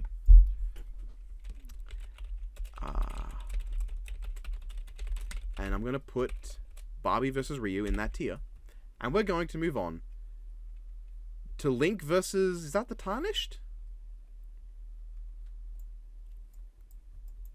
Yeah, specifically Breath of the Wild Link versus the Tarnished from Elden Ring. Yeah. Yeah. So, At the time, Tears of the Kingdom was not out because Tears of the Kingdom came out like so recently. But if they did the matchup now, it would obviously include Tears of the Kingdom. So that's the order I used. Fair enough. I don't really have any opinion on this. I've not really played Elden Ring, though I own it, and I've not played much of Breath of the Wild, though I have it. I don't own it, but I have the game. It's technically Huan's copy. Do you have any strong opinions, Don? You're being very quiet right now. I think it would be cool. Elden Ring's really, really popular, so it would be cool to see.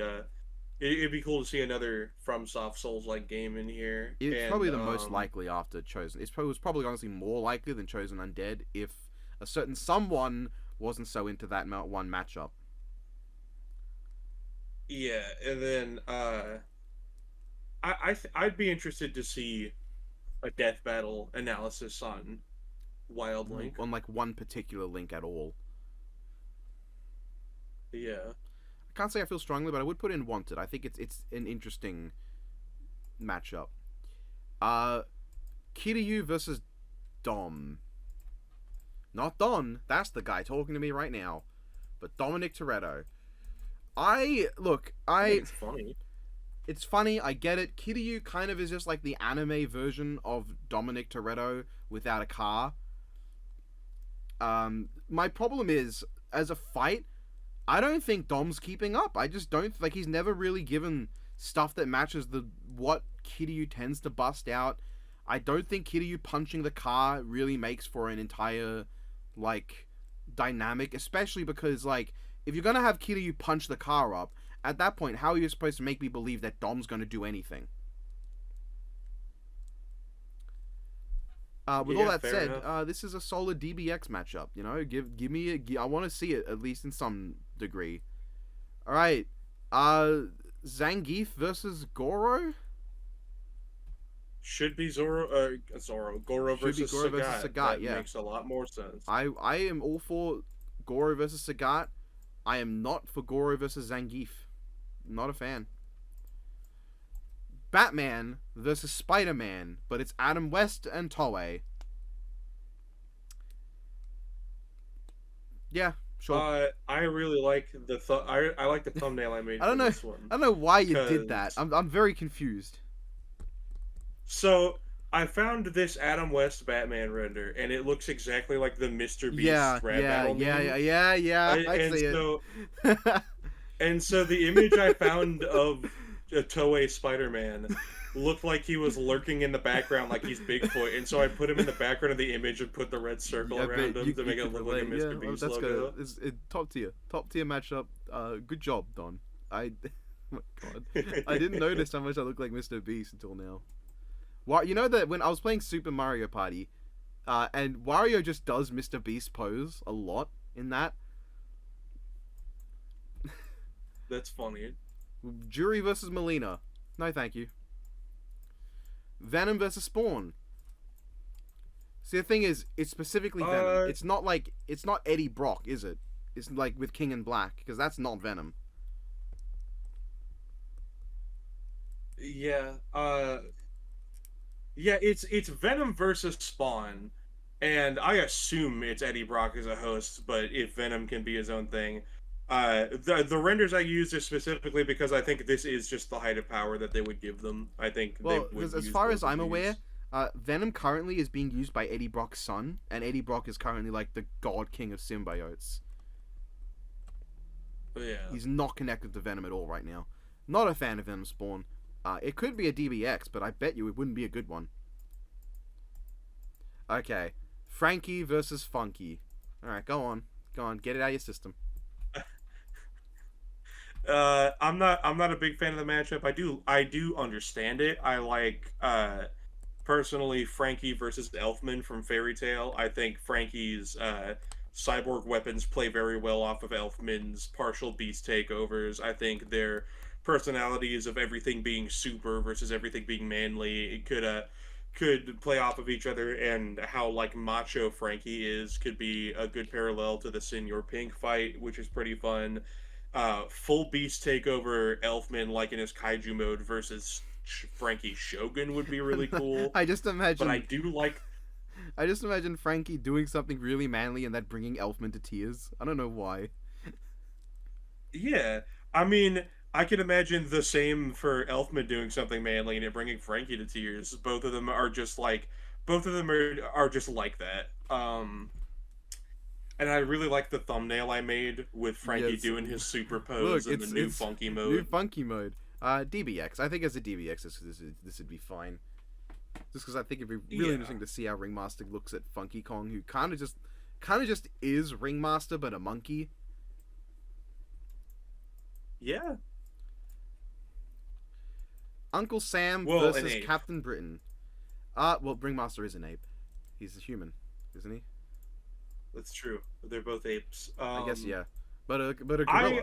I Captain Britain versus Uncle Sam is one of the most fun debates I've ever heard on a Death Battle cast. It like they really sold me on the matchup for just how absurd it gets. And this is I definitely one of the most interesting sounding Marvel versus DC matchups to me. Yeah. It's so stupid, but to M- such a funny degree. My only concern is that, as far as I know, these two have no power when they're out of their own country.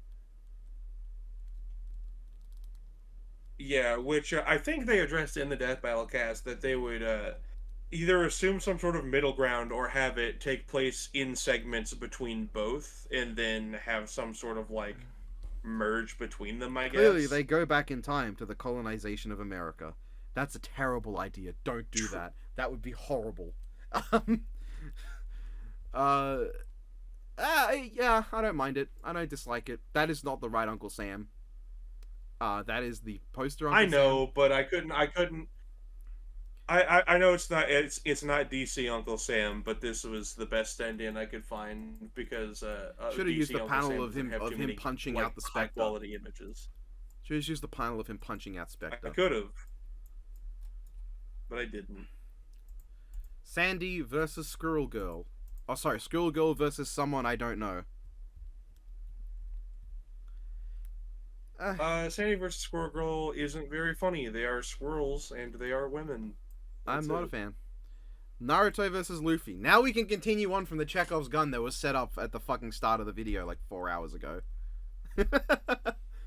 Yeah, this is most likely the episode they'll do if and when Luffy gets on Death Battle. Is they'll just bring Naruto back to fight him, which is a shame because I like Luffy versus Natsu a whole lot. And I would want to see Luffy and Natsu at their best as well in this episode, assuming Death Battle comes back in full swing and they're able to do everything that they want to do. That Luffy will probably be used before One Piece ends. Um, but if this is the matchup that ends up happening, so be it. I Who knows? can live with it. Maybe if Death Battle comes back and this stays strong up until the point where One Piece ends, they'll then do Luffy Natsu as well. But I don't know. I have minimal opinion. I don't really care about this matchup at all. I'm not opposed. I just don't care. We have Yeah, fair. Beast Boy versus Nimona. I will watch Nimona in the future and then give a better opinion. But right now, this is a DC Herald versus someone who is not. Yep. No, pretty thank you. much. All right, Solid. I believe this is Solid Snake versus King Bradley. This is really cool to me. Yes. I think this is Solid really Snake cool. versus Fury King Bradley. Yeah, you could call him Yeah. that. That is his name. I like the thumbnail I put together for this. I like how small Um, Bradley looks. It looks like he's doing yeah, well, because if I recall, as I recall, Solid Snake is a pretty fucking this a unit of a man. this gives me the Akainu gif vibes. Just him standing there thinking he's cool, and then What with the white beard Yeah. showing up behind him and a guy who just shitting his bridges. just not moving. Is maybe his vision is based on movement. Maybe he will not notice me. All right, we have Michelangelo versus Jay from Ninjago. Yes. It's fine. I would rather No strong see. opinion. They are the ninjas with Actually, no, nunchucks. I'm gonna put absolutely not because I want to see TMNT versus Ninjago, like just the teams. Like especially if you play into like the elemental abilities of Ninjago with the crazy abilities the turtles get in like Rise, would be really cool. Fair. I believe that is Denji versus Yuji. Are their names? Yes. You are the guy who's read Yes. both and has proudly said that one fell off and the other was not very good. Uh, I didn't say Chainsaw Man wasn't very good. I said I didn't care for it You that did say much. that once. One Chainsaw Man time you is a said it pretty was the good. most It is miserable manga experience you had until Saint Seiya showed up. Yeah, until Saint Seiya showed up, and then there's been quite a few I liked a lot less. Chainsaw Man Part One just wasn't really my cup of tea. But yeah, Yuji versus Denji. I mean, both are still going, both are still getting stuff. It's looking more and more likely that we'll be able to see them both use the full extent of their power without all the caveats they had, which is pretty neat. I think as it currently stands, Yuji wins, but I could be wrong. I would like to see it. I think it would be cool. How high up would you like to see it? The second highest. Alright, it's wanted, but it's not absolutely needed. Hoenn Battle Royale. This is probably the second best Pokemon Battle Royale, arguably the best they could do in general. It's really only competed with the Kanto Royale. But I like this. I think this is probably the best they could do right now. Yeah. It'd be cool to like tackle the way they did that again, but with like modern standards where there's gonna be like more, I think more detail put in to the calculations, getting it more accurate. Especially because like I don't know how well we knew all the mechanics of Pokemon back then, or even like what generation they were basing the matchup on mechanically. No idea. So I think they could go into a lot more detail about that in this one, and the fight could be cool too. I don't know if I'd say it's top tier, because at the same time, it is just 3 random Pokemon, but I definitely give it a lot of points. Yeah. Fair. This is fair Vampire Hunter D versus Alucard. It sure is. It's the greatest matchup of all time. That is the wrong one I just grabbed. That is Jaden Yuki versus Ben 10. I think hold it's on. alright. I just noticed our I don't thumbnails, our icons for D versus Alucard are so fucking similar. Like seriously, almost identical.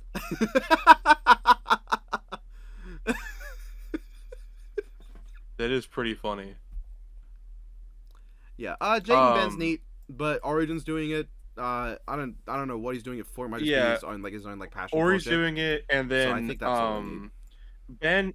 I don't necessarily need to see Ben back, but Jaden is a character who, my experience with Yu-Gi-Oh is through playing the card game itself, and then reading the manga up until. Well, no, I've read through some. I'm up to the. I think Mako is what he's called in the dub, the shark dude. Mako Tsunami. Yeah, Mako. I'm up to that duel in like the Duel Monsters era, but I read the original manga, and so I haven't interacted with Jaden at all. I don't have any stake in him. I don't have any stake in Elemental Heroes as an I'll put archetype. this above the bottom because I think if it did happen that Origin would have a lot of fun doing it. But I think he's already doing it as his own little passion project. Let him do it. Doesn't need to be a death battle. Origin, when are you gonna fucking message me to help out? Yeah, I'm sure it'll be cool when he finishes it. Anyone who's wondering in the comments, my archetype that I run is an Ignister deck. Ew. I'm kidding. Speaking of Ben 10, we have Gwen versus Adam Eve. Yep. I have no strong opinions on this one. Gwen is cool. I'd really like to see Gwen on. Adam Eve is fine from what I've seen of Invincible. I'm sure she gets cooler later on in the series. I haven't seen Green season Lantern, 2, like and pink, I haven't read the comics. But Yeah, this could definitely be an interesting fight debate wise. It could definitely be an interesting fight animation wise. I just don't know enough about Eve as a character Minimal to speak to opinion her, but then? I do really want to see Gwen. Like minimal opinion? Like Yeah. okay with it, not really Yeah, I think dying it's for it. fair. Yeah. Vilgax versus Ridley, and this is purple Ridley this time, not green Ridley. It is the color he's supposed to be. At least that's the color I prefer him to be, is purple. Now the green one is his opponent. Yeah, I don't really care about Vilgax versus Ridley.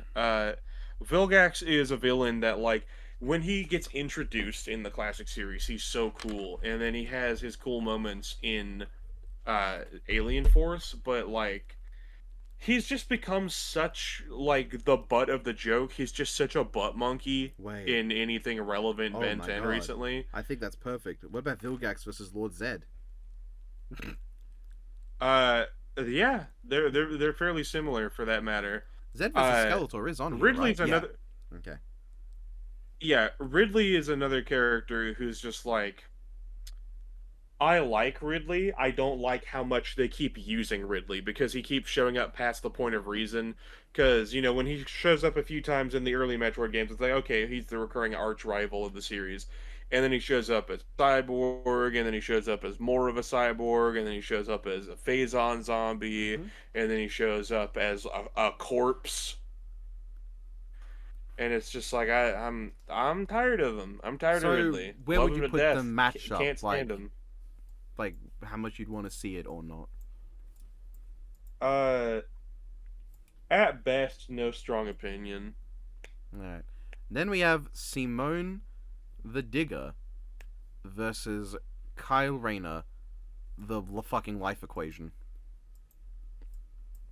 Yeah, I wouldn't mind seeing it.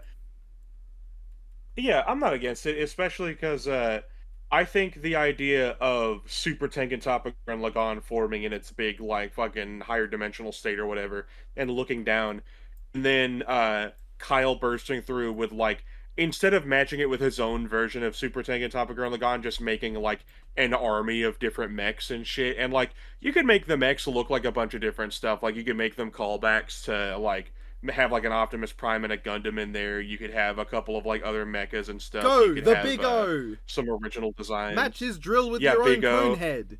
That did not work. Okay. Him just yeah, him making a bunch of just like an army Go of smaller Gunbuster. mechs to just overwhelm. Gunbuster, this Yeah, is the it- only it time could you're be going to be really looking cool. up at another mech. I guess except Getter Go Emperor. But, like, Ideon, you know, go Getter Emperor, go Demon Bane, Getter go Emperor would go so hard if he Escaflowne. just showed up and like bit into. I know he doesn't bite things, but just with how Getter Emperor is portrayed, if he just like bit into Gurren Lagann, that'd be really funny. Like fucking Kamen Rider It Amazon, bites but him it's in the Getter leg, and he's Emperor. like, "Fuck, ow!" Just goes kee, kee, kee, kee, kee, kee. Does a little Amazon arm flail, Amazon. but instead it's Emperor. I think it'd be funny. All right, then what do we have But yeah, next? this one's pretty high. Okay. Cervantes versus Spinal. I said before, cool matchup. What are you gonna fill Spinal's analysis with? Cervantes has a shit load. Yeah. He's the main antagonist of the first game, persistent threat throughout the games, has his own storyline in Soul Calibur 6, major playing character, major contender to grab Soul Edge at pretty much any time he's around, has his own little storyline with his daughter. Spinal is like, I've seen people try to tell me the lore of Spinal, and it's like, that is a nice paragraph. Thank you for that. Yeah, Spinal's lore summed up is that he's like a gladiator pirate. It depends which they want to lean into depending on what continuity you're in. That died a long time ago. He gets brought back to fight for Ultratech, dies again, gets brought back to fight for another guy, dies again, gets brought back to fight for another guy, dies again, gets brought back to fight for another guy, ad nauseum, and he's just really mad about it. He does not like being resurrected. Obviously, that's why the fight should start with, "No, you're gonna fight for me!" No. Oh. Shucks. What's a stinker? Now you're gonna fight for me, motherfucker, make me. Okay. Kills him. Oops. I think I'll put in Wanted just because I do want to see shucks. Soul Calibur again. I love Soul Calibur, but maybe not that one right now. Ghost Rider versus Spawn. It's sick as fuck. What can I say? Yeah, it's pretty based. It's, I want to see them bring up the fact that that Johnny Blaze just has a Mjolnir. He just built it out of his motorcycle. Yeah, I think it's great. I really hope there's a good Ghost Rider versus Kamen Rider matchup though. I think that's a funny combo. Don't say Ghost. Don't say Kamen Rider Ghost. I swear to fucking God. I didn't say nothing. Good. We have the Nazgul versus the Wild Hunt. Really interesting, actually. I think that's really neat. Would I want it as a death battle? I guess you would. Like, what's the main guy from the Wild Hunt called again? Like, the main head honcho? I forget his name. Yeah, him and the Witch King. Like, that'd be cool. As, like the main guys you focus on. As much as I know you want the Witch King versus Soundwave, but he can't have the Nazgul for that one. Because they're just really rude. And Soundwave doesn't like rude people. He's such a nice guy. Where has the fucking matchup ended up? It's ended up in It's Time for a Not Death Battle. We do not have the budget for that. We do not have the budget. He's such a kind, polite guy. He's a Decepticon. I'm not sure about that. Decepticons can be nice. Thundercracker as a dog. We have not Jax. typically. We have Jax. Eridan Brayak Glass. Yeah, him. Yeah, there you go. We have Jack Skellington versus the Grinch. I like it. I don't know what you could do for a fight, but it's funny. They've got stuff. I want to see the Grinch. They've got Grinch things. Jack Jack Skellington. has a whole fucking. Yeah, the Grinch can like summon lightning or some shit, and he's pretty strong, and he's got like different trinkets and stuff. Jack Skellington just has a whole DMC clone. I think there should be a title card for this, and the title is just called The Grinch Grinch's Jack Skellington. That's the title card written by whoever wrote the fight.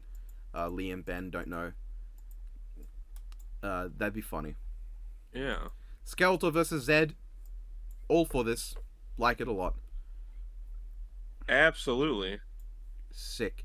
We're getting into some good stuff. That makes me happy. Lucina Grovile. I love me some Skeletor, and I love me some Lord Zed. Lord Zed is probably the Power Rangers character I have retained the most affinity for. Probably because he's like the only one that is actually a Power Rangers character, not just like a redone Sentai guy.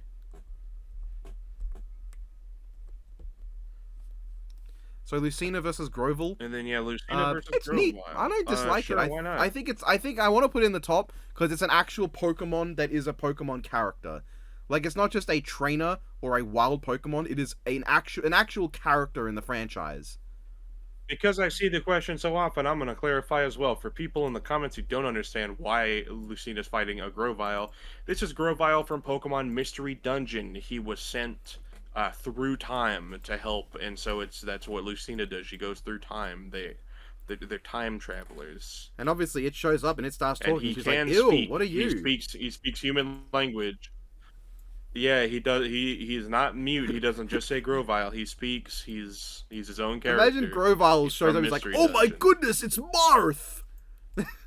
Like, he just knows who Marth is. Yeah, it's not a random Grovyle. And then Grovyle like breaks the mask, and he's like, "Oh my goodness, you're not Marth." I don't know why I don't know why I've decided that's what he sounds like.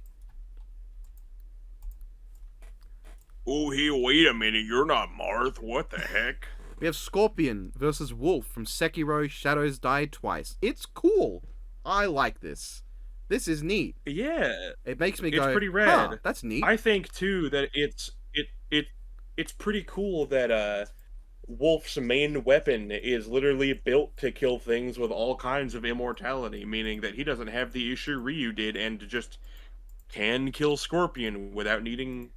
Can Scorpion kill him with his own sword, like take a sword and kill him with it? Or does that not work?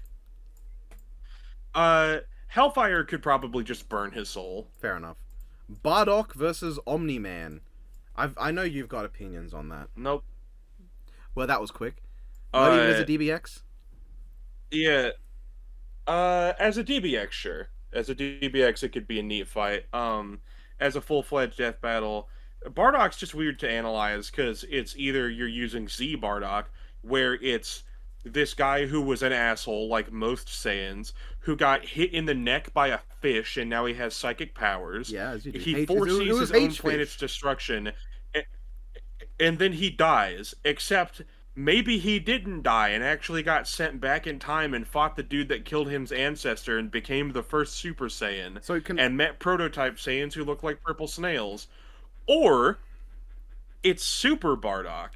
And if it's Super Bardock, it's a Saiyan that was uncharacteristically nice, who saved a family once, almost got Ultra Instinct, which is insane, fought basically the Mafia, and then saved his son from a dying planet and was like, Kakarot, go be a good boy. Don't be evil. And then And his Kakarot genetics are so would have uncharacteristically absolutely good that ignored him if he didn't get dropped on his head. yeah. Well, I mean, it's kind of just implied nowadays, at least in Super's continuity, that the reason Goku is so good is not only because of his upbringing, but because Bardock is just so uncharacteristically good that it genetically transferred to Goku as well. That's lame. Oh, and also Bardock made a wish on the Dragon Balls at some point that's for lame. both of his sons to prosper and Half of grow that strong. happened. Which, in yeah, in Goku's case, yeah, he prospered. He grew pretty strong. He's got a pretty good life going on. Raditz, it didn't turn out so well. Maybe in Heroes, buddy. If Popeye punched Bardock, would he turn into Or a you bunch got of the fish? master. Uh, Like Z Bardock. yeah, he might. Yep. Yeah, he Bang, might. And then fish. there's also the Masked Saiyan in Xenoverse, who is just a version of Bardock with a mask, who's kind of an asshole, goes around doing silly shit, and then can go Super Saiyan 3 and 4. Why not? Alright, moving on. We have Tinkerton versus Poppy? Was that her name? Yeah, Poppy. Yeah, no opinion. Yes. I don't really. I really like Tinkerton. well- Maybe as a DBX.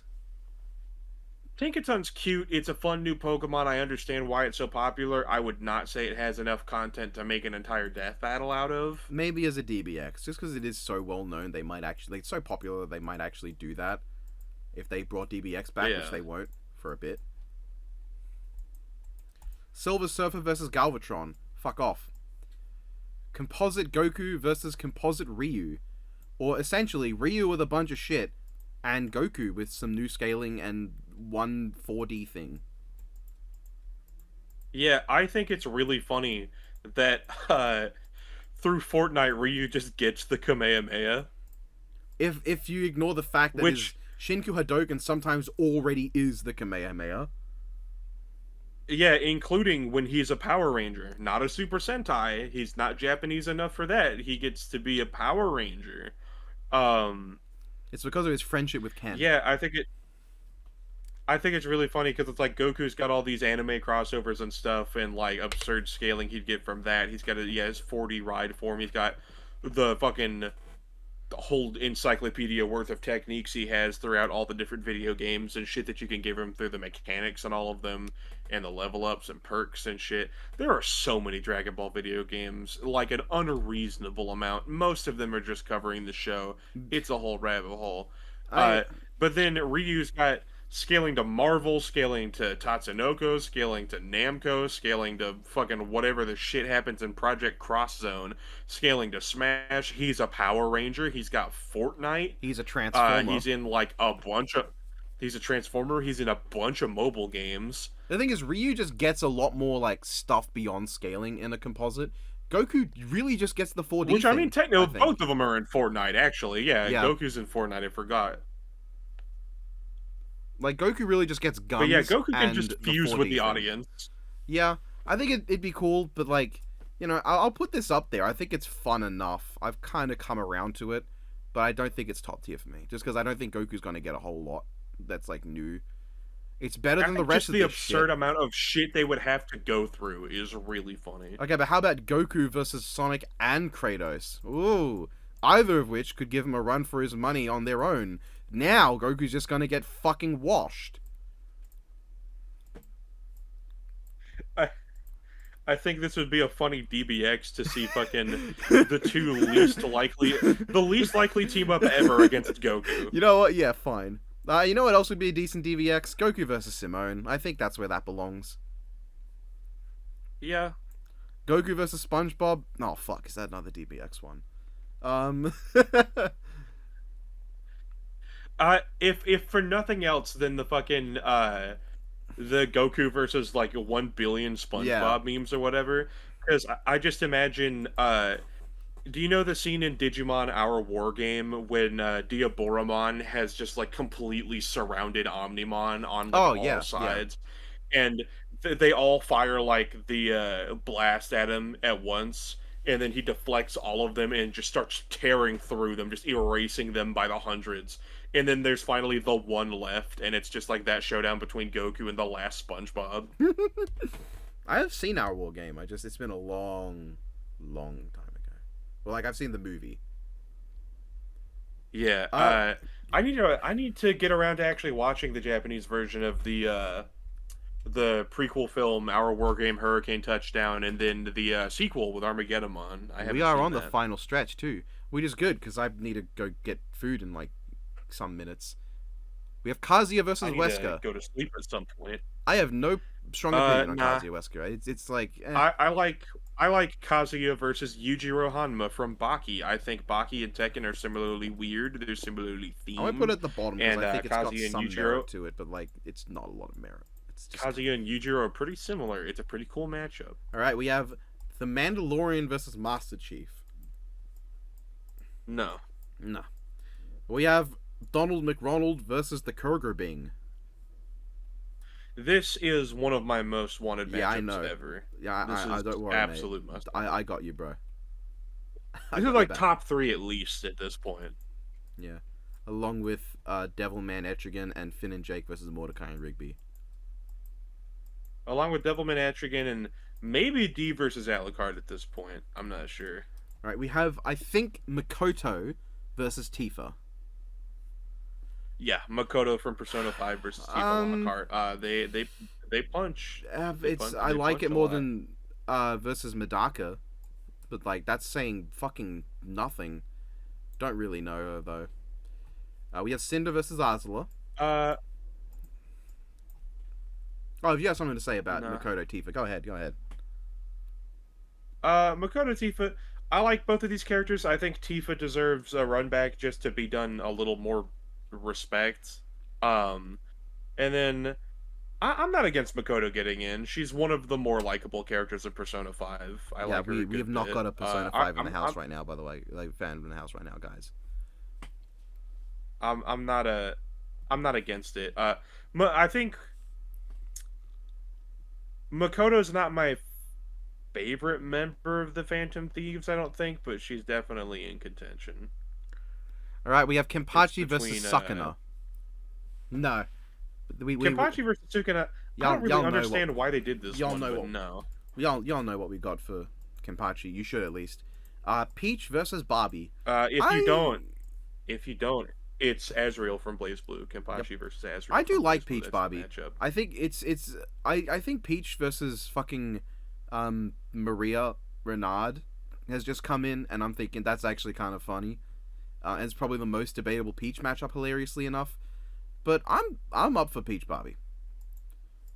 Yeah, Peach Barbie. I mean, Barbie gets some insane scaling. In Yeah, some of the but like stuff, she and I gets would like love to see them I cover think just she gets everything solar Barbie's system to done. galaxy, which does mean she kicks the living Yeah, shit out of Ryu. something like that. In fact, not using crossover Yeah. scaling. Using crossover scaling, she kicks the shit out of Ryu because she is the Dark Phoenix. Not using crossover scaling, she kicks the shit out of Ryu because I don't think Solar System Galaxy is something Composite Ryu gets without scaling to other characters from outside of Street Fighter. Yeah, yeah, Peach versus Barbie is also a matchup that just aesthetically feels like it would work Yeah, very I well. like it. I'm all for it. We have The Bride versus John Wick. I really like this one. I genuinely really like this matchup. It's cool, Do I wanna but see it's John Wick another come one back? where it's just I don't think I don't think we need to see John Wick come back. I'll If John Wick came back, I think the matchup I would be going for the most is Jason Bourne, just because I think Bourne is pretty cool. I I'll think pu- they're very influential action movies. I'll put Bride Wick high, but not top tier. If Wick hadn't got an episode, I would put it at the top. But as it stands, it's one where I would be really happy to see it. But you're not going to see me like begging for John Wick to come back. He got an episode. Yeah. We have Doomsday versus SCP-682. Y'all fucking know my Fuck opinion. you. I really like 682. Fuck. I really like Doomsday. This matchup's not for me. But it is No, probably 'cause the it's like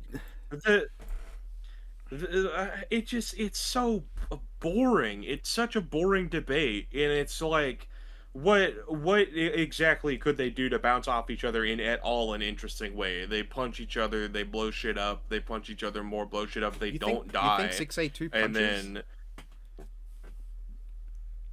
well, no, he doesn't punch. He'd like bite and like. I would maybe like smack him a with his tail. 682 matchup that's more bestial. Doomsday's cool, but he doesn't have the like he's feral and animalistic, sure, but he's not. He's a big muscle guy. That's not what I want in a 682 opponent. I would want someone that's a bit more animalistic in like appearance and aesthetic. And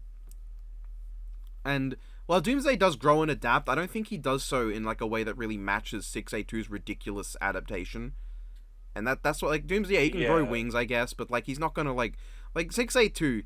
If you hit him with like a giant dildo weapon, like he would develop a giant ass cheek to bounce it back off of himself. Like he would do something uber specific that only applies to this one situation and is never helpful anywhere else. Yeah, I think the one part of this matchup that's kind of cool is just how fucking driven by hate, just fucking directionless hate they both are. Yeah. I think it's interesting that honestly the most likely outcome for this, realistically, according to like fitting the characters, is they both just stop fighting. Like, they both hate all life. 682 is very firmly established. He's not a living thing. He is just a thing. He's not living, he's not dead, he's just ever present, always there. And Doomsday's like he barely qualifies as life at all.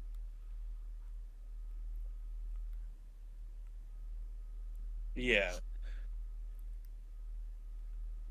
Then we get There was to a Light fucking Yagami. enormous spider in my room. Awesome. Light Yagami, Yeah, Light Yagami versus Columbo So- and Batman. Yeah, technically, this Death Battle cast phrased it as each of these being individual matchups. I don't care, and also it's funnier if it's all of them versus Light Yagami. God, I've got such an editing job to do, just like blocking off that guy from being seen. No, I'm gonna just go away. And we have Wiz versus Boomstick. Yeah, we all know where this goes. Straight to the top. In fact, let me make a row at the top just for Wiz versus Boomstick, because I feel like it deserves it. What a weird fucking tier list, like visually this is. And that's the tier list, everyone. Very bizarre. We have one at the very top, which is the one. We have a decently filled out 3.5 rows of absolutely needed, almost 2 rows of wanted, bit over 1 row of minimal opinion, a lot of ones that we think fit DBX, whatever we did for PD Piranha, don't care / don't know, don't want, and then just a massive pile of ones that just can fuck off and die. No offense to anyone who's fans of those matchups at all, or the people who debated or came up with them.